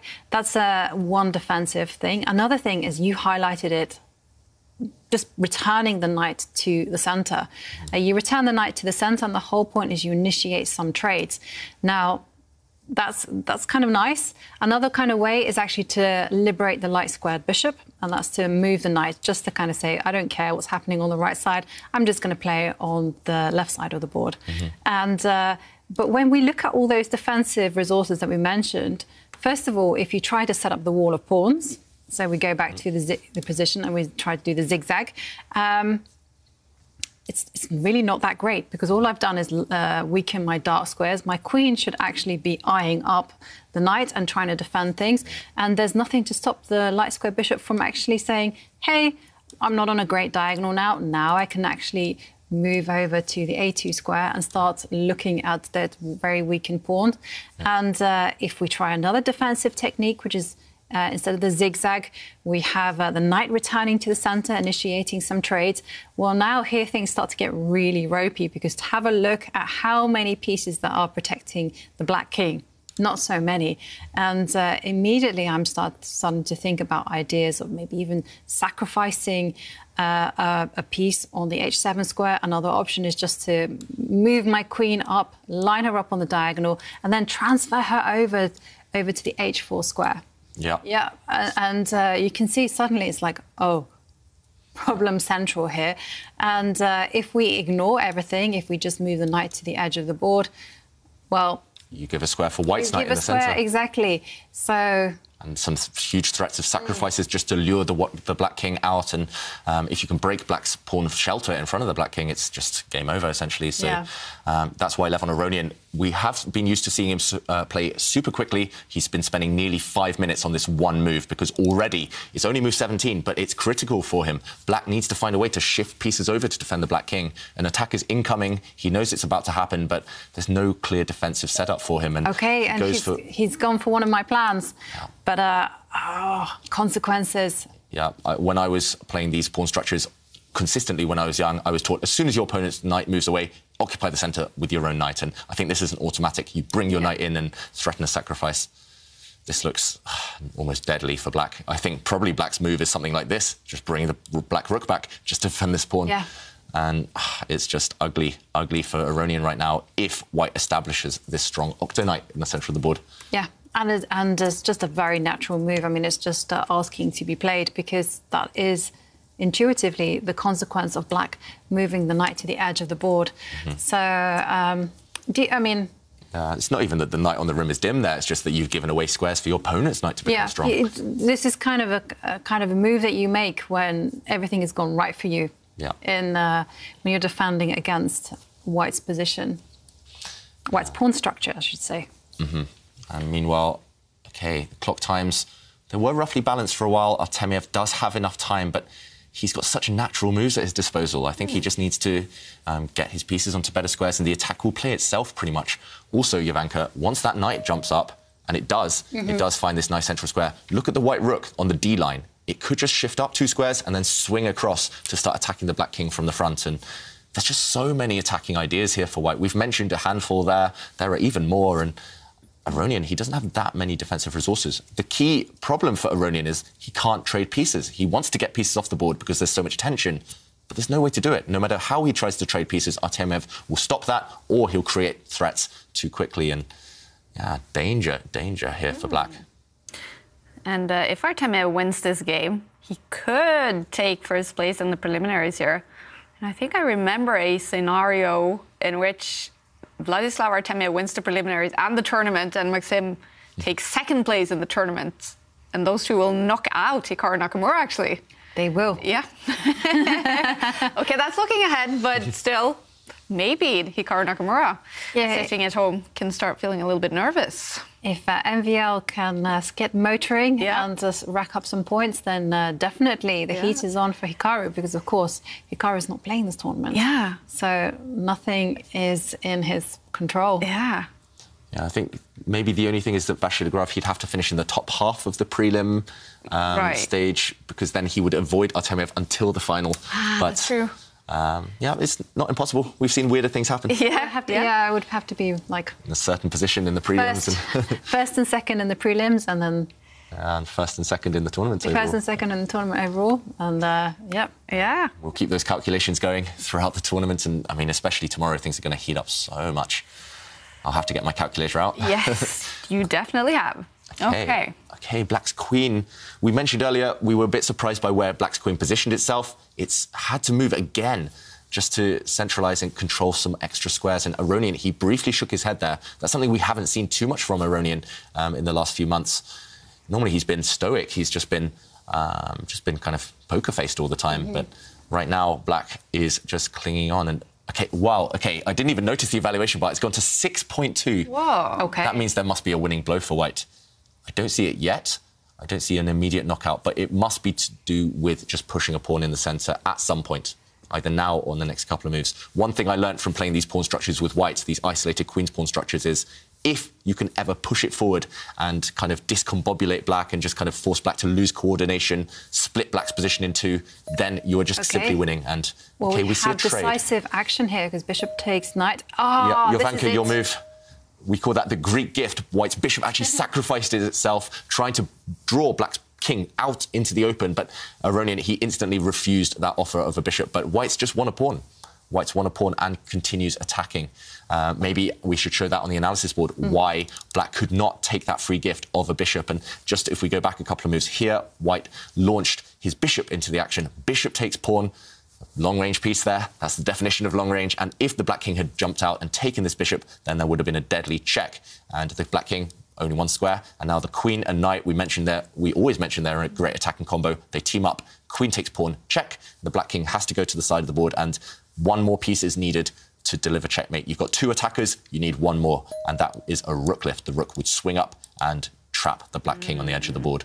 So this would have been deadly, and actually Artemiev, he's going for something like this anyway. He's not even a piece down. He's got an attack and he's a pawn up. In this position, Black's king ran away, but now Queen has jumped forward, threatening checkmate in 1 move. The Queen and Knight teaming up on this square. This just looks... It looks crushing. I mean, is there any hope for Aronian? Can he just... Okay. He's actually defended against the mate by moving his rook 1 square. So, as David points out, defending horizontally. I think you can maybe even just move this bishop. It's a bit in the way right now. Retreat it. I'm not sure where. You could even challenge Black's bishop, and you have threats constantly, either now or in the next few turns, of bringing the Queen up and hitting the King from a different angle. And if you even trade bishops, then you don't even need to worry about bringing the Queen in. You bring another Knight into the action, and look at these 2 Knights attacking everything. Right now, the Black Queen's under fire. The White Queen's going to combine with the Knights. There's going to be some deadly threats at some point. And and there's going to be Knight takes bishop as well, removing another defender. So and you're a pawn up with White. Exactly. Everything is really looking fantastic for Artemiev. Masterpiece so far. Is it going to be over soon, do you think, for Aronian? Is this a crushing attack right now? It could be. You know, somehow or other, Levon Aronian wasted too much time with his dark square bishop, and he's found himself in a terrible... moves, though. It happens. You know, it really does happen to the best of us. We have just an off day where we have a bad opening, and before you know it, we have an impossible position to defend. Yeah, he mishandled the opening, but after that, I mean, Artemiev hasn't given him a chance so far, at least. If Artemiev keeps playing like this, it's just going to be the end pretty soon. But Artemiev, he is down to 3 minutes. There is still some work to be done. OK, White's bishop did retreat, as I advocated, and then Black's bishop ran away from that trade. So Black's only hope, maybe, long-term, is that if White can't find a knockout blow, that slowly and surely Black's pieces will start to step forward. Black keeps the bishop pair, maybe, for an endgame. Oh, I don't really see him surviving to that endgame, though. Too many pieces still on the board. OK, White just needs that final touch. And I don't see it yet. Maybe you can just improve pieces. Maybe you can even just give your king some space if you need some breathing space. I don't want the White king trapped on the bottom rank for too long. Yes. Yeah, just in case. So is it then the H-pawn that will move up, or the G-pawn? Both are viable. Both of them are quite OK. G-pawn is tempting here. What else? You can even move the White bishop again, just retreat it maybe, just to create a square for the other White knight to jump into the centre. The knight from the C3 square, it wants to jump into the position, but at the moment the White bishop sits on its ideal square. So sometimes you look, OK, this piece wants to be there, I just need to make it happen, and you can step back with the White bishop. Oh, there's too many tempting moves here. Maybe. Is there any kind of devastating blow, though? Let's have a look at the forcing moves. Knight takes pawn is not good.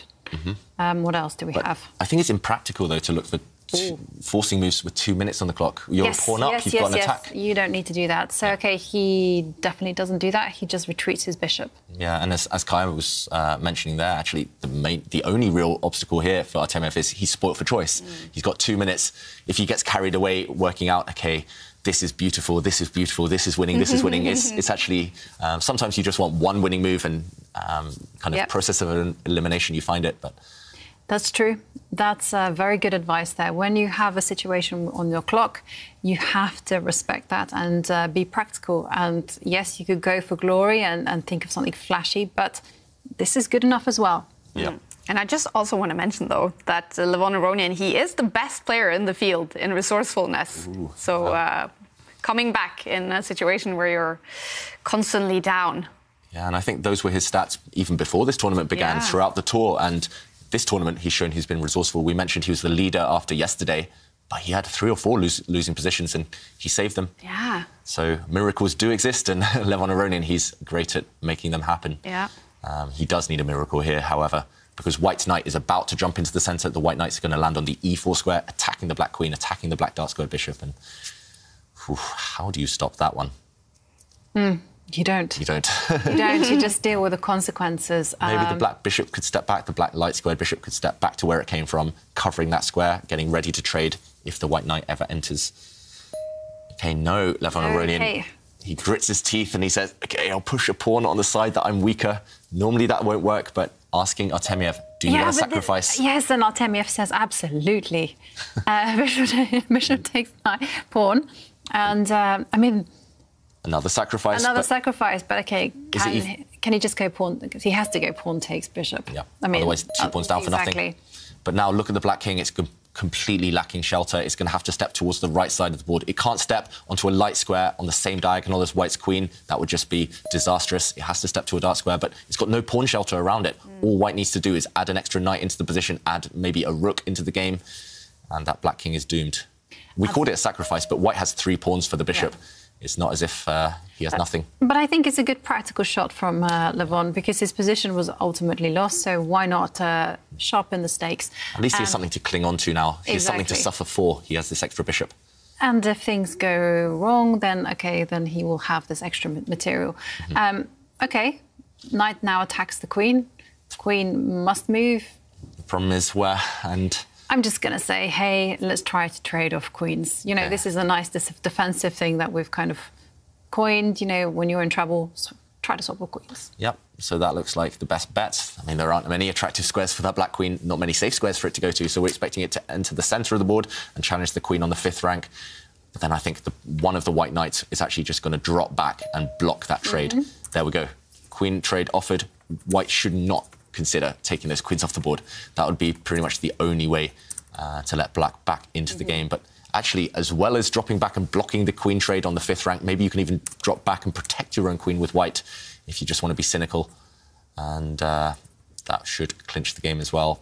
Yeah, I think there's 2 winning moves here, maybe 3 or 4 winning moves, I'm not sure. But all of the kind of safest moves involve using white's knight on the G6 square and retreating it. That's a very nice move that you've suggested, which is now on the board. And the whole point is that after queen takes queen, knight takes queen, and the bishop that is sitting on f6 will drop off. And there's just no way out, actually, because now there's 2 deadly threats of queen coming in to give check. And this is why you see Levon just capture the queen. But he's a lot of pawns down now. Yeah, as that black king's in check, it has to move. Has to move, and once now the bishop drops. Exactly. 3 pawns down, no compensation at all. And there we go. Yeah, white had the attack. He's kind of transformed that into a material advantage, and that's instructive as well. Keep things simple. And now it's just about defending everything, maybe rerouting those white knights at some point, using the white rooks to enter the game. It's a matter of time. It's a matter of technique. And Artemiev, he decided not to take any more risk. He's still got 2 minutes, and he has those 3 extra pawns. Anytime he wants, he can start pushing them, actually, on that right side. The H, the G pawns. Yeah, Aronian, he's just trying his best to be tenacious, to create some small threats with the black rook. But even if those white pawns disappear on the left side, it's going to take an age for black's pawns to start marching forward. He marches forward with his pawns. OK. I didn't expect that move, actually. Yeah, I'm slightly surprised, but he is a tactician at heart, Vladislav Artemiev, so he's calculating. He wants to go for the black king, despite the fact the queens are off the board. Actually, look at the black king. It's, I mean, nothing around it at all. So if we see a pawn trade in the centre now, white's knight will come back and recapture, and then slowly and surely the white pieces will head towards that black king. And there is enough ammunition, actually, to checkmate it with rooks and knights at some point. Yeah, Aronian thinking he does have time on the clock. He has more time than Vladislav Artemiev, but does it seem hopeless? Close, close. There might be 1 or 2 final tricks that Artemiev has to avoid. Okay, we see a pawn trade there. But those 2 white knights now teaming up. One of the white knights is going to come over and give check to the black king at some point, and there's going to be too many knight forks. I mean, even if you have an hour on your clock, you'll probably walk into a knight fork by accident. I think with 2 minutes on the clock, there's no way that the black king will ever survive on its own against the might of those 2 steeds. Exactly. And if the knight in the centre on the d5 square manages to give check, then, hey, it will start to look at the rook. So this is why Levon has just retreated his knight. But, OK, now we can give check. And the black king, what to do? Difficult. Yeah, you might as well. You might as well, okay, come forward, attack the live by the sword, die by the sword. Exactly, but okay. Feels like there's checkmate somewhere around here, using the white rooks and knights, and maybe even pawns. But if you want to keep things super simple, super safe, you just defend your knight with a pawn. Exactly. I would pick up the pawn on h2, move it up 2 squares, and keep my threat in hand. Yeah, and white has threats, for example, using his rook on the e-line, coming up, giving black check. He has the idea of bringing his centralised knight back and giving check. Yep. Okay, Artemiev plays a more direct move, attacking the black rook. And Aronian, his rook is under attack. His king is bare out there on the king side. Yeah, it's hopeless. Yeah, I mean, the rook has to move. It has to step away from the d-line, because otherwise white will simply pick up the knight that's on d5 and give a check. So not much to do there. Yeah, it's good he's not resigning yet, but it feels like that might be imminent any moment. Yeah, it's quite nice because actually he gets to, well, Artemiev gets to show some technique. Because players often ask, you know, what is this technique? They don't win one positions. So, okay, knight gives a check. Yeah, it's nice to see these knights dancing around as well. And also it's a good tip for everyone at home. Don't resign, just in case your opponent puts a piece on the bad square and you might be right back in the game. Yep, the king moves. King surviving. Yes. In plain sight, in the open air. Maybe. For now. Exactly. So white has plenty of tempting moves. You could even bring your rook now on the d-line up to the 6th rank and threaten some kind of discovered checks against the black king. It's the first move I would play, David. Yep. Well, if this finishes soon, we're gonna jump over to Naroditsky against Le, just because Daniel Naroditsky is really playing some impressive chess today and some shocking results. One of the lower-ranked players in the tournament. He could be well on his way to qualify for the knockout stage. And that's been a crazy game as well, so a bonus. And meanwhile, the move we predicted, Jovanka and I, we brought the rook up to the 6th rank, and Artemiev did that too. And Aronian, he set, well, is that a trap? I'm not sure. He's hoping that there's a pin on the e-line, but even if white's knight on that e6 square, even if it moves away, black will not have time to take the white rook at the bottom of the board because it's check, and black's king has to move right now.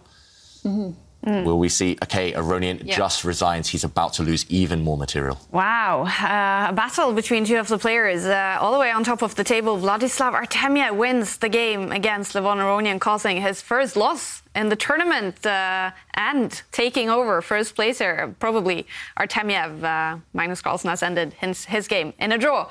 Okay, so as promised, we're jumping into Daniel Naroditsky against Liam Le. The bar is over to Daniel's side. What's happening? It's looking good for Naroditsky. He's just brought his rook up to the 7th rank. Look how many targets there are for that white rook. White's rook is about to feast on a couple of pawns. And momentarily, white is also a very strong pass pawn up in the position. So 4 versus 3 in terms of pawns. If black is able to get rid of all of white's pawns, even at the cost of black's knight, then maybe black can make a draw, but there's a long way to go before that. I think the only thing really here that will save Liam is the clock situation. Yeah. And Naroditsky down to only 10 seconds, or around 10 seconds. And, OK, Liam, he's actually offered a trade of knights. Rooks, sorry.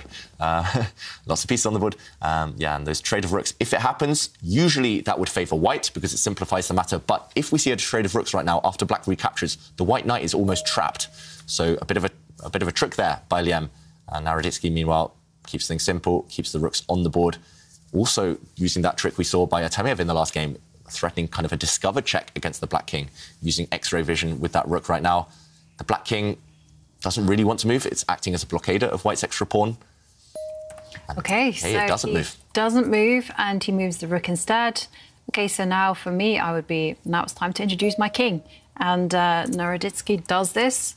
Yep, that's usually an automatic, improving the king. But he has allowed black's king to jump in. And, okay, the white knight was dislodged. It was forced to move. Okay. Black's giving some annoying checks. Has Liam found a nice resource to win back white's extra pawn? It looks that way. He stepped backwards with the king. I wanted him to step forwards. Okay. Maybe he was scared of getting trapped, getting checkmated. That's true. But I agree. My instinct is always to go forward with the king in an endgame. Meanwhile, OK, white's lost his extra pawn, but black's king is maybe caught in no man's land. It's facing some annoying checks of its own. Maybe white's knight's actually going to go and start trying to pick off some black pawns. Exactly. I mean, that is a really pressing threat in the position, actually. White's going to move the knight to f5 and start attacking pawns. And winning a Not pawn. easy. Guaranteed winning a pawn. OK. Yeah, I think the reason black is suffering here is, OK, now his king's a bit offside, away from the action where all the pawns are. But also look at the black knight. It's going to take an age to get back to the king side, to get back to that right flank, to protect some pawns. That's why we sometimes complain about knights. They're short-range pieces, and that black knight's going to take 3 or 4 moves to really enter the action. And Liam actually gives a check, but I'm expecting the white king, at the very least, it can step forward. Yep. There's no harm in that. Yeah, hide. I would hide among my own pawns, maybe, on that right side. Usually I'd want to centralise the king, but I'm scared of knight forks. But yeah, I didn't clarify the square I wanted to go to. Yeah. I wanted to go to that square, the G4 square. OK, and a bit of a trick there by Liam. He gives a check. That pawn is poisoned. If you take it, then black's g-pawn will step forward with a check and fork and double attack your king and knight. So, trap dodged by Naroditsky. I love Naroditsky's body language in these situations in the time scramble. He can't sit still. He's so excited. No, I mean, this is the thing, you know, when you're in a time scramble, when you know that you're winning, you can't help it, but you lean forward. And back and forward. Backwards. Yeah, exactly. I mean, you just get so absorbed into the game. And this is the whole thing, whether you've got a winning position, losing position, you should just be as absorbed and concentrated and focused as you possibly can be. Look at him. And, I mean, just going back to the position, I mean, Liam is actually in a really serious trouble because knight takes pawn is in the air. If he steps forward with his pawn attacking the knight, it looks nice. Black is establishing a pawn chain, but unfortunately there is knight check on d6 and the pawn just will drop off. Yeah. And it's not just one pawn that's going to fall, the whole lot of them. Yeah, it's going to be like apples, right? Once one falls from the tree, the others are all going to drop as well. Yeah, one pawn down. Yeah, the others are about to fall. Black's rook attacking one pawn, but that pawn can just move. Exactly. You can just step it forward 1 square, keep it nice and safe. And the white king, also safe as houses, keeping all of its pawns protected. Yeah, I think it's, OK, the rook coming across, just trying to cause some nuisance. I was going to say, it's natural for chess players to get nervous. Everyone does. It's fine to have nerves, but Naroditsky, he's one of the best, I think, at channeling his nerves into positive energy and to focus and to... he's showing that in this game. So far, his advantage capitalization has been great, and he just needs to put the finishing touches on. So black's only plan is to bring his knight in to attack white's h-pawn, so using the rook and knight together. 5 seconds. OK. Yeah. And, David, your plan is on the board. But the thing is, white can even give that pawn up, maybe, and go for black's lone remaining pawn. And that looks like a very natural plan. I mean, just to move the rook across. OK, instead, he pushes his pawn forward. OK, slightly surprising move there. I thought that maybe the white king would start running in. Maybe the white rook, as you mentioned, could start going for black's pawn. But this looks good too. I don't see any way for black to eliminate all of white's pawns. So rook takes pawn is the obvious choice, and now the king steps forward. OK, and is there any chance for black to do something? Yeah, so black's only goal here is to get rid of the 2 white pawns, even at the cost of the black knight, because at the end, a rook and a knight cannot beat a rook. So if all of the pawns disappear, it's just going to be a draw. The problem is, especially white's pawn on the f4 square, how are you ever going to get rid of that one? It's protected by a king and a knight. I think you can maybe get rid of 1 pawn, but not both. OK, this is a nice idea. So the rook is getting ready to move 1 square to the g1 square and then attack a pawn. OK. White does have the luxury, the time to go after black's pawn. If you attack white's g-pawn with the black rook, as you mentioned, maybe white can just defend it with his knight. Should just be in time. But I think you can deliver a check. Right now? Yeah. OK. Which way do you want to give a check, Jovanka? With the black knight? With the black to the centre. OK. Always to the centre. Always to the centre, and then I guess the white king has a couple of choices where it wants to hide, but Naroditsky... Carry on checking and surviving. I don't think I'll let you check me anymore. Maybe I'll just hide behind my knight in the corner there. OK, maybe that's the best bet, though. I think that's probably the only bet for black, because if black's remaining pawn drops, it's just resignable. White's pawns are going to march forward and make a new queen. And Liam is actually taking his time, which is, I think this is really good time management here, because you want to take your time and you want to work out what's your best chance for survival, and just react on the fact that Naroditsky doesn't have too much time on his clock. Okay, so the check... He is the bullet king, though. He is phenomenally quick. Yeah, but everyone playing quickly does tend to make mistakes, like playing superficially, you know, maybe making the most natural moves and not calculating. OK, so that was one check. White dodged. You mentioned giving another check. Black's knight could have stepped back, but then the king would have continued attacking the black knight, harassing it. OK, so we have a trap on the board, David. We can get excited about that. White cannot play rook takes pawn because the black knight would step backwards and give a check on d6, attacking Maybe that's still winning, Ivanka. I'm not so sure. So even if white blunders here, even if white takes that black pawn and walks into a knight fork, the black knight stepping back, giving check, and attacking the white rook. I just cheated, David. That's the best move on the board. Is it? Yes. The best move was actually to blunder. But, OK, it's not human nature to walk into a knight fork. We can't hold that against Naroditsky. Instead, he gives a check. That's also natural. But the problem is now white's rook is far away from taking black's remaining pawn. You've allowed that black pawn to survive. Maybe that was just influenced by the time situation. Naroditsky, he's just giving a few checks to gain 10 seconds on the clock, gain 20 seconds on the clock. But has he missed his opportunity? Should he go back up then? Possibly. Possibly. He should try somehow. But now black does have the time to go back with the black knight and give check. The black knight will retreat to d6, and the black knight will protect its pawn, check the white king. It's not game over yet. It still should be good for white, but Naroditsky missing the most direct way. OK, this is a nice move. He stopped the black knight retreating to the square I just mentioned, giving check to the white king. So he's keeping control. Everything's protected from Naroditsky, and black is still in a bit of a bind here. Black's rook, knight, king, they're all kind of hanging together by a thread. That's true. But at the same time, what to do? You know, it's a bad position as it stands. So, I mean, like a constructive move for Liam, I was thinking just retreat the king. And, OK, he pushes his pawn forward, one square, closer to its destination. Looks good. Looks good for white. It looks great. The problem is black's rook, it cannot move away because then there'll be a really annoying check. White's rook will drop back, check, attack the black king, and then take the black knight afterwards. So the black rook is stuck. The black knight doesn't really have anywhere to go. It doesn't really want to go off to that left side of the board. It wants to stay centralised, and black's king also tied down defending. OK, the black king is the only one Liam felt he could move. He's dropped it back. Now, the thing white can aim for, any rook trade, I think, favours white. Any knight trade favours white. I would be looking for ways to achieve that, but maybe Liam, he's got the idea of dropping the knight back again onto d6 and giving check to the white king, and that's his defensive resource. How is Naroditsky going to break through now? He's so close. He went down to 2 seconds, though. Ooh, that's close. OK, so he's actually moved his knight. OK, I was a little bit surprised by that. I thought if you're in such time trouble, you maybe just make a move, a pass move, like giving a check. OK, so now we have a check on the board. King steps forward. Now we see why the white knight planted itself on this square. White's knight is stopping the black rook from coming up and checking the white king. This is smart. Attacking the pawn. OK, so black is starting to create threats. Will white defend that pawn? If you march your own pawn forward right now, then there might be consequences. Black's knight is ready to come into the centre and give check. And Naroditsky, he's gone for the same idea we mentioned earlier. He's given up his rook for a knight, but it's worse. It's a worse kind of circumstances in this situation. Can black... OK, black can take that rook. I'm wondering whether black can even take white's pawn now with check with the black rook. OK. Yeah. He just takes the white rook, he plays safe. And Naroditsky... Oh, did you see that reaction, David?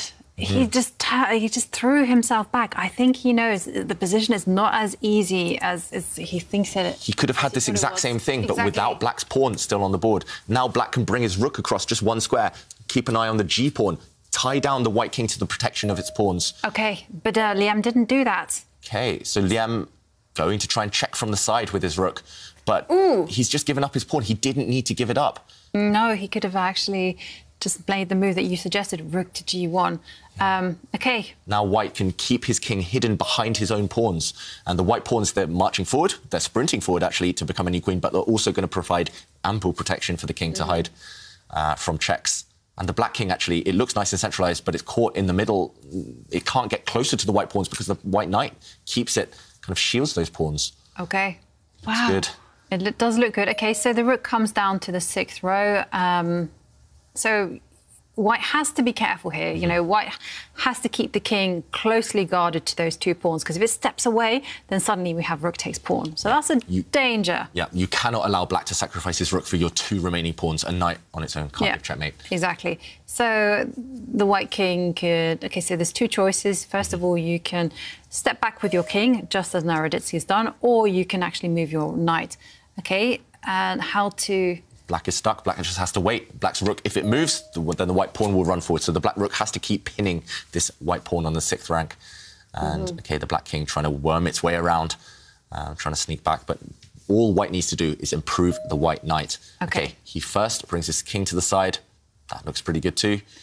No rush to improve that white knight, I guess. No. And black's rook and king, they just have to wait and hope that there's no winning breakthrough for white. OK, OK, the position repeats itself. So the second time we've seen this position, Naroditsky, it's the nerves.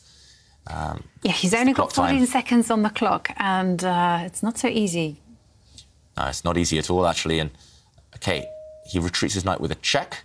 OK. And after the king moves, OK, he has to move his own king. If he brought his knight back, then after the king shuffled across, it would have been a 3-fold repetition. It would have been a draw. So that's how slim the margins are right now.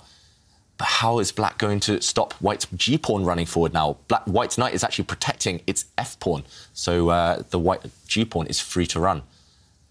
I think this is just game over. I think Naroditsky, he's found the best setup, the winning setup. And the pawns are running. The black king cannot prevent those pawns stepping forward. The black king wants to be in front of the pawns. Now it's behind them. OK, what about if you...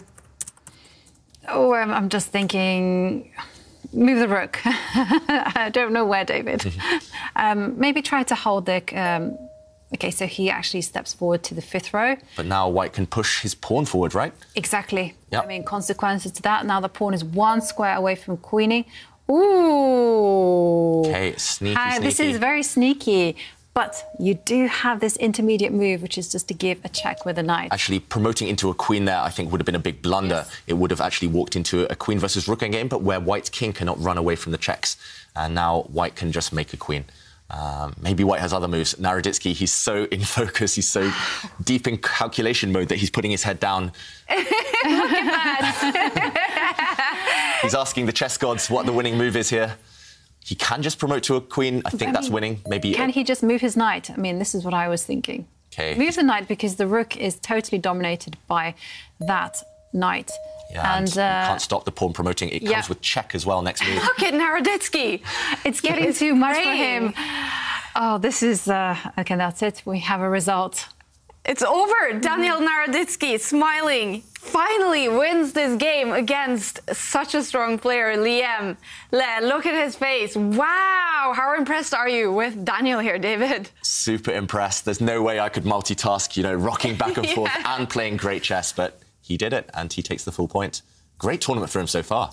Fantastic tournament for Daniel Naroditsky. Can you imagine what this feels like and what this means to him, Jovanka? Well, we saw it there. Yeah. We saw the emotion, you know, we saw the clasped hands and, you know, what can I say? He played a fantastic game. You know, he played the best when it counted.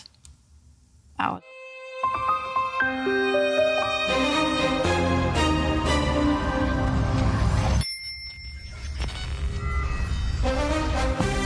Coming up in about 10 minutes, because Vidit is still playing in round 8, is Vidit against Maxim Vachier-Lagrave. And before that game, we will see Vidit's reaction to his numbers from our tournament partner, Aimchess. And yeah, Aimchess is the tournament partner. So let's get to know Aimchess a little bit better. I'm ahead of the game.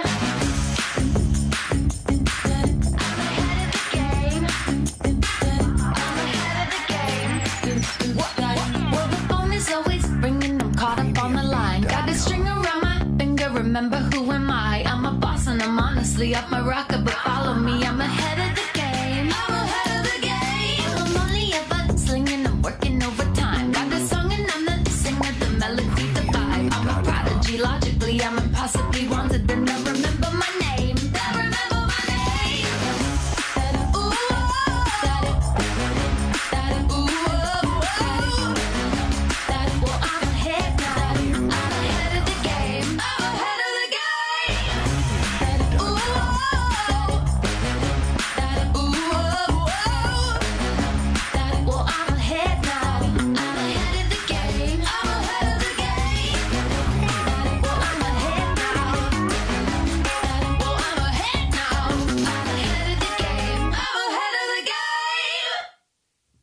Aimchess is such a great tool that you can use to improve your chess. Now, we have confronted the players with their stats from Aimchess, and we're also inviting all of you to leave a comment on Chess24 community to get your performance online analyzed by David. And we've come to that moment. You're going to analyze one of our viewers. We do. We have come to that moment, and Aimchess is quickly becoming one of my favorite platforms, one of my favorite resources to study chess. We've seen some of the stats of the top players, and now it's time to check out our viewer.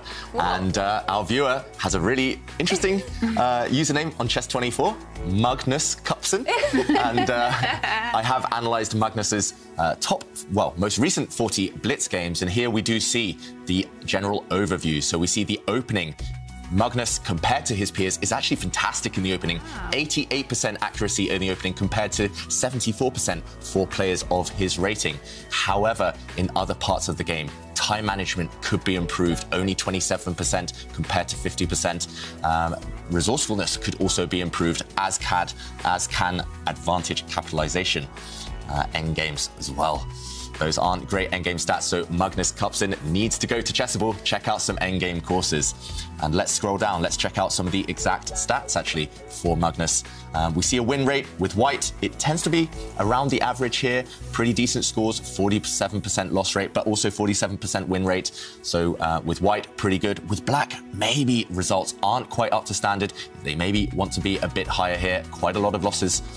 So maybe working on the black repertoire needs to be the next priority. With openings, however, this is one area where I find really fascinating on Aimchess. Popular openings. Here, Magnus with white tends to be great in the Sicilian defense. With black, however, maybe with the Philidor defense can be improved. Lots of great stats here, actually achieving winning advantages in, for example, this variation of the Sicilian. And you can compare every single opening here. You have also stats and comments on each opening, seeing where you can improve. The opening stage, I definitely recommend checking out for everyone at home on the Aimchess website. You can see per ECO code as well. That means per opening, you can check out your stats with white and with black, but it's also further down, advantage capitalization. You can see which parts of the game you need to improve on, also the stats of players of your rating and of yourself compared to players of similar rating. And here we've mentioned resourcefulness several times with players like Levon Aronian. Magnus Carlsen struggling maybe in resourcefulness, and we see only 21% saving these difficult positions compared to an average of 32% for players of his or her rating. So it's actually, let's scroll down a bit more to endgames, and this is where I think specifically weaknesses can be targeted on Aimchess, and only 12% win rate in endgames compared to 45% average for Magnus's rivals of similar rating. And actually it's here where I would recommend Magnus to check out the personalized lessons, and you can find links to the games and actually the mistakes that Magnus has made in the past. For example, in this position, maybe Magnus in the endgame had missed that he could play rook takes rook. You can play it through, you can get comments, you can check out where you went wrong, you can get links back to the Chess24 games that you've played in the past. And this is one of the unique tools and fantastic tools on Aimchess. And also, we mentioned earlier in the day, win rate per weekday. Looks like Magnus only really plays on the weekends, a few games on the Mondays, but either way, definitely don't play on Sundays. 100% loss rate, unfortunately. And yeah, it's stats like this. There's plenty more on the Aimchess app, Aimchess website that you can check out, and Magnus, I'm sure, will improve.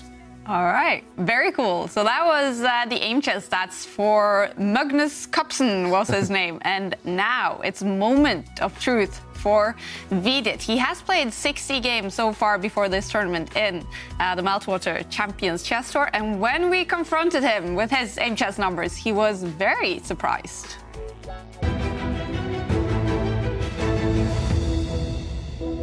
Opening 100%. Oh yeah, very good.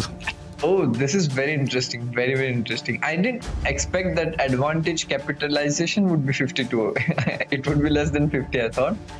And I'm a little bit disappointed in resourcefulness. I thought I was quite resourceful. Only 33, yeah? Okay.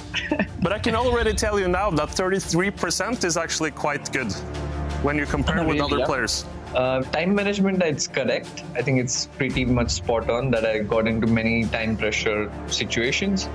Endgame, I'm a little bit surprised that it's 33%, and resourcefulness. I think the rest of it makes sense. I remember many time scrambles. For example, against Anish, which I was winning, I couldn't win, and that was in endgame. It could be related, this time management and endgame thing. Now you will see the numbers for all the other players. Oh, Carlsen is opening 100%. Wow. Advantage capitalization 79. Wesley's 83. Oh, MVL is 87 in advantage capitalization. Wow. So my conversion rate is the lowest. But look at Magnus's resourcefulness, for example. Oh, 19%. You're crushing his numbers in that category. Oh, wow. Not bad, yeah? I have 33%, so it's like in top 3.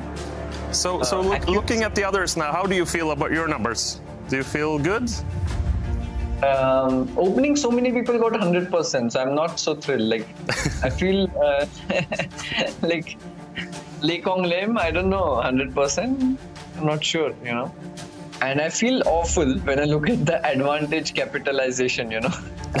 I'm like 52 and these are like 70s and 80s. So clearly I shouldn't convert my games. That I knew, but on the sheet it looks worse. But resourcefulness is a good 33, top 3 there. Accuracy also, I think many other people are quite accurate. I'm not very high there. Interesting. Time management is, I think, lowest with Artemiev. Okay. Wow. Endgame is also kind of lowest there. Okay. So that's some feedback. Just got to play faster, better. Okay. Good to know. Simple as that. Play faster, play better. Very interesting stats from Vidit here. And if you want to use Aimchess, then it's working with Chess24 or other online platforms. So yeah, go ahead. Try out Aimchess. And Vidit, what a cool player. We're going to follow his next game against MVL. Giving us some entertaining and funny moments in the tour. And do we have some more funny moments in the question of today? Yeah, we do. We are asking, what's the funniest moment you have seen in chess? And the prize is 3 months of Aimchess Premium and 1 year of Chess24 Premium membership. And we like the answer from Freewheeling, who says, my favourite chess moment was watching the current world champion Magnus Carlsen show up to the tournament hall riding a bike. I remember that, yeah. Oh, there he is. Where was Magnus? There he is. And on one of these city bikes. And I think this was like seconds before his first game was about to start. Yes, absolutely. Yeah. And there we go. And I think he was quite successful as well on that day. Yeah. Brought him luck. And yeah, if you want to enter our quiz of the day and share your stories with us, then you can do so by tweeting us using the hashtag ChessChamp, or you can go onto the Champions Chess Tour page on Instagram and you can post your answer there. And look forward to sharing some laughter. All right, now, round 9 has started for some players, but Vidit finished late, so his game is starting in a few minutes. Let's take a look at the results from round 8 in the Aimchess US Rapid. Daniel Naroditsky, what a day he is having. He won his game against Liemle. Shakhriyar Mamadjaro winning his game against Jordan van Forest. And as we saw, Artemiev won the game against Levon Aronian. So standings after 8 out of 15 rounds in the preliminaries. Magnus Carlsen and Vladislav Artemiev now on top of the table with 6 points. And we have Aronian and Mamadjaro both on 5.5. 3 players on 4.5. One of those players is Daniel Naroditsky. Vidit currently inside top 8 with 4 points. Anish Giri right behind him also with 4 points. And MVL still fighting to get among top 8 with 3.5 points. But Daniel Naroditsky, I mean, what would you have said if I told you before the tournament he would be in 5th place after 8 rounds? I knew he's a good player, but I didn't reckon he'd do this well. Actually, he mentioned in his interview yesterday, he never gets to play players of this caliber. He doesn't really get the opportunity that much, and he's showing he belongs with these big guys. He can hang with them, he can beat them, he can entertain us in the process, and yeah, he's the man of the moment so far. He is.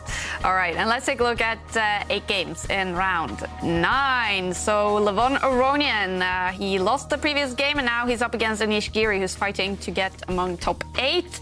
Magnus Carlsen in the next round will face Shakhriyar Mamedyarov. We have Wesley So against Lenia Dominguez, All-American encounter. And then Alireza Firouzja now up against Daniel Naroditsky. But the game we will follow is the game between Vidit and Maxim.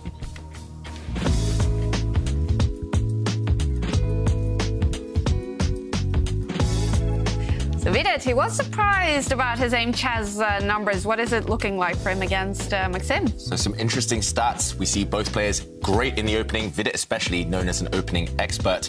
If we go down to advantage capitalization though, Maxim, nearly every time he gets a winning position, he seems to convert it. 87%, that's extremely high. Best in the tour. Vidit though, only down at 52%. That means he needs to maybe work on his conversion skills, his conversion rates. Resourcefulness, however, Vidit does fight back from difficult positions quite well. 33% there. Vachier-Lagrave only 26%. Accuracy, MVL slightly ahead, but it is time management and endgame that Vachier-Lagrave stands out compared to Vidit. Relative to Vidit, he has great numbers there. Time management and actually the endgame a significant advantage as well. All right, they're getting ready for encounter in 30 seconds in round 9, Vidit and Maxim. And even though, and as we see, some players have already started round 9, many of them are waiting for the game between Vidit and MVL. And even if time management was good for Maxim, has that also been his problem in this tournament? Yeah, maybe those stats are a bit too good. Yeah. Maybe he just wants to just take a few minutes here and there. The critical moments we saw earlier today, actually, against Magnus Carlsen, by the time he started thinking, he was almost lost. And it was the same yesterday against Artemiev. He already had a bad position by the time he started thinking. Meanwhile, it is a double-edged sword. You don't want to be too slow, and maybe that's been Vidit's Achilles heel so far in the tour. Meanwhile, he starts by bringing his knight out, so the Reti opening, a very flexible opening for white, transposes into the English. A bit of a symmetrical position right now. Both of those c-pawns have marched forward, and it's the 4 knights variation of the symmetrical English, but all of the knights now on their perfect squares. And Vidit has to decide. Do you push a pawn in the centre? Do you explode things open? Or do you just take a time out and maybe push a pawn on the E line, on the G line? Lots of choice for white. I suspect he's going to...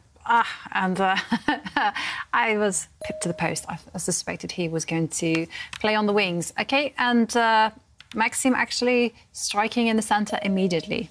OK, and talking of striking in the centre. Yeah, it's on. And David, what do I have here in my database? Howell against Vidit. Exactly. And I was on the white side, so actually this exact position, Vidit has a lot of experience from the black side. I noticed that when I was preparing for him. We played some games in the Mr. Dodgy Invitational in this opening. So Vidit, he played it with black against me. I'm not sure he wants to copy what I did because I was kind of freestyling. But yeah, for sure, if he's played it from the black side, he knows what ideas for white will be the most dangerous and the most difficult for black to face. And temporarily, there has been a queen trade. There has been a few pieces come off the board. Temporarily, black's a pawn up. But look at those black pawns on the C line. One of them for sure is doomed. Probably both of them are doomed long term because they're isolated, they're doubled. And white now, I expect, just to bring the bishop out, the light square bishop, bring it to this long diagonal and start targeting some pawns. And both players played super quickly up to now. This is all very, very well-known territory. And Vidit, he'll be looking to try and regain his pawn and in the process maintain his structural integrity, make sure that black is still left with weak pawns when everything else is probably going to be balanced. And that's why white might have a small advantage long term. So, Jovanka, have you had any experience in this type of position? I remember looking at it a long time ago and thinking that it wasn't so easy for black to equalise. But I have to say, according to my database, it is a Mr. Howell that is a big expert here, along with Mr. Kramnik. Vladimir Kramnik, former world champion. Lots and lots of games here. I'm honoured you mentioned me in the same sentence as Vladimir Kramnik, but yeah, I tend to try and copy what he does in the opening. That's my trick. So the stuff that he's gone for, okay, so it's actually developing the light squared bishop, very natural to long diagonal, and then knight comes and blockades that diagonal, and then knight is just insistent, want to open it up. And, well, this isn't the most popular move, actually, to develop the bishop to that square. Yeah, normally the bishop goes in a different direction a bit later on. So black's actually given back the pawn that he was up. But in the process, he has managed to trade knights, and the black rook starting to activate itself. Right now, white probably has a small advantage because if you compare the pawns, all of white's pawns on the king side, on the right side, they're intact, they're together, protecting each other, and the same for white's pawns on the other flank. Black does have 2 isolated pawns, though, on the A line and on the C line. So, yeah, long term, that could become a factor. Vidit just developing very nicely here. And we saw the endgame stats earlier. MVL is ahead in the endgame stats. And will he be able to save this game or maybe even win this game now that the queens are off, now that all the knights have parted? OK, the bishop. I do like the white bishops, though. Exactly. And this is really instructive technique from Maxime Vachier-Lagrave. You know, the bishop locates itself on a very good long diagonal. And Maxime immediately blunts that bishop by moving his f-pawn to f6. And, OK, still some games in my database. Lots of moves. Castling is a very, very flexible one. And black steps forward with a king. So far, so good. So far, so good. And what do you think, Ivanka? Will we see the rooks, all of the rooks actually enter the D file, yes, the only open line in the position? Will all the rooks come off the board? If they all get traded, bishops alone, it might not be enough for white to win or cause any significant damage. Yeah. But I have to say one thing, though. I mean, Maxime, he's not doing so well in the tour standings, and it's very, very important for him to qualify. Yeah. He has to grab one of those 8 spots. As a draw, the ideal thing. Yeah, when he's out of the qualification spots right now. For Vidit, actually, a draw isn't the worst result. He's in 8th place. He's clinging on to getting through to those knockouts. I think neither side's really happy with the draw, actually, to be honest. Vidit would love to press with the white pieces. In my eyes, at least, Vidit's much more dangerous when he has white. His openings are supremely strong. Yeah, and for MVL, definitely a draw isn't ideal. But that's what he's going for right now, this opening with black. It does have that type of reputation. It's basically saying, OK, I'm not going to try and win the game, but I'm going to try and be rock solid and get all the pieces off. Look at MVL's clock time as well. 17 minutes. He's gained over 2 minutes since the game started. That's why he's #1 in the time management segment of the tour. But, OK. Vidit, OK, he doesn't bring his rooks to the D line. That's a nice move. Actually, I really, really like it. Not necessarily from an objective point of view. Maybe it's not the strongest move, but it does show that Vidit's in a fighting mood.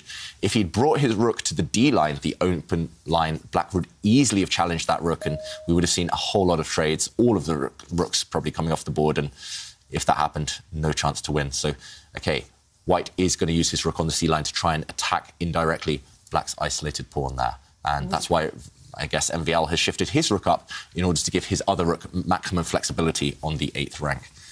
And I must admit, I'm slightly surprised to see the evaluation bar so keen on white's position. I think it's great. It's good for white. It's a pleasant position, no risk at all, but almost +1. That's almost a pawn advantage.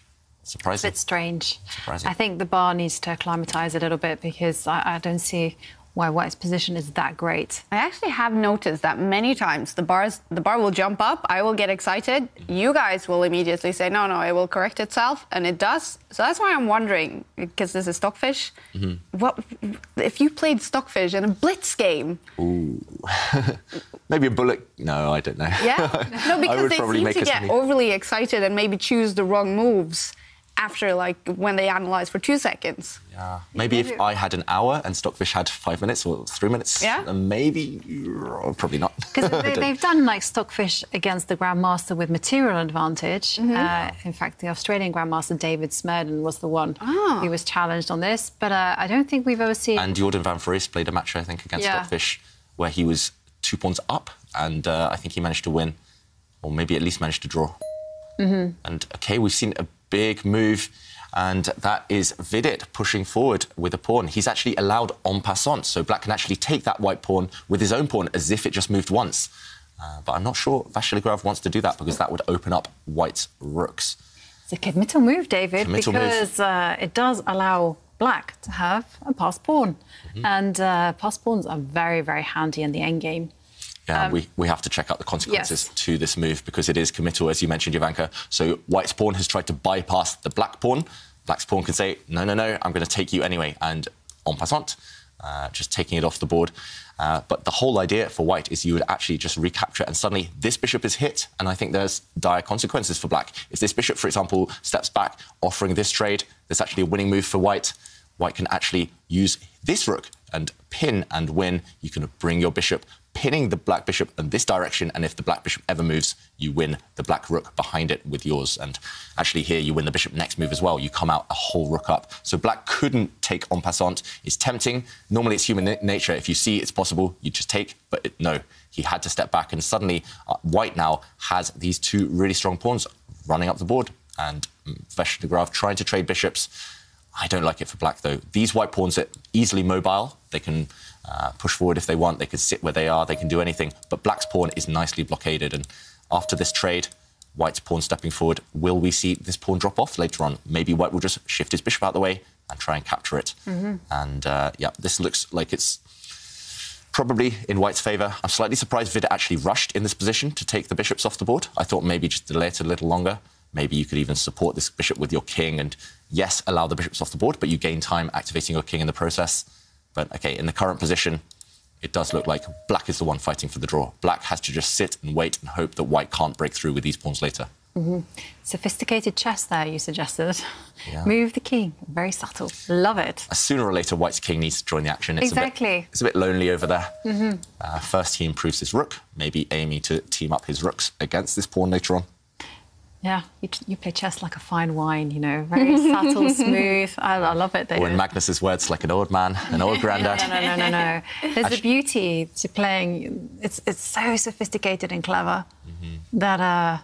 yeah, it misses the fire, though. It misses the drama. No. Because let's face it, you know, we're talking about situations where small details matter. And talking small details, though, Vachier-Lagrave, he's made a big committal decision, and he's made it instantly again, not even pausing for thought. So he's temporarily given up a pawn. He's forced white to break the integrity of his own pawns, white having these doubled pawns now, and he will win that pawn back. But white has a pass pawn, which he didn't have previously. And now if the rooks all disappear, I think white's just winning, because white will have this pawn on the A line to act as a distraction and deflect the black king away to defend it and then go on the attack with his own king. So also... remember, yesterday we were talking a lot about rooks belonging behind pass pawns. Black's rook now is sat in front of a pawn. It's paralysed. If the black rook ever moves, white's pawn is just going to continue advancing. Endgame kind of strategy dictates that this should be quite promising for white. There's still no breakthrough. It's still hard to break through that or kind of get rid of that blockade, the black rook.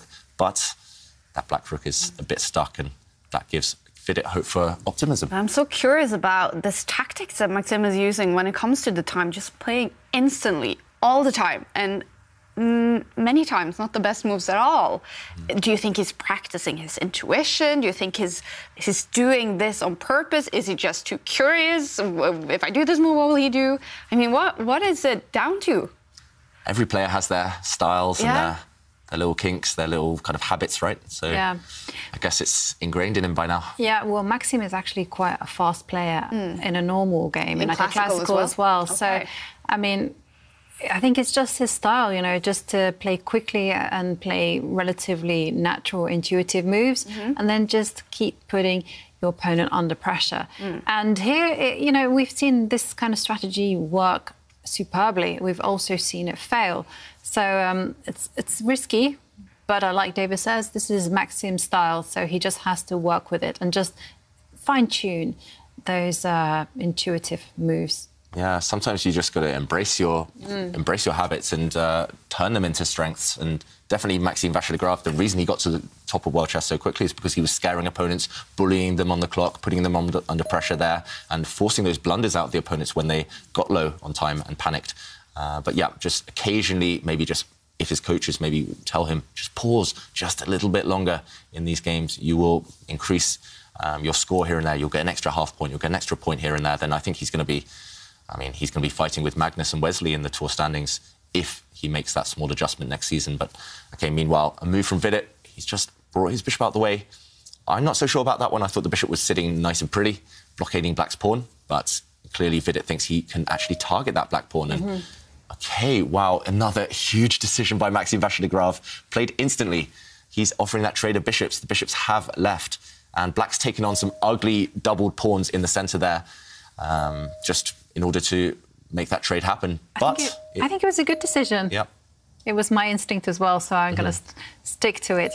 It's big though. Yeah. Okay, so we have seen pawns being traded, a set of rooks traded as well. Now the king must step forward to the f6 square. And yes, those double pawns are ugly, but they are fantastic defenders because they control a lot of squares. And it's not going to be easy for Vidit to improve his pawn positions without actually advancing them and making trades. Yeah, that's right. And no pass pawns incoming. So Vidit did push a pawn there. Body language-wise, though, Vidit there, look on the camera, he doesn't look too enthusiastic about his winning chances. Yeah, I think maybe you're right, Jovanka. Those black pawns, they're not enough of a weakness. White needs two weaknesses to attack. Black's king is just going to sit nice and healthily. I was actually taught that their double pawns are very good defensively. Yeah, I think I'm just influenced by the fact there was a game in the Women's World Cup recently with those doubled pawns. There were actually pawns on the other side of the board, but Black's king was paralysed defending them, Black's rook was paralysed defending another pawn, and Black was pretty much in zugzwang, had to give up one of the pawns to survive.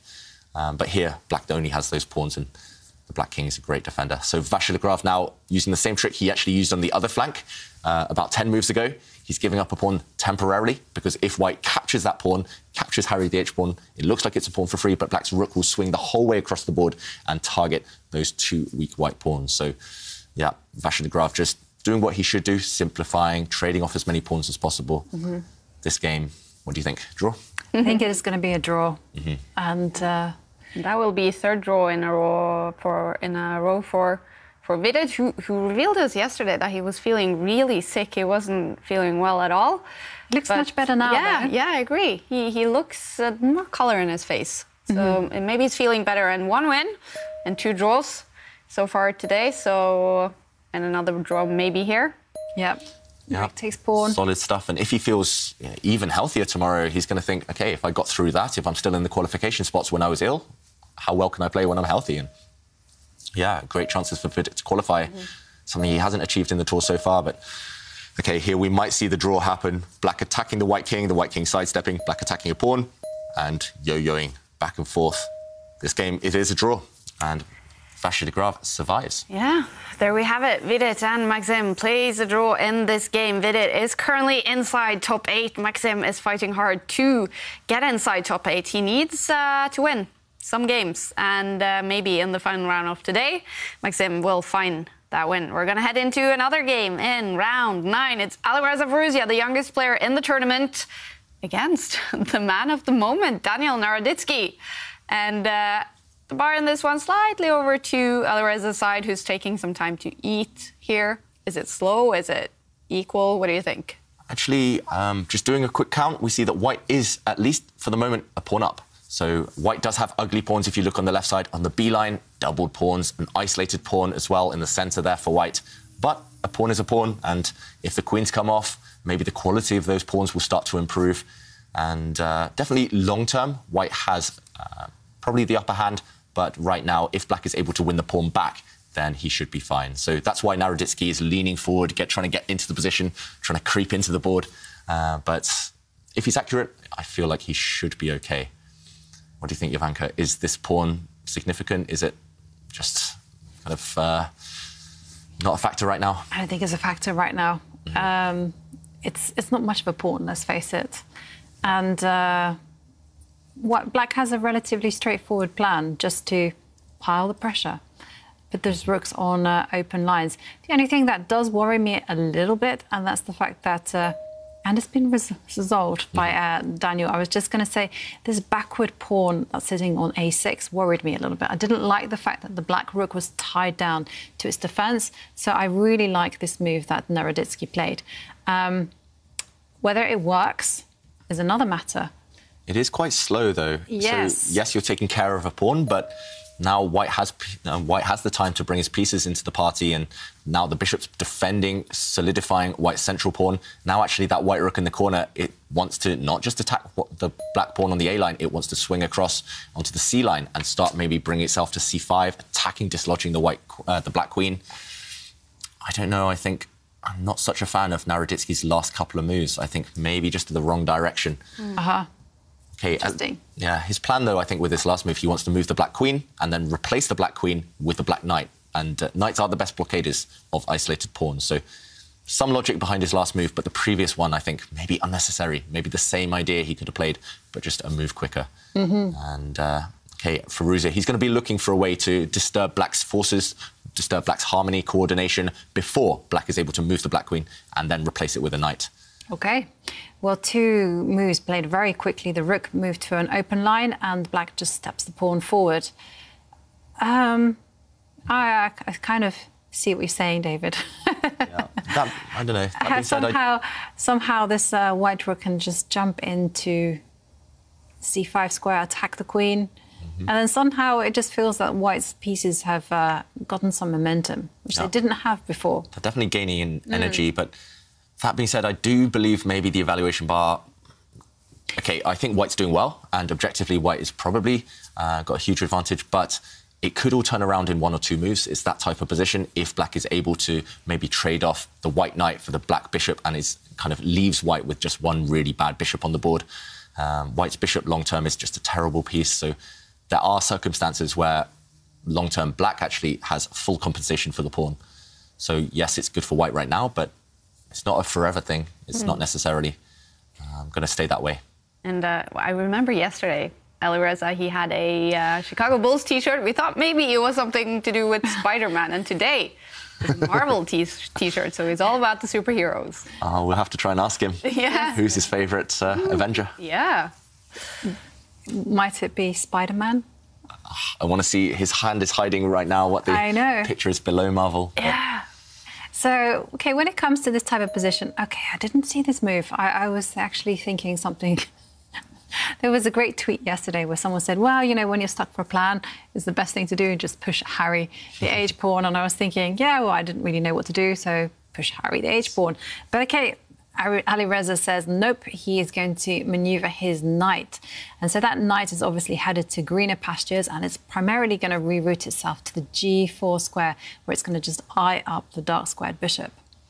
Yeah, so interesting decision. That's not human instinct at all, but Firouzja, he's quite creative in general, and like you said, he wants to bring his knight forward, and he's always kind of orientated towards an attack as well. So that knight, maybe if it does leap forward, if it does trade itself off for black's dark square bishop, in favourable circumstances, then it will lead to a white attack.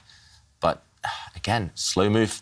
So black earlier playing a slow move with a pawn, white now retreating. It takes a few moves in order to improve that white knight, and Naroditsky coming up with what looks like a nice, sensible idea. He's retreated the black bishop, he's offering a trade of rooks, but he's going to relocate that black bishop to the d6 square, from where it will keep an eye on both sides of the board. And also now that other idea we mentioned, the white rook leaping up to c5, attacking the black queen. That's been prevented. Yeah. Yeah, and whilst we're waiting for Alireza, can I share with you some funny stories and some funny moments? Yes, please. Yes. So we're asking, what's the funniest moment you've seen in chess? Mansour Taj says, Gary's expressions are always entertaining and funny. And of course, there's Gary Kasparov, who's, well, he's renowned for doing these kind of things. There you can see him. When he blunders, he lets you know.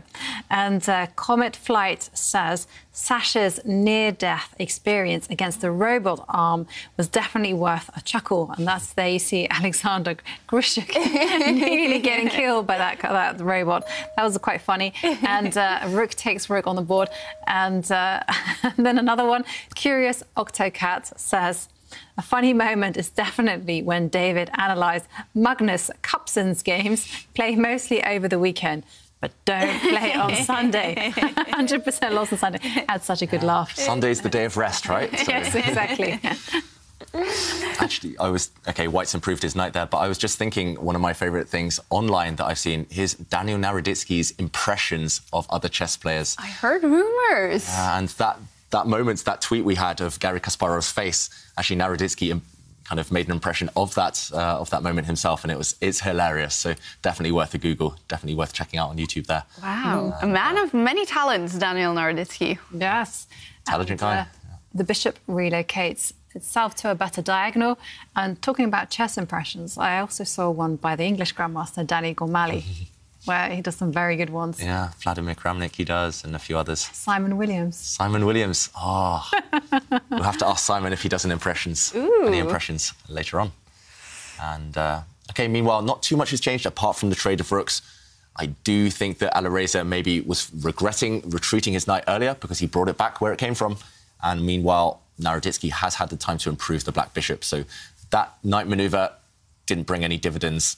And back to square one for Alireza in terms of finding a decisive plan. Still a pawn up, but nothing else really to speak for the white position right now. And also, Kaya, earlier you were asking about maybe a match me versus Stockfish. Yeah. I was also having flashbacks to when I played the Play Magnus app, age 10. Ooh. And even when I had a minute there against a minute from Play Magnus, it's too difficult. So humans against machines. That's... Yeah, we should mention that it was a computer you hadn't played before. It was a mouse that was just horrible. Still super quick, though. Yeah. We've seen some of our celebrities face off against the Play Magnus app. And yeah. Computers, even with 10 seconds, they're very, very good. Yeah. Is that what David said after the game? The mouse was really bad. That's, if I make a slip with the arrows and the analysis, it's the mouse, it's the mouse. A good workman never blames his tools, David. And actually, another fun... Sorry, I'm telling all the Naroditsky stories, but I was watching one stream where he said he just bought a new mouse because he smashed the old one because he was playing Blitz. And he said, he bought the most expensive one possible so that he wouldn't smash it. But, of course, a few games later, he lost and wins through. So, again, don't try it at home, but funny moment. Yeah, that's what we love about online chess. The reactions, the throwings, the cheering, the clapping that we had yesterday with Daniel. You ever had to buy a new mouse, David? No comments. Yeah. How expensive are we talking? How much money do you have to spend on your mouse if you want to be really good at bullet chess? Good question. I guess the best possible. There are gaming mouses, right, for kind of specialized computer games. Yeah, so because playing chess, it's one of the cheapest sports you could get good at, right? You need a chessboard or a computer. You can buy some chess books, but you can rent that in the library. I mean, it's not like buying that super expensive equipment like skis or, football boots, but a mouse. A mouse, yeah. Depends how many you smash, but it adds up. It adds up. And actually, I never used a mouse until about 1.5, 2 years ago. For chess, it was all the touchpad. But I pretty much wrecked my laptop touchpad, so I thought, OK, it's time to invest. Yeah, and that must be slower, right? Yes, I think so. Yeah. I had one gaming laptop specialised, but it was quite quick. But I bought a new one and no good, no good. And meanwhile, something that is good is that Black has put his rook on the open line. And I like what Naroditsky's doing in this game, actually. I don't like his clock situation. Maybe that might be a difficult thing to handle later on. But he has shown in the last game against Liam Lay that he's quite confident in these situations. Yes, he's emotional. Yes, he's kind of showing the expression all the time, but he's very focused under a minute. And I still don't see a plan for Firouzja. I think the big question for him is whether he wants to play the white bishop and take off that black knight. But that, again, you don't want to commit to that unless you're 100% sure that your minor piece is better. And right now, it's not clear that white's knight is better than black's bishop. So the trade of the other pieces, I think Firouzja will want to delay that if he can. All right, thinking for a minute here, Alireza. And talking about chess equipment, I mean, these players probably has invested in... We have a move. Yeah, lifting up the rook, maybe aiming to swing it across and challenge black's rook. So, yeah, these players probably have invested in, a good chair as well in front of their computers. And you guys often talk about your computers as well and all the games you have analysed in your, what do you say, in your computer, basically? Or yeah. We have a lot of games stored in our databases. Database is the word I'm looking for. So do you need an expensive computer with a lot of space to store all your games? Well, it depends on what you want to do. Yeah. I mean, if you just want to play chess for fun, then you absolutely don't need an expensive computer. If you want to use all these super engines, then I'm afraid you do need an expensive computer with a really expensive graphic card. Yeah. So if you do that and you get a lot of space as well, then you should have good capabilities for analysing, Actually, what the top players do, they have a trick. They just use very cheap laptops when they're travelling, but they link it up to their desktop computers at home. They do it remotely, and they use the power that they have in their computers at home. And if top players don't have that, then they actually kind of rent an engine online. So you can go to specific chess websites. You can use Stockfish on a super-powered computer. You just pay maybe a couple of euros per hour, and then you use the power of someone else's computer to analyze certain positions. And that's a kind of cost-effective trick, I think. So you don't actually need necessarily to invest in a kind of top-of-the-range computer yourself. Yeah. Having said that, I have heard rumours that one grandmaster actually has a super engine computer sitting in his basement. Yeah, I'm not surprised by that. Yeah. If you can, why not, right? Yeah. OK, but we do have to take this position because we've had a very committal move on the board. The pawn has stepped forward and is offering itself up for a trade. So, David, the first move that I'm thinking of, wow, why should just capture the pawn? Yep. What's wrong with that? Nothing wrong with that one. So Naroditsky, rather than sit on the position in the previous turn, rather than just maneuver, maybe push a pawn, just kind of wait, he decides, OK, this is the moment for concrete action, and he wants to resolve the tension in the centre. You mentioned, Jovanka, pawn takes pawn, most natural move. Black was threatening that pawn, why not trade? The issue maybe here is that white is in a bit of a bind. There's a pin on this line. You can't move the white bishop because your queen would fall. Also, black's bishop suddenly starts to create some threats, potentially, against the white king. So this... still probably fine for white, you're still a pawn up, but just from a human point of view, especially getting low on the clock, you don't want to allow any activity, any ghosts, any threats in the position. So I would be thinking maybe Alireza will wait. He'll maintain this tension and go back where he came from with his bishop and say, yes, you can trade pawns, but if you trade pawns, now it's on my terms. And for example, we might even see a queen trade, and white in this endgame would simply be a pawn up. And it's not a huge pawn right now, but this 3 versus 2 advantage later on might become a factor. This is what I would recommend and expect from Alireza, to just bring his bishop, instead of taking this pawn, to bring his bishop to defend his central stronghold. Ooh, and he does that. You were right there, David. I have to say, I was on the verge of challenging you to a bet, which I would have lost. It's always my timing. I was thinking, no, he's going to take the pawn. He's an active player. That's evil as well. You know, I just don't know how to say no to a bet. Well, you would have won it, so there you go. Yeah, nice, sensible move, actually. Just reinforcing the pawn, sitting there on d4. What happens... OK, if we take a look at the position, we can see that the queens are opposite each other. So which means that there's a pin, which means that white can't play pawn takes pawn. Why not just put extra pressure now on the pawn by retreating the knight? OK, interesting move. So black's knight can step back, just adding extra pressure, as you mentioned. Yeah. Maybe the white rook would then shuffle across one square just to keep everything overprotected. That's one trick I noticed grandmasters love. They just love to overprotect everything, just in case it goes a bit wrong. Ooh. But the rook is looking a little bit like it doesn't have too many squares. Maybe it's good. Yeah, maybe. I'm not sure it's the best move there, but it's the first move that comes to my mind. Otherwise, you're right, Jovanka. I think black's knight, that's the move I'm most attracted to right now as well. Right. Black's knight stepping back. Just all of black's pieces look pretty well placed, and that's the dilemma for Naroditsky, right? If all of your pieces are on their perfect ideal squares, then what next? Yeah, and he only has 1 minute left on his clock. 2 minutes, I think. Yeah. Yeah, 2 minutes, yeah. Oh, Spent 1.5 minutes on this go. And I remember yesterday we were talking about bullet chess before Naroditsky faced Magnus. We have a move. Jovanka's move on the board, putting pressure in the centre.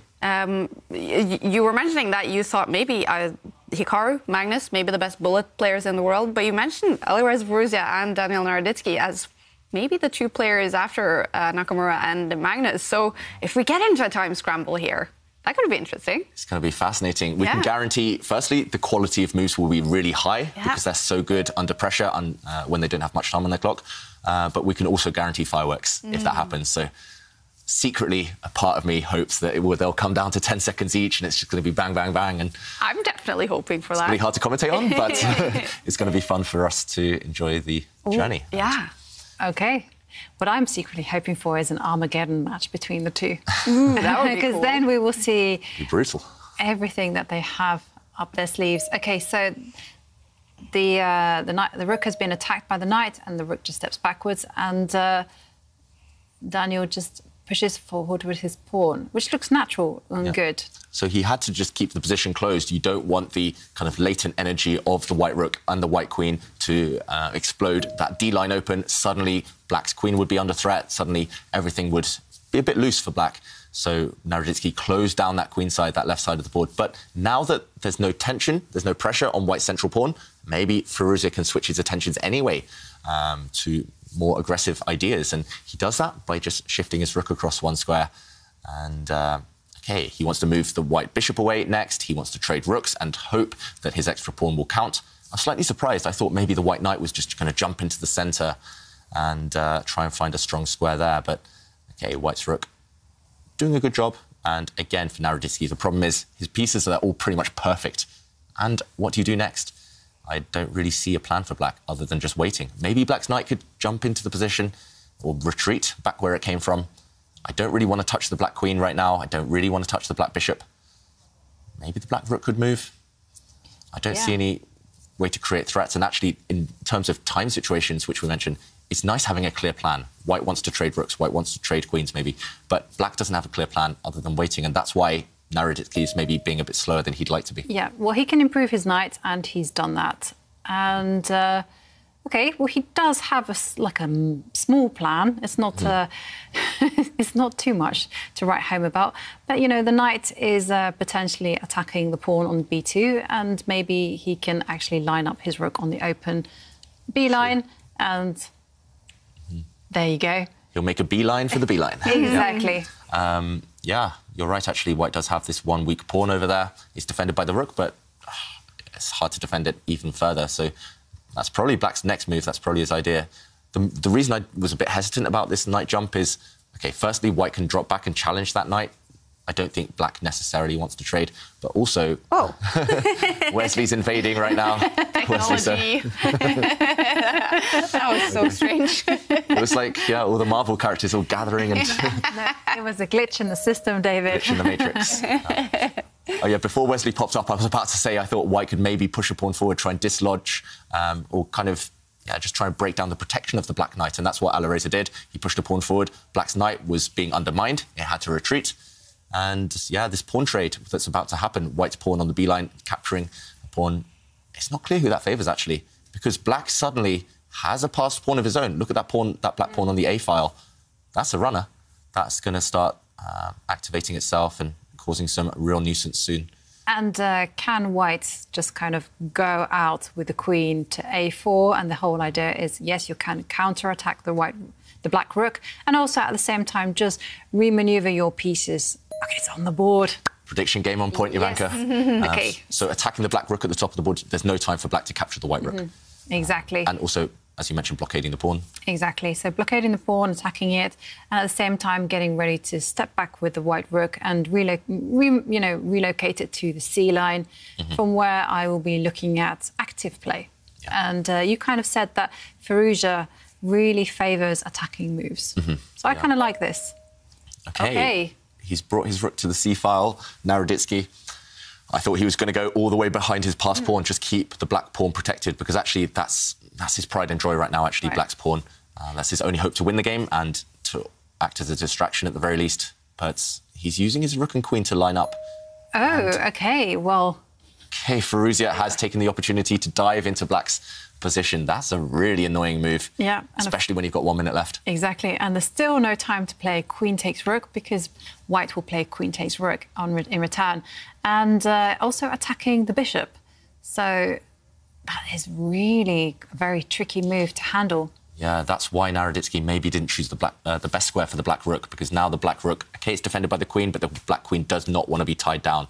The black bishop, does it have to move? You don't really want to retreat and allow the white knight to jump into the position, into the centre. Maybe you have to move the black rook again. Maybe move the black rook to a safe square. I'm not sure which direction. But once the black rook moves, OK, it does move. Once it goes, now white's rook is finally under attack from the black queen. Black's queen has been freed up, finally, to attack that rook. OK. And you can see on Daniel, the pressure is on. He has started moving a lot. Yeah, swaying back and forth. Yeah, OK. Gave him energy in the last game against Liam Le. It kind of calmed him down. I mean, it was quite an emotional end for him. So I'm expecting Alireza just to step back with his rook. The rook is getting ready to move to the c-line, and now there is a question. Step back with the black queen. I think you have to protect the black bishop. You don't want to move it. Also, you could set up a sneaky threat. I thought you could maybe retreat your queen to d5. Yep, as I mentioned, set up a sneaky threat as well. Yeah, that has happened. So black is actually threatening to move the bishop out of the way with check, bring it the whole way down to h2 check, and suddenly, after white takes that bishop, the white queen is undefended. Okay. So what do you guys... will Alireza win this game, or do you think it's going to be a draw? Or can anything happen? Kind of anything can happen here, because black's pieces are very actively placed, and at the same time, white's pieces has a lot of potential, and he's a pawn up. And, OK, well, this is a nice move, David. He just says, OK, you created a threat, but I'm simply going to block it with my knight. OK. And it's a big committal decision, though, because now black can take that knight, maybe, and we would head into an endgame where, OK, white has an extra pawn, but look at black's pawn on that A file. It's going to tie down some of white's pieces. I'm not 100% sure. But it's good, though, because he won't be so sudden. OK, but we have to take this move because the tricks are coming fast and furious. He's an entertainer, right? No endgames. He wants those tactics. He wants those tricks on the board. And that knight is offering itself up for free because if white... OK, Firouzja there, not happy at all. If white takes that black knight now, then the same idea. The black bishop would jump to h2 check and look at the white queen, undefended again. And just 5 seconds left on the clock. He has to make a move. And wow! Did not expect that one. We said there would be fireworks. White's bishop has just given itself up. White was threatening checkmate with the queen and bishop, but now, look at this. The queen's dropped back with the check after the bishop disappeared, and black's knight dropped off. So it ended up just being a trade, and Firouzja offering the queen trade as well. I mean, how do these players come up with these genius moves? That would not be on my radar. OK, the queens have disappeared, but that black pawn, watch it, it's running. I know, David, and if you take a look at the piece configurations, the bishop and the rook, they work perfectly together, and then we have a passed pawn all the way on the outside there. Knights are awful against these pawns. Yeah, it's like on a... I don't like it. I don't like it for white. Yeah, I don't like it either. You might have to put one of your pieces on a passive square to blockade it, right? You have to use your white knight or rook to sit on the a2 square to block that pawn, but... Yeah. Always the quality of the pawns, not the amount that you have. OK, so this is a nice move, actually, moving the rook to attack the bishop. OK. OK, so maybe you could just defend that bishop with the black rook. If you want to, can you even be sneaky and swing your rook across? To where? To support your pawn. To support your pawn? I think the black bishop would disappear. Yeah, it's not in time. Yeah, white's knight can come back and stop that black pawn just in time, as you mentioned. So, OK, Firouzja, he has nerves of steel. He's going on the front foot when most players would just be retreating and stopping that black pawn. It's like on a kind of athletics track. That black pawn has the outside track, and well, there's a threat in the position. The knight is threatening to come into f7 and just to give a huge fork. So, OK, to deal with this, you can either take the knight or you can actually step the king forward. Yeah, my instinct would be probably to step the king forward, but the first move you should calculate, if you have time, is to take the knight. It's more concrete, more direct. But it's 5 seconds for Naroditsky. He does... Is he going to do it? Oh. Wow, OK. The game just ended in a draw. Firouzja must have offered a draw to Naroditsky, and the game just ends abruptly. There was still a lot of life left. It could still have gone in any direction, but Firouzja, he must have been afraid of it for his chances. He must have been scared that the game had turned around, and that black pawn did persuade Firouzja in the end to just bail out with a draw. Are you surprised, Jovanka? I was getting excited for a pawn race and so many more fireworks, but... Yeah, it's kind of ended really suddenly. I didn't expect that. I was trying to work out what was going to be the situation there. But, OK. Yeah, let's take a look at it, David. I mean, it suddenly ended in a draw. Yeah, and it's rare to see that, right? Normally a draw, it's maybe a repetition of the position or just not enough material left to checkmate. It's rare to see the players just agree a draw in such a crazy position. And it's an endgame, so it's not that crazy, but there is still so many imbalances. And The reason Firouzja offered the draw with white is because he's scared of this pawn. It's only 3 moves away from its end goal of becoming a queen. White, in the meantime, does have a threat that black needs to take a time out to defend against. This knight is threatening to jump up check. For example, if the pawn moves, you can give a check, forking the king and rook. And next move, you can actually stop the black pawn just in time with your white rook. You can bring it back and defend. So it's surprising Firouzja offered the draw because he had this threat. But maybe after black's 2 options, he thought, no chance of winning anyway. Black could just bring the king forward in this position and stop the threat of knight check. He could defend this square.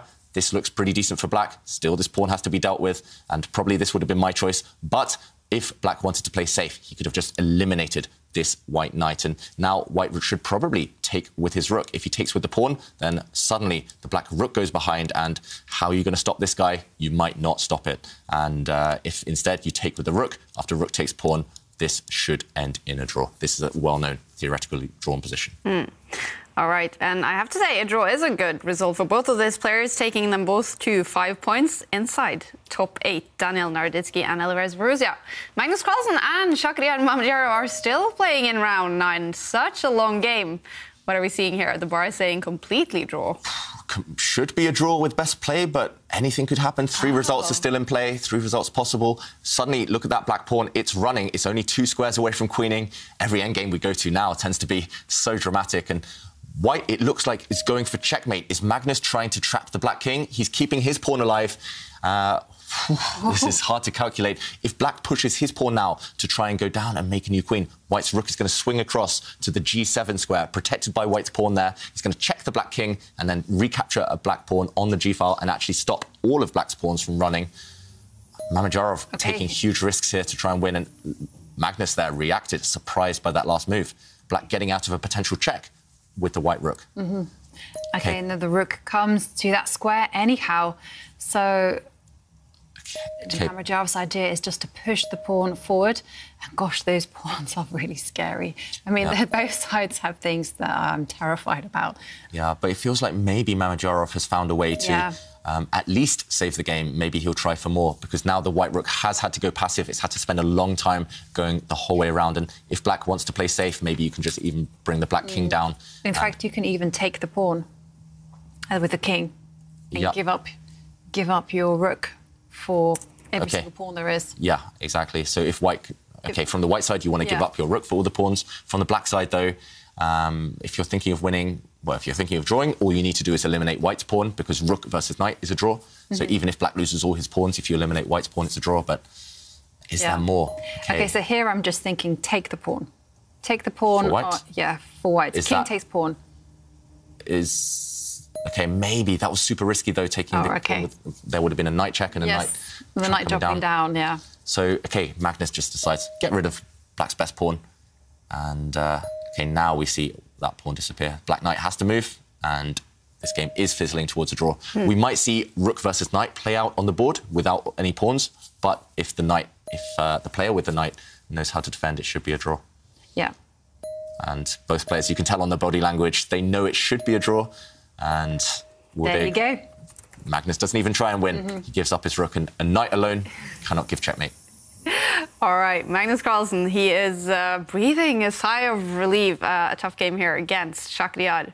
Mamadjarov ending up, after a long game, in a draw. So, Magnus, he's having still a good day. He's going to be... is he going to be on top of the table? No, actually, Artemiev now will be on top of the table. Wow. So, it's going to be Magnus and Artemiev in the last game. Do you think Magnus now will be bringing his best to that game? Definitely. I mean, he knows it's all about the tour points, and he certainly will want to finish the preliminary section in first place and grab those 10 points just to secure his top spot on the tour standings. So why not? You know, it's all about pride, and why not give it a go against Artemiev?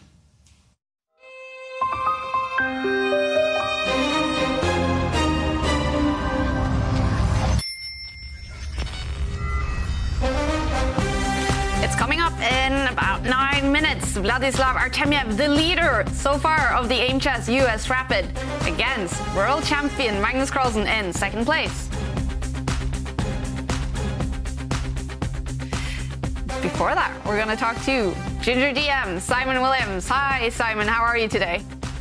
Yeah, I'm good, thank you. How are you doing? All good there? Yeah, all good, and enjoying the chess and enjoying again today Daniel Naroditsky. What can you say about his performance today? I think it's fantastic, and I mean he's such a modest guy. I saw his comments after yesterday where he didn't have the best of days, and he said, "I'd just be happy for the rest of the tournament with maybe 10 games to go if I can just get 1 or 2 scalps against the top players, beat 1 or 2 of the top players." And maybe one thing that lets Daniel down is that he's too modest. I think if you look at the top players, you have to be overly confident in some ways, maybe verging on arrogant even. And Daniel, if he just got that confidence, he's shown that he can beat these players. And for some reason, he's doing that today. He's built up in confidence and showing that he can beat them, compete with them, and qualify, which I hope he does. Hope he does well. And and I mean, winning his first game today against Wesley So, a huge shock there. Do you have a favorite moment from today overall? I think that was a great game. It was a lovely finish that Daniel played right at the end, like tactics, really sharp stuff. So I think that for me, really, it's just, because we know how good Wesley So is. Wesley So is probably, along with Magnus, the strongest player over the Champions Tour over the last year or so. So taking him down with beautiful tactics is pretty special, I think. So, that was a highlight. Yeah. And I mean, so Daniel, he is, 156 in the world in classical chess. Is he one of those examples you see where in chess we're seeing more of specializing in some fields? So maybe he's not aiming to be one of the best in classical chess, but to be one of the best in online tournaments, if it is rapid or blitz or bullet. Yeah, I mean, I think his speciality is playing bullets, playing speed chess. But maybe that's just because he's decided to do that. If he decided to play longer time limits and take it seriously, as I don't think he's played a large amount of tournaments over the board at longer, I'm sure he'd be awesome at those time limits as well. So he has specialized in bullet chess, and he's also specialized in doing his YouTube channel, his Twitch thing, which takes quite a lot away from actually keeping the playing style up. But he's really talented. His mind works so quickly. I mean, just as you can see from his bullet chess, so he's got the talent there to be one of the best players, I feel. And thanks to these entertaining streamers, we are talking about funny moments in chess today, Simon. Do you have a favorite funny moment in chess? I mean, there's a couple, but I do remember one which involved me, Jovanka, and David actually, which was pretty amusing. And it was me and Jovanka used to commentate together at the Gibraltar competition, which was a big open, and it was a lot of fun. And we were watching our good friend David Howell play, and we were commentating on, not biased at all. Come on, David, and we were there watching him play against Leveronian. Which is pretty special, right? Because you're playing against one of the best players, and David was doing really well in the game, and we were trying to be a bit unbiased. But the funny thing was that on the camera they had player cams, as you have here, and next to Lev, sitting next to Leveronian, was Hikaru Nakamura, and he wasn't really watching his own game. He was more interested in, and you can see the clip here, right? And this is fantastic, and you can see at some point. There you go. He starts looking at the game, and just look at his facial expressions. We're watching this, and he's like looking at, because David won this game, and he's like looking, and he's like, "What are you doing?" He's like, "What? Who am I sitting next to? I mean, what are you, a beginner?" And he's like, literally, and he's like, you can just see the judgment in his eyes there. And me and Jovanka were just watching this, and we were. It went on, I think, for a couple of minutes. This, and it was, and you can see he tries to concentrate his own game. And then in a minute or two, he looks back over, and he's like, he goes back, and unfortunately we can't see David there. He's just like, and he's like, oh boy, what's he doing? He's like, yeah. So, and you can see me and Jovanka were just cracking up watching this, and it was very amusing just to get that live on camera. Was a great moment. Wow, and it looks like Levon is trying to ignore it. But you must have seen it, David. What were you thinking? What were you feeling? Yeah, actually, I just saw myself walking off in the background because I just couldn't keep a straight face. I just kept peeking over, and Hikaru's just kind of staring down. There I am in the background there walking. But yeah, he's just staring down Aronian, and yeah, it was one of the favourite moments. Look at that. I feel bad now. Levon, I mean, he just had an off day, but yeah, Hikaru, he never disappoints, even when he thinks nobody's watching. Yeah, he just has to leave there. Well, it gets better as well. One more look. Yeah, I think he just stands there and just, you know, looks from over the top there at some point, and wow, cool. Look at the state of my beard there as well. Yeah. But anyway, that's... Very nice. Very nice and very, yeah. There we have Wesley So as well. Yeah. Oh, it was good. It was fun anyway. So very cool. Wow. Okay, I think I also now have a new favorite moment in chess. I'm going to look over that. Wow. All right. Well, Levon Aronian, speaking of Rich, he was in the top of the table before today. He has fallen a few places, and we have Artemiev in top of the table now. How impressed are you with Vladislav Artemiev, Simon? I'm incredibly impressed, and it's not just one tournament. I think he knocked out Lev in the last one of these as well, Champions Tour, and he just seems to be going strength to strength. I would not be surprised if he becomes one of the sort of forefront of Russian players over the next year or two. So it doesn't surprise me because he's done it before. He's just incredibly strong. Is all I can say. Very good player. All right. And his game against Magnus is coming up very soon. So thanks for joining us, Simon, and bringing us that fantastic, funny moment. All right. See you tomorrow. All right. It's coming up very soon, the next game. So let's take a look at the results from round 9. Jan-Krzysztof Duda got a win against Awande Liang. Artemiev won his game against Jordan van Forest. Wesley So eventually won the game against Lenia Dominguez. And Liam Le making a comeback, winning his game against Erik Hansen. So these are the standings after 9 out of 15 rounds in the preliminaries. Artemiev in sole lead with 7 points. Magnus Carlsen half a point behind him. And Aronian and Shakhriyar Mamdyarov are both on 6 points. Wesley So 5.5. We have 2 players on 5 points. That is Naroditsky and Borussia. Vidit still inside top 8. And Duda and Giri on 4.5, right outside top 8. And Maxim Vachier-Lagrave also right outside. It's tight. It's tight. It's certainly tight, yeah. And a lot of suspension building. Yeah. And yeah, what can I say? I mean, so many players having great results, and some players not doing so well, like Anish Giri only drawing every single game. Though I do have a nice tweets for you. Ooh, okay, we'll take it when the game has started. Yes. All right, let's take a look at the games, the 8 games in round 10. Duda now up against Naroditsky. We have Erik Hansen against Alireza Borussia. Vachier-Lagrave now up against Liam Le. And Vidit inside top 8 against Lenia Dominguez in the next game. Wesley So, Shakhriyar Mamdyarov. Anish Giri, he needs to score points, now up against fellow Dutchman Jordan van Forest. But the game we will follow. Vladislav Artemiev against Magnus Carlsen.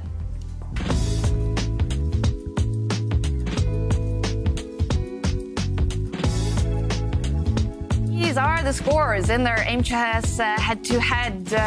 Vladislav Artemiev played 72 games. What are we seeing here head-to-head against Magnus, David? So some very, actually, level stats for most of them. Opening, advantage capitalization, resourcefulness, even accuracy, all roughly the same, but it is time management.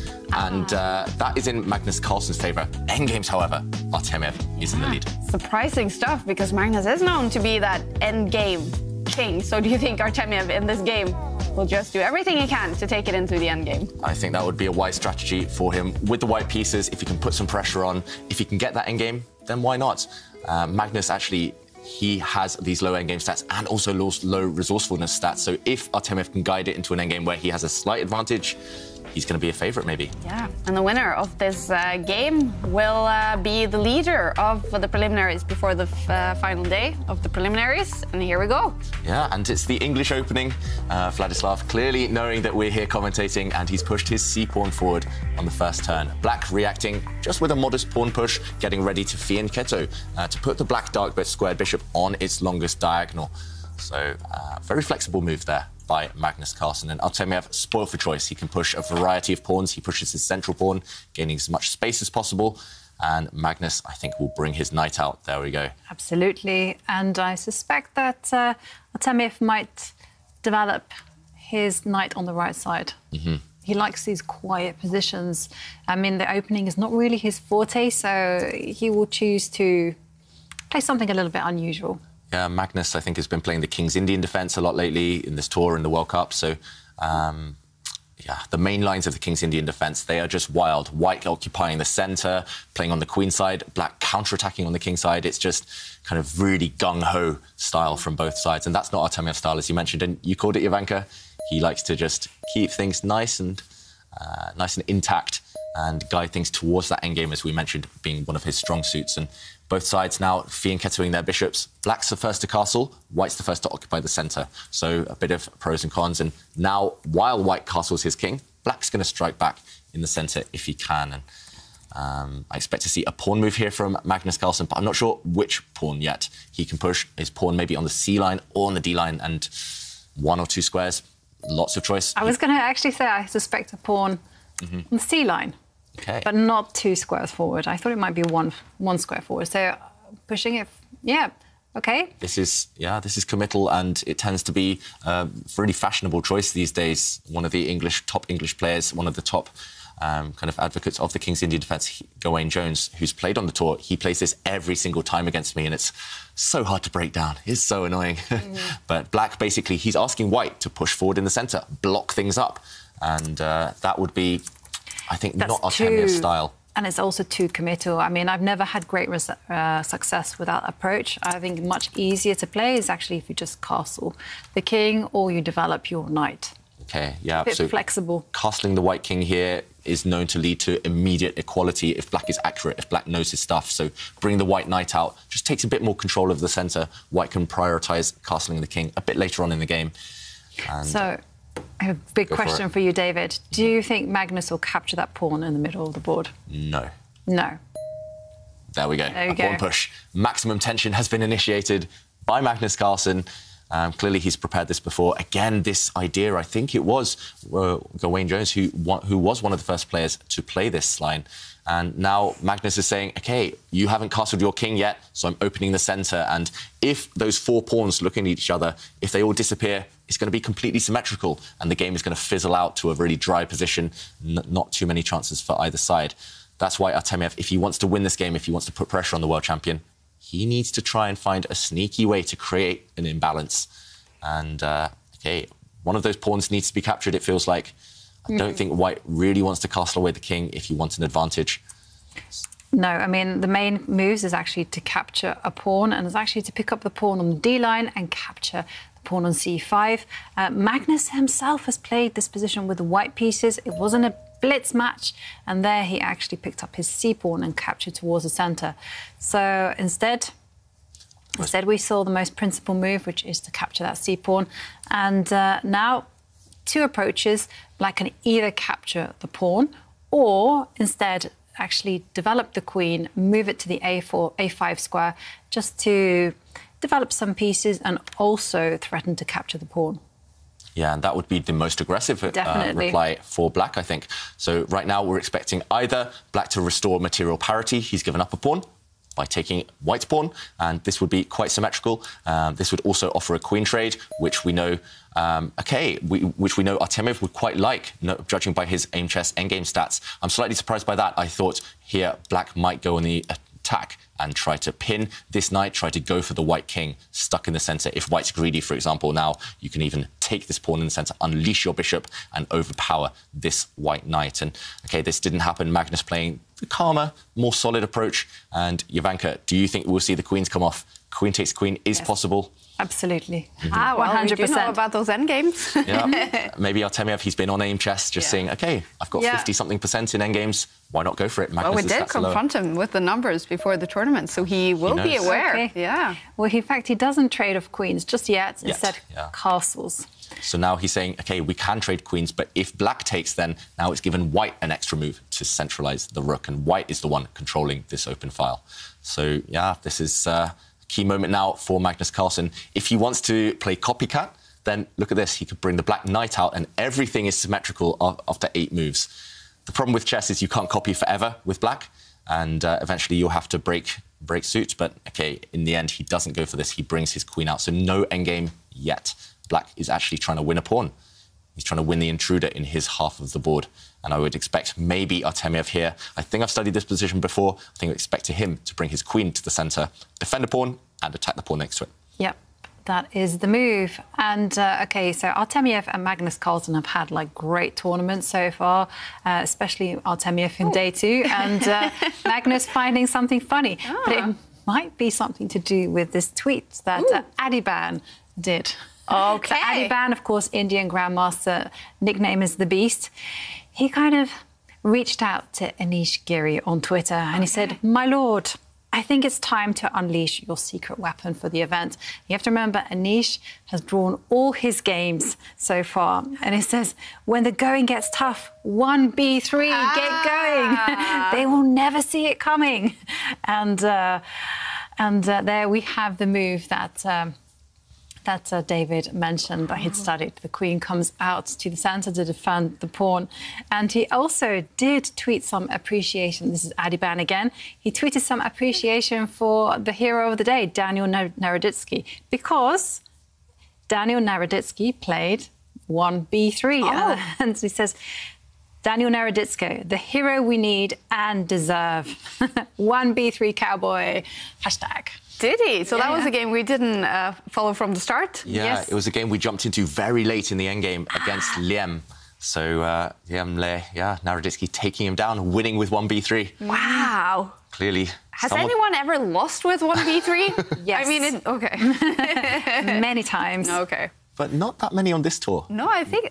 Probably quite a positive score with 1b3. Yeah, okay. Well, Adiban, if you're watching, can you check out the 1b3 stats in the Meltwater Champions Chess Tour? Or anyone at home? Yeah, a lot of research to be done there. Yeah, because I have a feeling many of those games have ended up with a winner. Yeah. With at least fewer draws, no quick draws. Always a full-blooded fight, right? Because I remember Adiban, of course, notoriously defeated Anish using 1b3. Yes. And Magnus has won with 1b3. Yeah, and now Naroditsky. Yeah, Adiban wins with 1b3 when he's white, loses against it with black. That's the the trick, right? It's just a strong opening. Interesting. And, I'd love to see it played a bit more in the knockout stages. So, of course, Giri is now playing against Jordan van Voorst. Has he played 1b3? Has he seen the tweet? Ooh, let's have a peek. I think not. No, no, he just pushed his queen's pawn forward. Okay. D4, no B3. Maybe later in the tournament. If Anish still struggles to break this drawing streak, if he struggles to get his first win of the event, then why not play B3, right? Just sometimes that's the trick for viewers at home as well. When you're in a bad patch of form, mix things up. Like sometimes I've been on a run of defeats or I'm not feeling my best. Just if you play something new, you force yourself to focus. You force yourself to just out of your comfort zone, and that tends to pay off. Meanwhile, this game, I don't think Magnus is in his comfort zone. He was the one who chose this opening with black, but after this common move by white, the most testing move, he hasn't reacted yet. Nearly 3 minutes now thinking on this one move. And actually, if black isn't accurate, from my studies at least, if black isn't accurate, then you might face some real danger. In symmetrical positions, because white starts first, white has the extra tempo, white is the first one to create threats. There's also, I'm looking at the database, there's also a range of moves available for black. You know, he can develop his knight there on the left side, attack the queen. He can also move it to the edge of the board, to the a6 square to attack the pawn.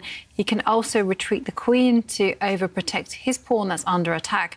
And the choice just continues. He can actually retreat his knight to attack the queen. Yep, that's right. And he can also develop his light squared bishop out to e6. Too much choice, David. But the most popular move is actually just to attack the queen by playing the knight to c6. Yeah, and then I guess the queen would take the pawn, the bishop would come out and try and strike, gain time against the white queen. But now this is the idea here. White's queen always swings across and tries to start an attack actually against the black king side. And in this position, black's king looks like it's safe as anything. He's got so many pieces around defending it. But once its best defender gets eliminated, and white starts that by this move, once this piece gets eliminated and gets traded off, suddenly the black king feels far less safe. And this position is quite well known. I've seen it a few times before in really heavyweight battles between grandmasters. And White tends to score quite decently, if I remember. At least there's some tricks in White's favour once this key defender is removed. So I quite like White's chances in this position, even if the computer says 0.0. It's minimal risk. You're eliminating pieces. And, for example, if Black just moves a rook after this, well, maybe you don't even trade first, but you start bringing pieces towards the Black king, utilising the fact that your queen is primed for the attack. Yeah, and you're quite right there, because White, according to my database, scores very heavily. Yeah, and that's the thing. Sometimes computers, they might say, this is the best move, 0.0, you're completely fine. But there will be hidden traps later on, or maybe it's really hard for Black to navigate that narrow path to survival. And that's not Magnus's style as well, kind of playing a line where, OK, the stats are bad, you have to find an only move at every turn just to make the draw even. And, OK, Magnus still struggling to get maybe those tweets out of his mind. Still Talking about there. a draw, we actually have one decisive result. Well, one's Mamadjarov and Wesley So. The game has already ended in a draw. Yeah, I think not too many surprises there. Let's see how it ended. OK, the infamous Berlin draw. OK. Those guys, I noticed over the board as well, they played each other a few times recently, and always a quick draw. OK, so the line I actually showed on the board a few moments ago, it's happened on this board as well. And Artemiev just putting his head in his hands there, probably just trying to recall, trying to remember what his analysis said or what he's seen before. This idea, I mean, as Jovanka mentioned, it's on the database, and it's cost Magnus Carlsen 6 minutes to get here. It's only move 11. And I expect White's queen to swing the whole way to the right side, as I mentioned, and maybe try to launch some attack against the Black king. Anything else, I think Black is completely fine. Maybe the only alternative was to try and trade queens, but Artemiev, he loves the endgame, but he's not going to beg for it. He knows it might happen later on anyway. So White's queen has swung across, and when Black recaptures the pawn, White's extra pawn on c5, once Black takes it, White dark-squared bishop is going to spring out. And, yeah, they're starting to speed up and racing towards that position I highlighted. OK. Artemiev having a fantastic tournament again. This is only his third event in the Meltwater Champions Chess, where he made it to the knockout stage in both of those events, and he is on top of the table in the preliminaries right now. This just seems to be his format, really. Yeah, I mean, this is his third event on the tour, and he continues impressing us, not just with his results in the grand, kind of in the total standings, but every single game. He's, even now when most people would think, I'm top of the tables, let's make a draw against Magnus. Nope, he's going to try and put some pressure on if he can. Very cool. Just, yeah, impressive player. Chuck Norris, that's what they call him, right? They do. Justified that nickname throughout the last few tournaments. And, OK, we're expecting him, after a bit of a think, to bring out that white dark-squared bishop. That's the only piece that hasn't been developed. Have we lost the players? OK, nope, the moves are coming. He attacks the Black queen. So we'll get the players back momentarily. Yes. And maybe, in the meantime, Black's queen will move. Yeah, all right. Well, I'm looking at the bottom of the screen, all the other games that are going on in round 10. So Mamadjarov and So play that very quick draw. Anish Giri, he didn't play b3, but it's looking good for him. At least the bar is saying so against Jordan van Forest. The other games still maybe a little bit slow. Not any decisive moments yet. Yep, still early days in the other games. All right. Maybe this was actually the kind of the kick that Giri needed, playing against his countrymen. Remember that Van Forest won Tata Steel earlier this year in the Armageddon game. So Giri, he might not admit it, but in the back of his mind, he'll always want revenge for that kind of heartbreaking defeat. Definitely. And it looks like he's well on his way to winning that game. So, OK, meanwhile, this one, what do you think? I'm just laughing a little bit by your confession there. Chess players, they want one thing, revenge. Yeah, I mean, that's all I dream about when I go to sleep at night. Well, I love that about chess. It is a war game. Yes. Right? Revenge and all the big words. Yeah, if your king dies, you need to avenge him, right? Yeah. Exactly. Yeah, so interesting move by White attacking the queen. So according to my database, it's been played before, 6 games. In 4 of those games, Black just moved the queen over to the left. 1 game, went over and offered a queen trade. Another one, stepped forward with the queen to the b4 square. OK, so you can go in either direction, right, left. Yes. But you can also offer the queen trade in this fashion, as you mentioned, Jovanka. kind of threatening the white queen, but also trying to attack this pawn. And this would pretty much force white to take the queens off the board. The black queen just too strong there. And I think, again, I've looked at this position before, and white's bishop would come up, attacking the knight, attacking this pawn as well. And if the black knight does retreat, white, again, in this symmetrical position, is the first to occupy the center with his rooks. Maybe white can bring his knight out, open up his bishop on this diagonal. OK, this might actually happen. It tends to be a tiny, tiny advantage for white, but with accurate play, black can try and neutralize this. Simply, there aren't any weaknesses in the black position. And OK, the queen trade has happened. This is the current position on the board after knight takes queen. And I'm expecting this one from Artemiev. Not too many other options. Maybe he can bring his knight to the center of the board. Maybe he'll be thinking about this one. But then, yes, you're attacking black's bishop, but the bishop will just block the diagonal of white's piece. And I think this will be, this will just lead to an equal position. So can Artemiev put on pressure here? I don't think there's any risk for white if he's accurate, but it's also going to be hard to create something because black is so solid. Yeah. All right. And remember, if you want to get your performance online analyzed by David, then you can head over to Chess24 community, leave a comment, and every day, one viewer is getting their performance online analyzed by David live in the show. And I also want to remind everyone that Chess24 is having some special events during the Aimchess US Rapid. After the tournament every day, there is a special banter blitz that you can follow just right after all the games here finish. And every day before the tournament starts, so at 4 p.m. CET, there is an arena tournament with prizes for all amateurs, or not all amateurs, but only for amateurs, I mean. So a lot of stuff going on Chess24 during this tournament. Yeah, and Banter Blitz especially I recommend. Yeah, I mean, so playing world-class players, you know, trash-talking you or giving you advice, it depends on the player's style. I remember, giving some Banter Blitz myself, but also playing and challenging these top guys. It's always fun. It's actually quite difficult to talk and play chess at the same time. Yeah, it must be. Yeah, it definitely is, because, you know, normally chat is there telling you something, and you interact with the chat, and then before you know it, you're like, ooh, what happened there? Just blundered a piece. And, OK, the move that you highlighted is on the board there. The bishop has moved to attack the knight. And, OK, we're expecting the knight just to retreat. Yeah, there's a couple of squares the knight could retreat to, I guess. The black knight attacked and the black pawn on e7 is attacked, so the black knight needs to retreat and defend it at the same time. I guess you could use the square the knight just came from, c6, or you could use another central square, d5, and both look perfectly viable to me. I'm struggling here. I need to go on Chessable or something and kind of repeat my lines, because I've studied this position before and I can't remember where the black knight should go. But hopefully Magnus will enlighten me. He can choose a square and I'll trust him which one the best is. And either way, I'm expecting that. A knight retreat. That black knight has to step back. I can tell you, according to my database, this position has only been played one time. It has been analysed, and the only move that they looked at was actually retreating the knight to the c6 square. OK. So, OK, well, now we're in new territory. No one's even thought about playing this move. Yeah. Which is a bit weird. Apart from Magnus until now. And, yeah, the fact that only one move had been analysed before with a really strong computer on the cloud means that probably that's the top computer suggestion, right? Bring the knight back to a different square. So Magnus hasn't necessarily played the most accurate move. We saw his accuracy stats quite high in general, but, yeah, now that the queens are off, we're close to the endgame, and Artemiev, he's supreme in this type of position.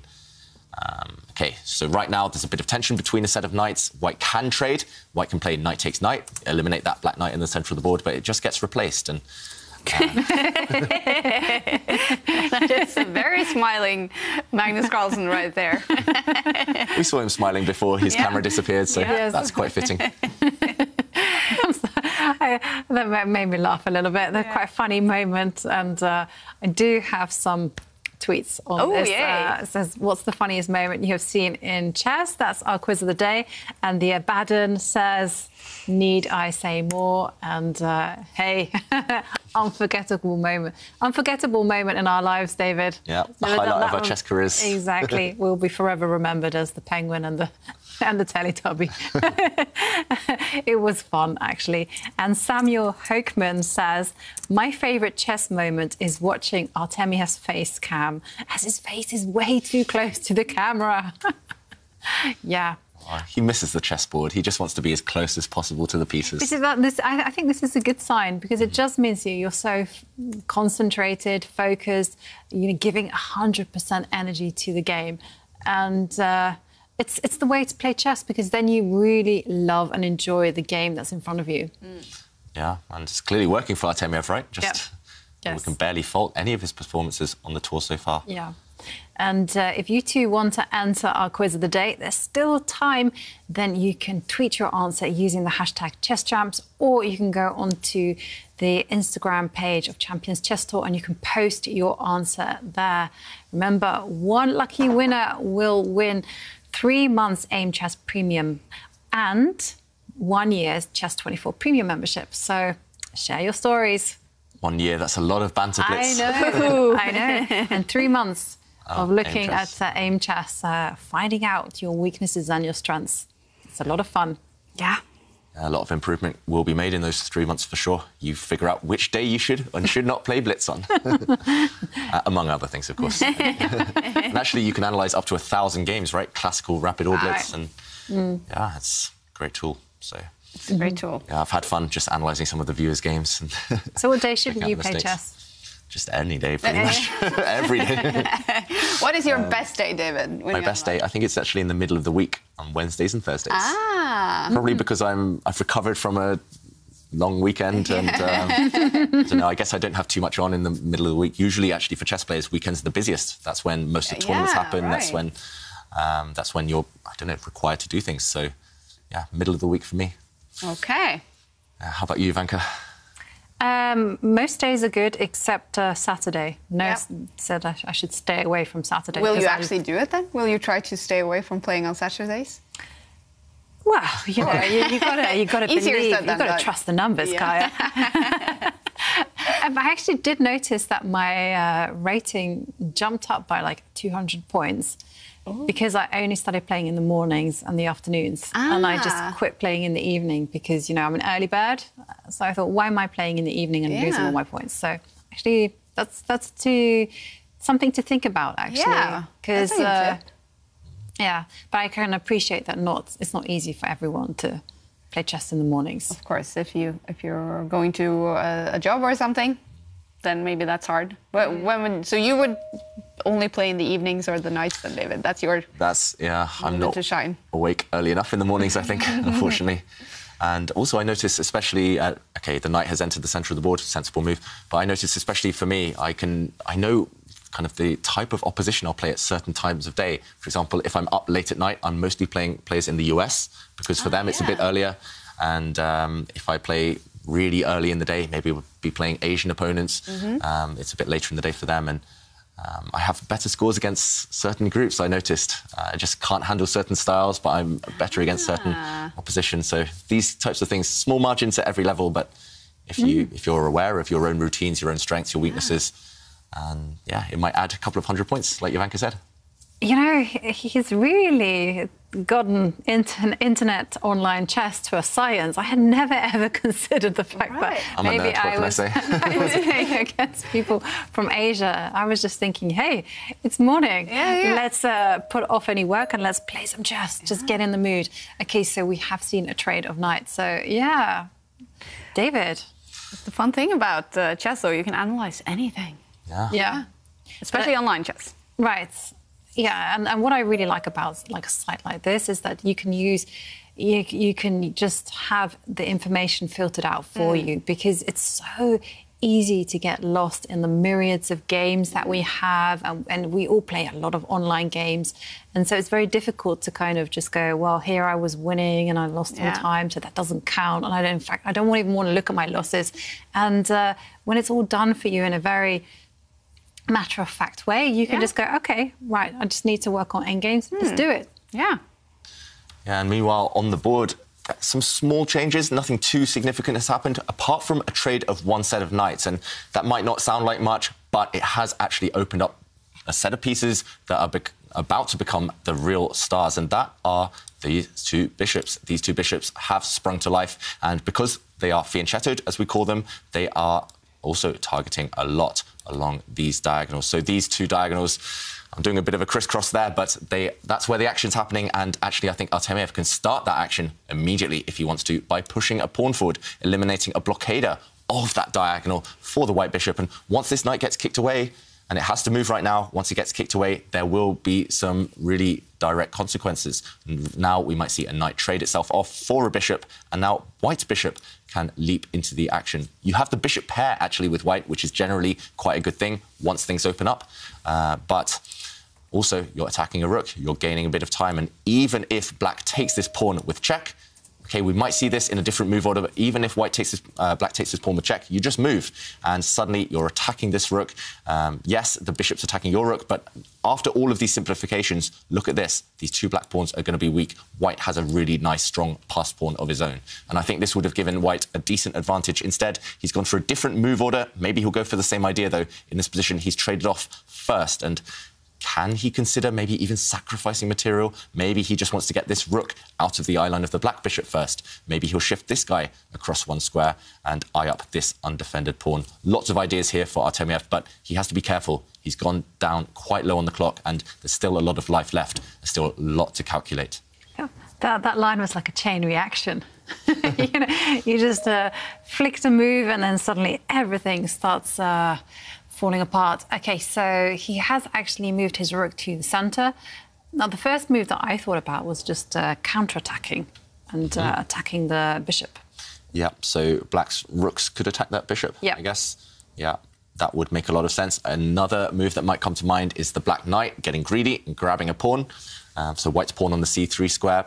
It's doomed anyway, so maybe black doesn't want to kind of decentralise his knight just for the sake of that pawn. Maybe you want to gain time, as you mentioned, against white's bishops first. And also, if the black knight moves and grabs a pawn, white's rook has a clear route into the position. White's rook will line itself up on the 7th rank. So maybe you want to keep the white rook blocked on the d-file right now. Yeah, your move, Jovanka, bring the black rook into the game. Will that cause white's bishop to retreat? Or maybe will white capture that black knight in the centre of the board? Some real work to be done here in terms of calculating, evaluating. Lots of options for Magnus Carlsen. Yeah. No, the reason I was chuckling a little bit was because when I compare the body language between the two players... Could not be more opposite, right? I know. Like, Artemiev is like brain up to the computer screen, 100%. And look at Magnus. He's just like casual here. He's almost horizontal right now. He's so chilled out. I know. Yeah. OK, we'll find out which posture works better in this endgame. But I mean, I have to say one thing about chess: it's very good to be relaxed. If you're too in the zone, too focused, and you desire results so much, then this can actually impact your play. Much better just to be okay. Let's look at the position, be objective about it, do what needs to be done. Yeah, if you're too tense, once you lose control, you can't recover. That's the thing. And at some point in chess, nearly every game you lose control slightly. So yeah, you have to be kind of ready to play on the fly and adjust to that as you go along. I mean, physically as well. Like, if I have a long day at the office by a computer, then I can be so tense afterwards. And for players, if you play for 5 hours or even 10 hours, I know you guys do in bullet chess, you almost need your own doctor or what do you call it? Physiotherapist. Yeah. I mean, imagine these tournaments in the Champions Chess Tour, they're playing maybe up to 5 hours, 9 days in a row sometimes, and that takes its toll on the physical, on the body, on the mind, on everything. When we're adding it, we've been talking about equipment that you need for chess. We started out saying that you don't need a lot of equipment. Adding it up here, you need your own physiotherapist. It's getting expensive to be a top chess player. It is. It's an investment. Yeah. That reminds me of a billionaire who once wanted to learn chess, and they said to me, "Oh, it would be super cheap. You don't have to invest too much." And then hundreds of millions of dollars later,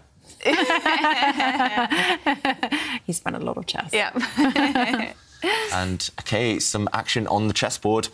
Magnus, he has gone for your move, Jovanka. He did attack that white bishop, but OK, I was slightly surprised. I thought white's light square bishop would capture the black knight, just eliminate black's knight there.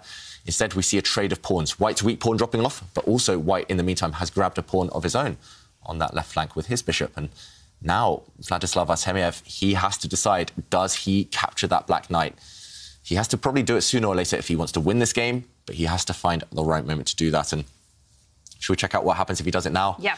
Because it's very, very tempting. If he takes this black knight with his bishop, we'll see a trade.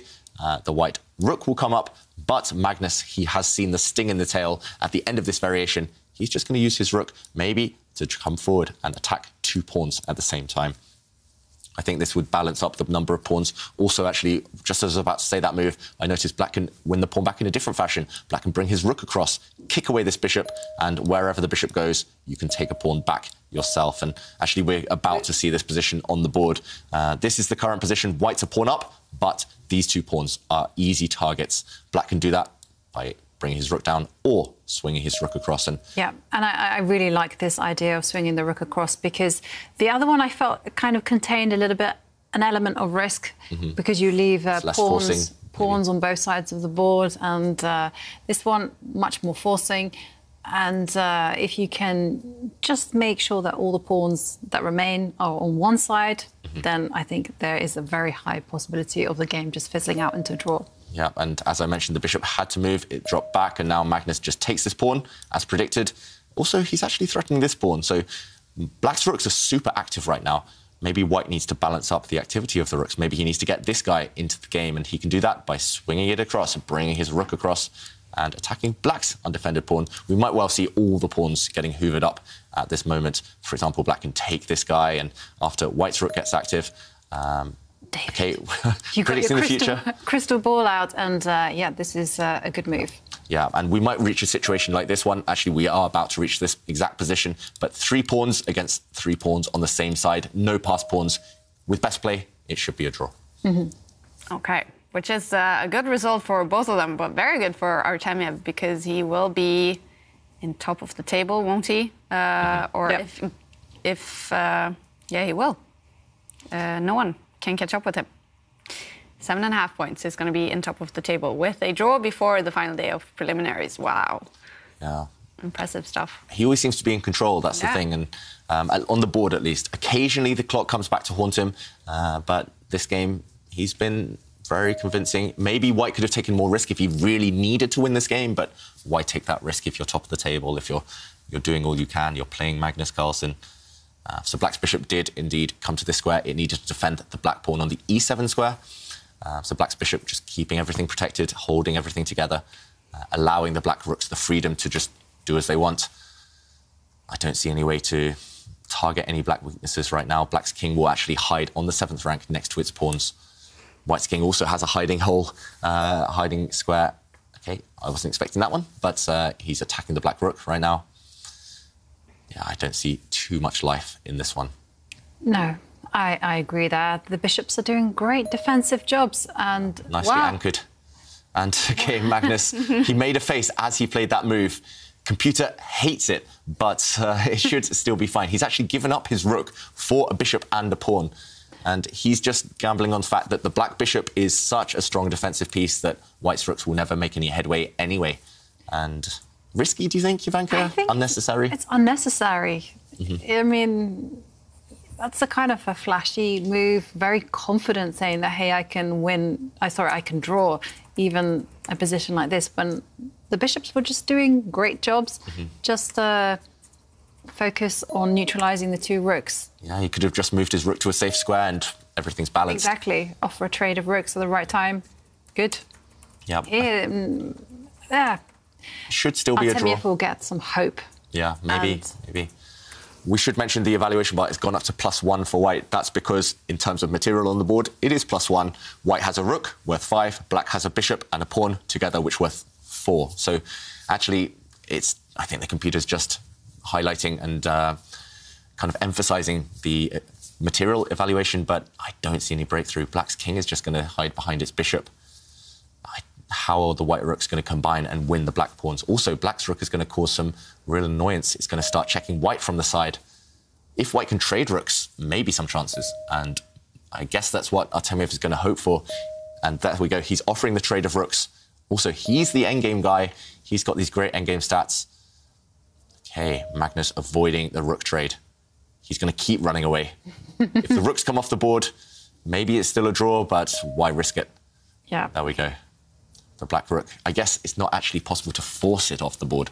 No matter where you go, actually the black rook can use any square to run away to. Across the bottom of the board, vertically, horizontally, anywhere. And, okay, Artemiev just repeating. He's going to give a check. Oh, no, he doesn't give a check. Magnus, he's found a safe square. Now white can no longer challenge that black rook. He's just saying, OK, I know you're trying. I'm not going to say yes, though. No trades for you. OK, the rook sidesteps. And now the bishop gives a check. OK, white king should just step forward. Yep, to a light square. So you're expecting this to be a draw? Yes. OK, good. Because we're joined by someone who won the final game of today, Anish Giri. Congratulations on winning that final game. Thank you. It was a relief. Yeah, have you been a little bit stressed about getting that win? I've been stressed about not getting that win. Yeah. Not getting that win, I'm quite happy. Yeah, for sure. It was a tough day, and yeah, I'm very happy to finally win a game because it's a little bit like, yeah, it's a bad metaphor that I wanted to use. I'm not going to use. Your show is too good for it. But when you are stuck and you cannot deliver, then it gets harder and harder. And then at some point, yeah, it starts to get really difficult to win, but then you win. It's very nice. And we're just seeing the game with Vladislav Artemiev and Magnus Carlsen ending up in a draw. But Anish, we want to talk to you as well because there was a tweet by Adiban sometime today where he was hoping that you would play the B3 opening to get your win. Did you see it? For sure. But the thing about B3, I have studied a little bit his course. Okay, at some point I thought, okay, this is too good to be true, so I turned on my engine somewhere, and then I saw that white is not better in 1v3, unfortunately, but still it's very interesting. I like the way he he suggested stuff, so I thought, okay, let me try it out, and I tried it in Chess24 Arena tournament, and I played in that Arena tournament like 25 games, and I lost only one, and that was after 1v3. So I thought, okay, it just didn't stand the test of Arena. And decided, okay, then it's also not going to be used in the Champions Tour. I'm sorry. All right. Okay. Now we have the answer. But the opening is, I talked about it a little bit during my stream there. I was streaming on my channel for this.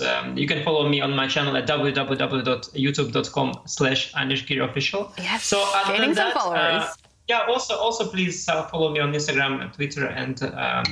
We're not. But basically, that's what I was going to say. But David is there sitting, hoping he'll get some Twitter followers by the end of today, but nobody's following. David Howell, GM. Yeah. Stuff, guys. But what I wanted to say is that the thing with 1v3 is that it's such a creative opening. So I played 1v3, then I had the normal position, but I didn't want to just play it normally. No, I thought I played 1v3, I have to now. So I started going h4, h5, this, that, and so you have to, when you play opening like 1v3, you have to be very objective. And if the position, maybe you want to checkmate brilliantly, but maybe if that's not the day, then you just play it calm. So that's a little bit difficult for me. I'm not experienced in 1v3, but nothing wrong with the move. Good move, even better course. All good. All right, Anish, we're happy for you getting that win after quite a few draws. Good luck tomorrow as well, trying to qualify for the knockout stage. And thanks for joining us. Thank you. Thank you.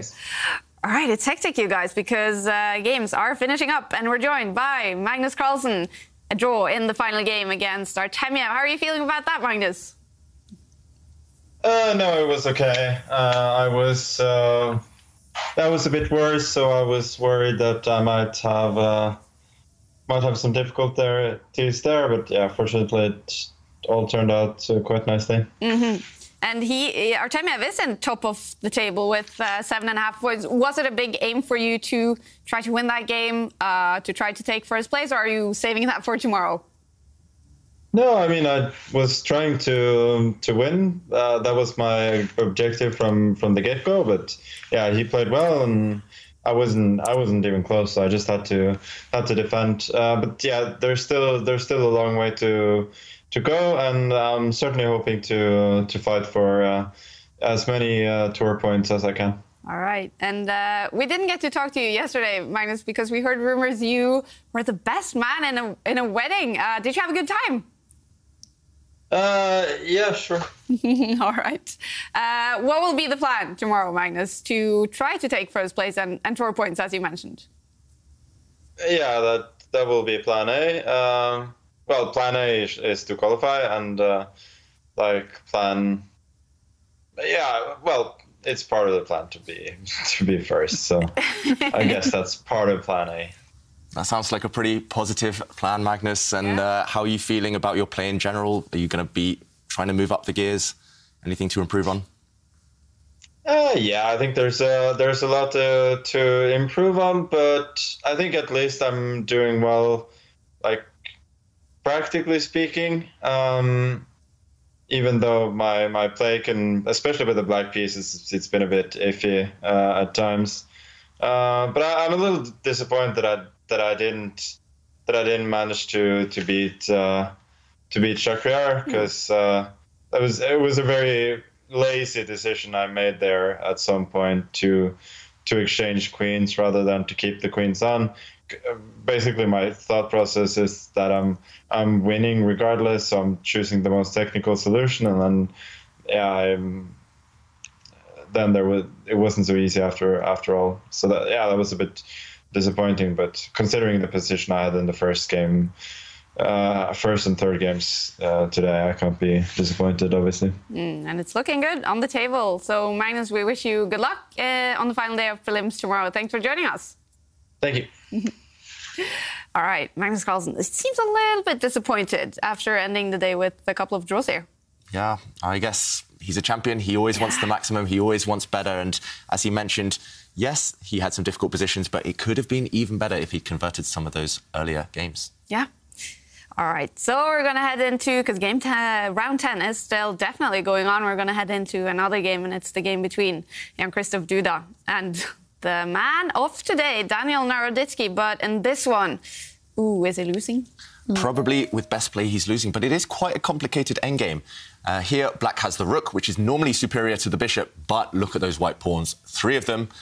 Black has nothing in return. Those white pawns are simply going to run forward, and it's not easy. Jan-Krzysztof Duda has to combine. He has to use the white king to support those pawns. He has to push them in the right order, but he probably will be able to achieve that. I don't see anything that black can do other than maybe give some annoying checks at the right moment and step forward with his king, and that's what he's done.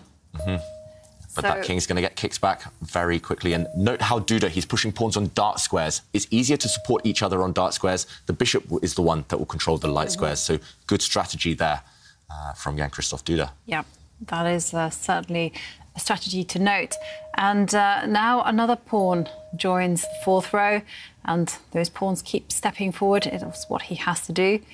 OK, there are some tricks in the position. I mean, primarily, if black could sacrifice his rook for 2 pawns, and I'm thinking of the f pawn and the g pawn, the position would be a draw. So there's a big trap in the position right now. If white pushes the pawn that is attacked, that g pawn forward, if he steps forward, it's a dead draw because black gives up his rook for those pawns. So, OK, Duda, he avoided that trap. He stepped back with his bishop, so not allowing black to give up his rook for 2 pawns. He said, yes, he can give it up for only 1. And you can tell on Naroditsky's face, he knows it's losing now. Duda avoided that final trap. Yeah, but that trap is still in the air, David, and it kind of makes that pawn push a little bit that much harder. Yeah, it's harder. Well, you can play it now, though, unfortunately. Oh, OK. Naroditsky, he just couldn't keep his defensive formation intact forever, and now white's bishop can give a check. White's pawn can step forward. Yeah, I think the black king on its own is not going to be able to blockade those pawns. Those pawns are just marching on to their destination. Not looking good for Naroditsky in this final game. We're joined by someone who won the final game of today, Levon Aronian. Congratulations, Levon, on winning that final game. Thank you very much. And 2 wins today, both of them against 2 Americans in the field. We know you're moving to the US, so how happy are you with your performance today and overall? Generally, I can't say I'm playing especially well, but just having fun, I guess. So, and since the result doesn't matter so much for me, I'm just enjoying myself. Okay, well, we're glad to hear that. And yesterday was a fantastic day. We've been talking about resourcefulness, and we were talking about maybe you had bad positions yesterday, but you were able to win so many games. So are you happy about your resourcefulness in this tournament then? Yeah, I was taking too many risks, but I was getting something yesterday. Today I was trying not to take any risks, but I was still getting. So far, the luck is on my side, and I guess I will try to just stay as solid as I can tomorrow to qualify to the next stage. And I just want to mention, we just saw Jan-Krzysztof Duda win his game against Daniel Naroditsky. But Levon, I messaged you a little bit before the tournament, and you mentioned to me that you're now in the process of moving over to St. Louis and the US. How are you doing with that process of moving? Yeah, I'll move.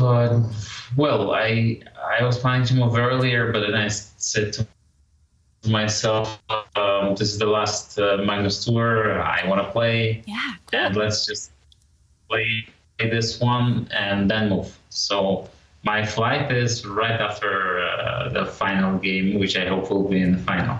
Wow, exciting, exciting.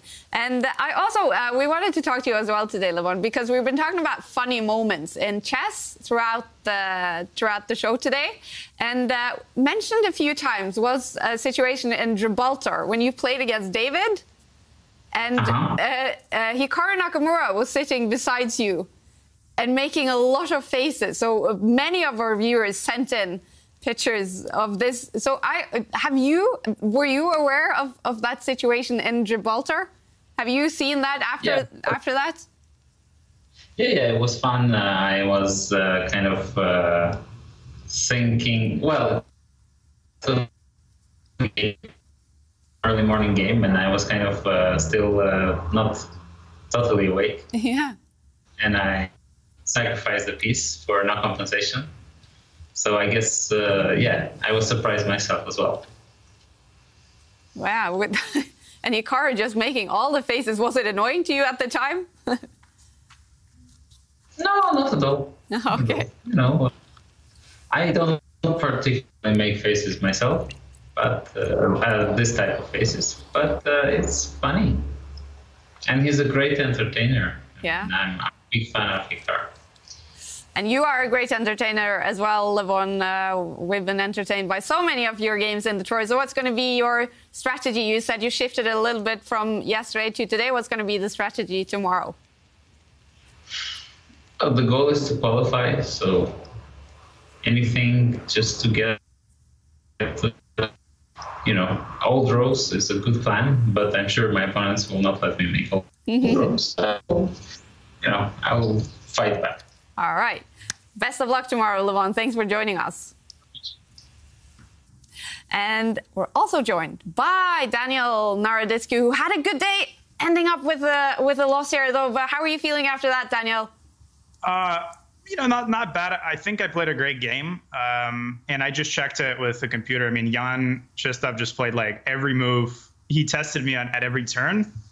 And it didn't help that my internet failed for like 3 minutes in the middle, but full credit, which rarely happens, but full credit to Jan-Krzysztof. Once we got into that end game, I knew that it was a draw, but I was also very, very concerned because he almost beat Magnus from a very, very similar end game. These positions are always tough to play for black.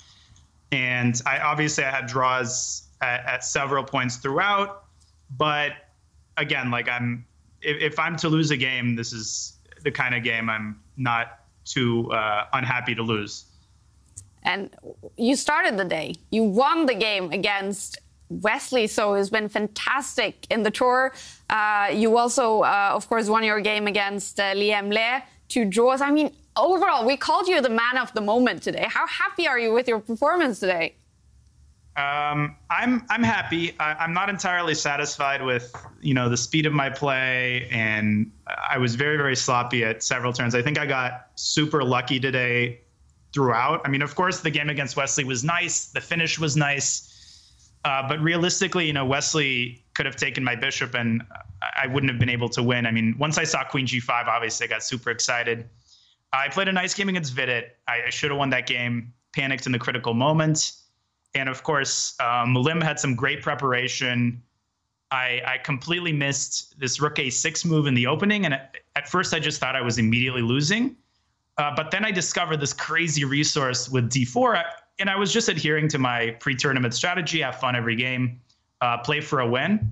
So I was delighted to win that game. It was a crazy scramble. I really tried hard to choke it. And then immediately Ali Reza, I was completely lost at some point, got very lucky there as well. And obviously, yeah, the last game, I played pretty inspired. I thought I was better at some point, and I burned too much time looking for an advantage when there actually was none.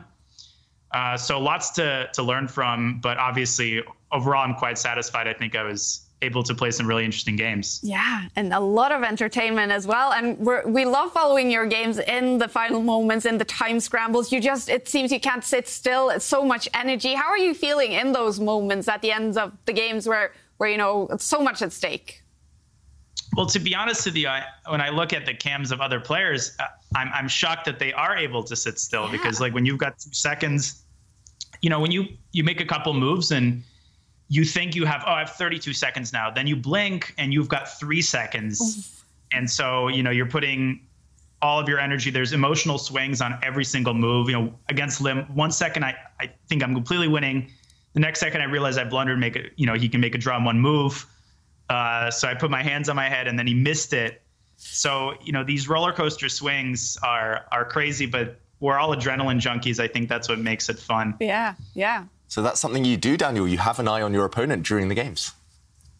Well, not particularly during the games, but like when I watch these tournaments in general and I watch time scrambles, I'm amazed at how calm everyone is. But I deliberately cut that practice out. In the past, I used to look at the Zoom cams when I would make a move I thought was good. But it would always be disappointing because, you know, I'd look at Ali Reza and he's just nodding his head and I'm like, yeah, he saw that, you know, 30 years ago. So it's just disappointing. And I figured this tournament, my eyes are on the board, and every second is pretty much golden. And Daniel, one of the themes today has been funny moments in chess, and I'm a huge fan of your impressions. So how would you think that Garry Kasparov would rate your play on the first 2 days here? You know, Naroditsky, you know, he does, you know, play King's Indian, you know, decently, but you know, he missing some, you know, technique, you know, some class, you know, but he has a couple lessons, you know, with Russian coach, you know, would really serve him well. But yes, I did enjoy his game. So yeah. Oh, perfect. Thank you. That's made my day. Wow, that's impressive stuff. Wow. Thank you. A man of many talents. Well, you know, I develop a lot of my talents through procrastination from, you know, in the span of time that I don't study chess, I've developed some random skills, I think. Very cool. All right. And, well, Daniel, you are in 9th place in the preliminaries here with 5 rounds to go. I mean, big possibilities you could qualify for the knockout. So what's going to be the strategy tomorrow? Well, same as it's been the last couple days. All these games are decided by individual moments. So, you know, I'm going to play the same way. You know, obviously, I'm going to try to win a couple in the early going. And, you know, if I qualify, amazing. If not, that's also fine. I'm trying to remind myself that this isn't the end of the world. But same kind of uncompromising style is the plan tomorrow. All right.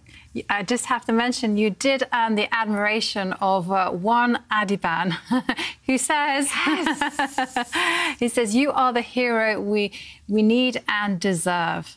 Can you guess why? Hashtag 1v3, cowboy. Oh, 1v3, yeah, of course. I mean, I will neither confirm nor deny that I studied his course. But yeah, b3 is a great move. I think it guarantees fighting chess, and yeah, no better person than Adiban to make that kind of course. I respect him a lot as a player, so it means a lot. Fantastic. And, well, tomorrow, the first game you have tomorrow, I don't know if you already sort of checked what games you have tomorrow, but the first one is against Garry Kasparov, Chess Bra. You know, we're calling you guys the big streamers in the tournament. Is that going to be a prestigious encounter for you? Well, I think it's just going to be like any other game. Yeah. Eric and I have played so many matches, and we know each other very well.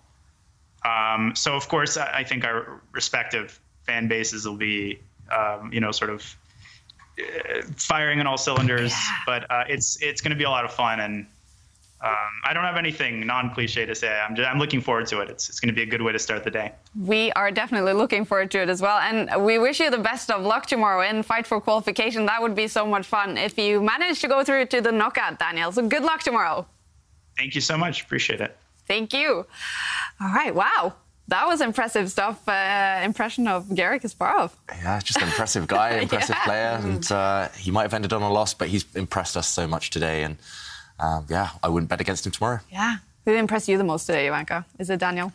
Yeah, I mean, definitely. I mean, just to come back and start the day with an amazing victory against Wesley So, and just to see the emotion on his face is really quite fantastic. Yeah. And giving us a funny moment here with his impression of Garry Kasparov. And do we have some more answers to the quiz of today eventually? Yes, we do. So, of course, for our quiz of the day, we were asking, what's the funniest moment that you've seen in chess? And, of course, there were a lot of laughs and a lot of chuckles here in the studio as you shared your stories.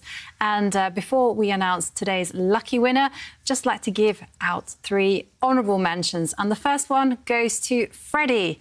And I feel a little bit mean of finding this funny, but I do. And he says, the funniest chess moment I have seen is when 3-year-old chess prodigy Misha Osipov was set up by a TV programme to play Russian chess grandmaster and former world champion Anatoly Karpov. The picture tells it all. It absolutely does. He was crushed, the 3-year-old. And Dmitry Stanislav tells us the funniest moment I have seen in chess was during the local tournament. The boy left, offered a draw to his opponent. I offer you draw. His opponent replies, let's play. I said, I offer you draw, the boy insists. OK, draw. It was the funniest forced draw I've ever seen. Kids. Okay. OK. And Nicholas Dean says the funniest moment was seeing David's reaction to Wesley So casually sacrificing a knight while shaving his face. Yes, that was a funny moment. That was a classic. But the winner, that goes to Comet Flight, who says Sasha's near-death experience against the robot arm was definitely worth a chuckle. So congratulations, Comet Flight. You are the lucky winner of 3 months Aimchess Premium and 1 year's Chess24 Premium membership. Congratulations. Yes, congratulations. And it's been all about technology today, so that was a good winner for today. Let's take a look at the results from round 10 out of 15 in the preliminaries. And we had a lot of winners. Jan-Krzysztof Duda winning that game against Daniel Naroditsky. Furuzia, he got a win against Eric Hansen. Maxim winning a very important game against Liam Le. And then Lenya Dominguez, he won his game against Vidit Anish Giri against Jordan van Forest. And Levon Aronian eventually won the game against Awanda Liang. And now I'm very curious to see the overall standings. We have Vladislav Artemiev in the sole lead with 7.5 points. Magnus Carlsen and Levon Aronian are both on 7 points. Shakhriyar Mamedyarov 6.5. And then Wesley So and Alireza Furuzia on 6 points. And then we have 2 players on 5.5. That is Jan-Krzysztof Duda and Anish Giri, both suddenly inside top 8 here. And Daniel Naroditsky in 9th. Maxim Vachier-Lagrave in 10th, both with 5 points. It's super tight, David.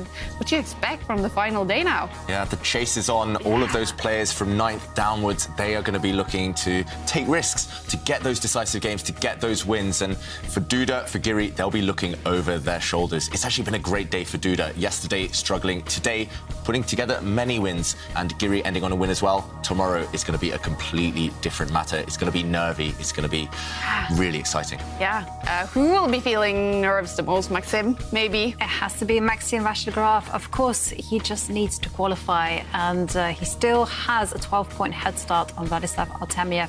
As long as he makes it through to the knockout stages, he should be okay. All right. Well, you guys, it's all going to be decided tomorrow. Day 3 of the Aimchess US Rapid, and day 3 and final day of the preliminaries. 8 players will go through to the knockout stage, and we're excited to see who will be, and we hope you are as well. We'll be back tomorrow.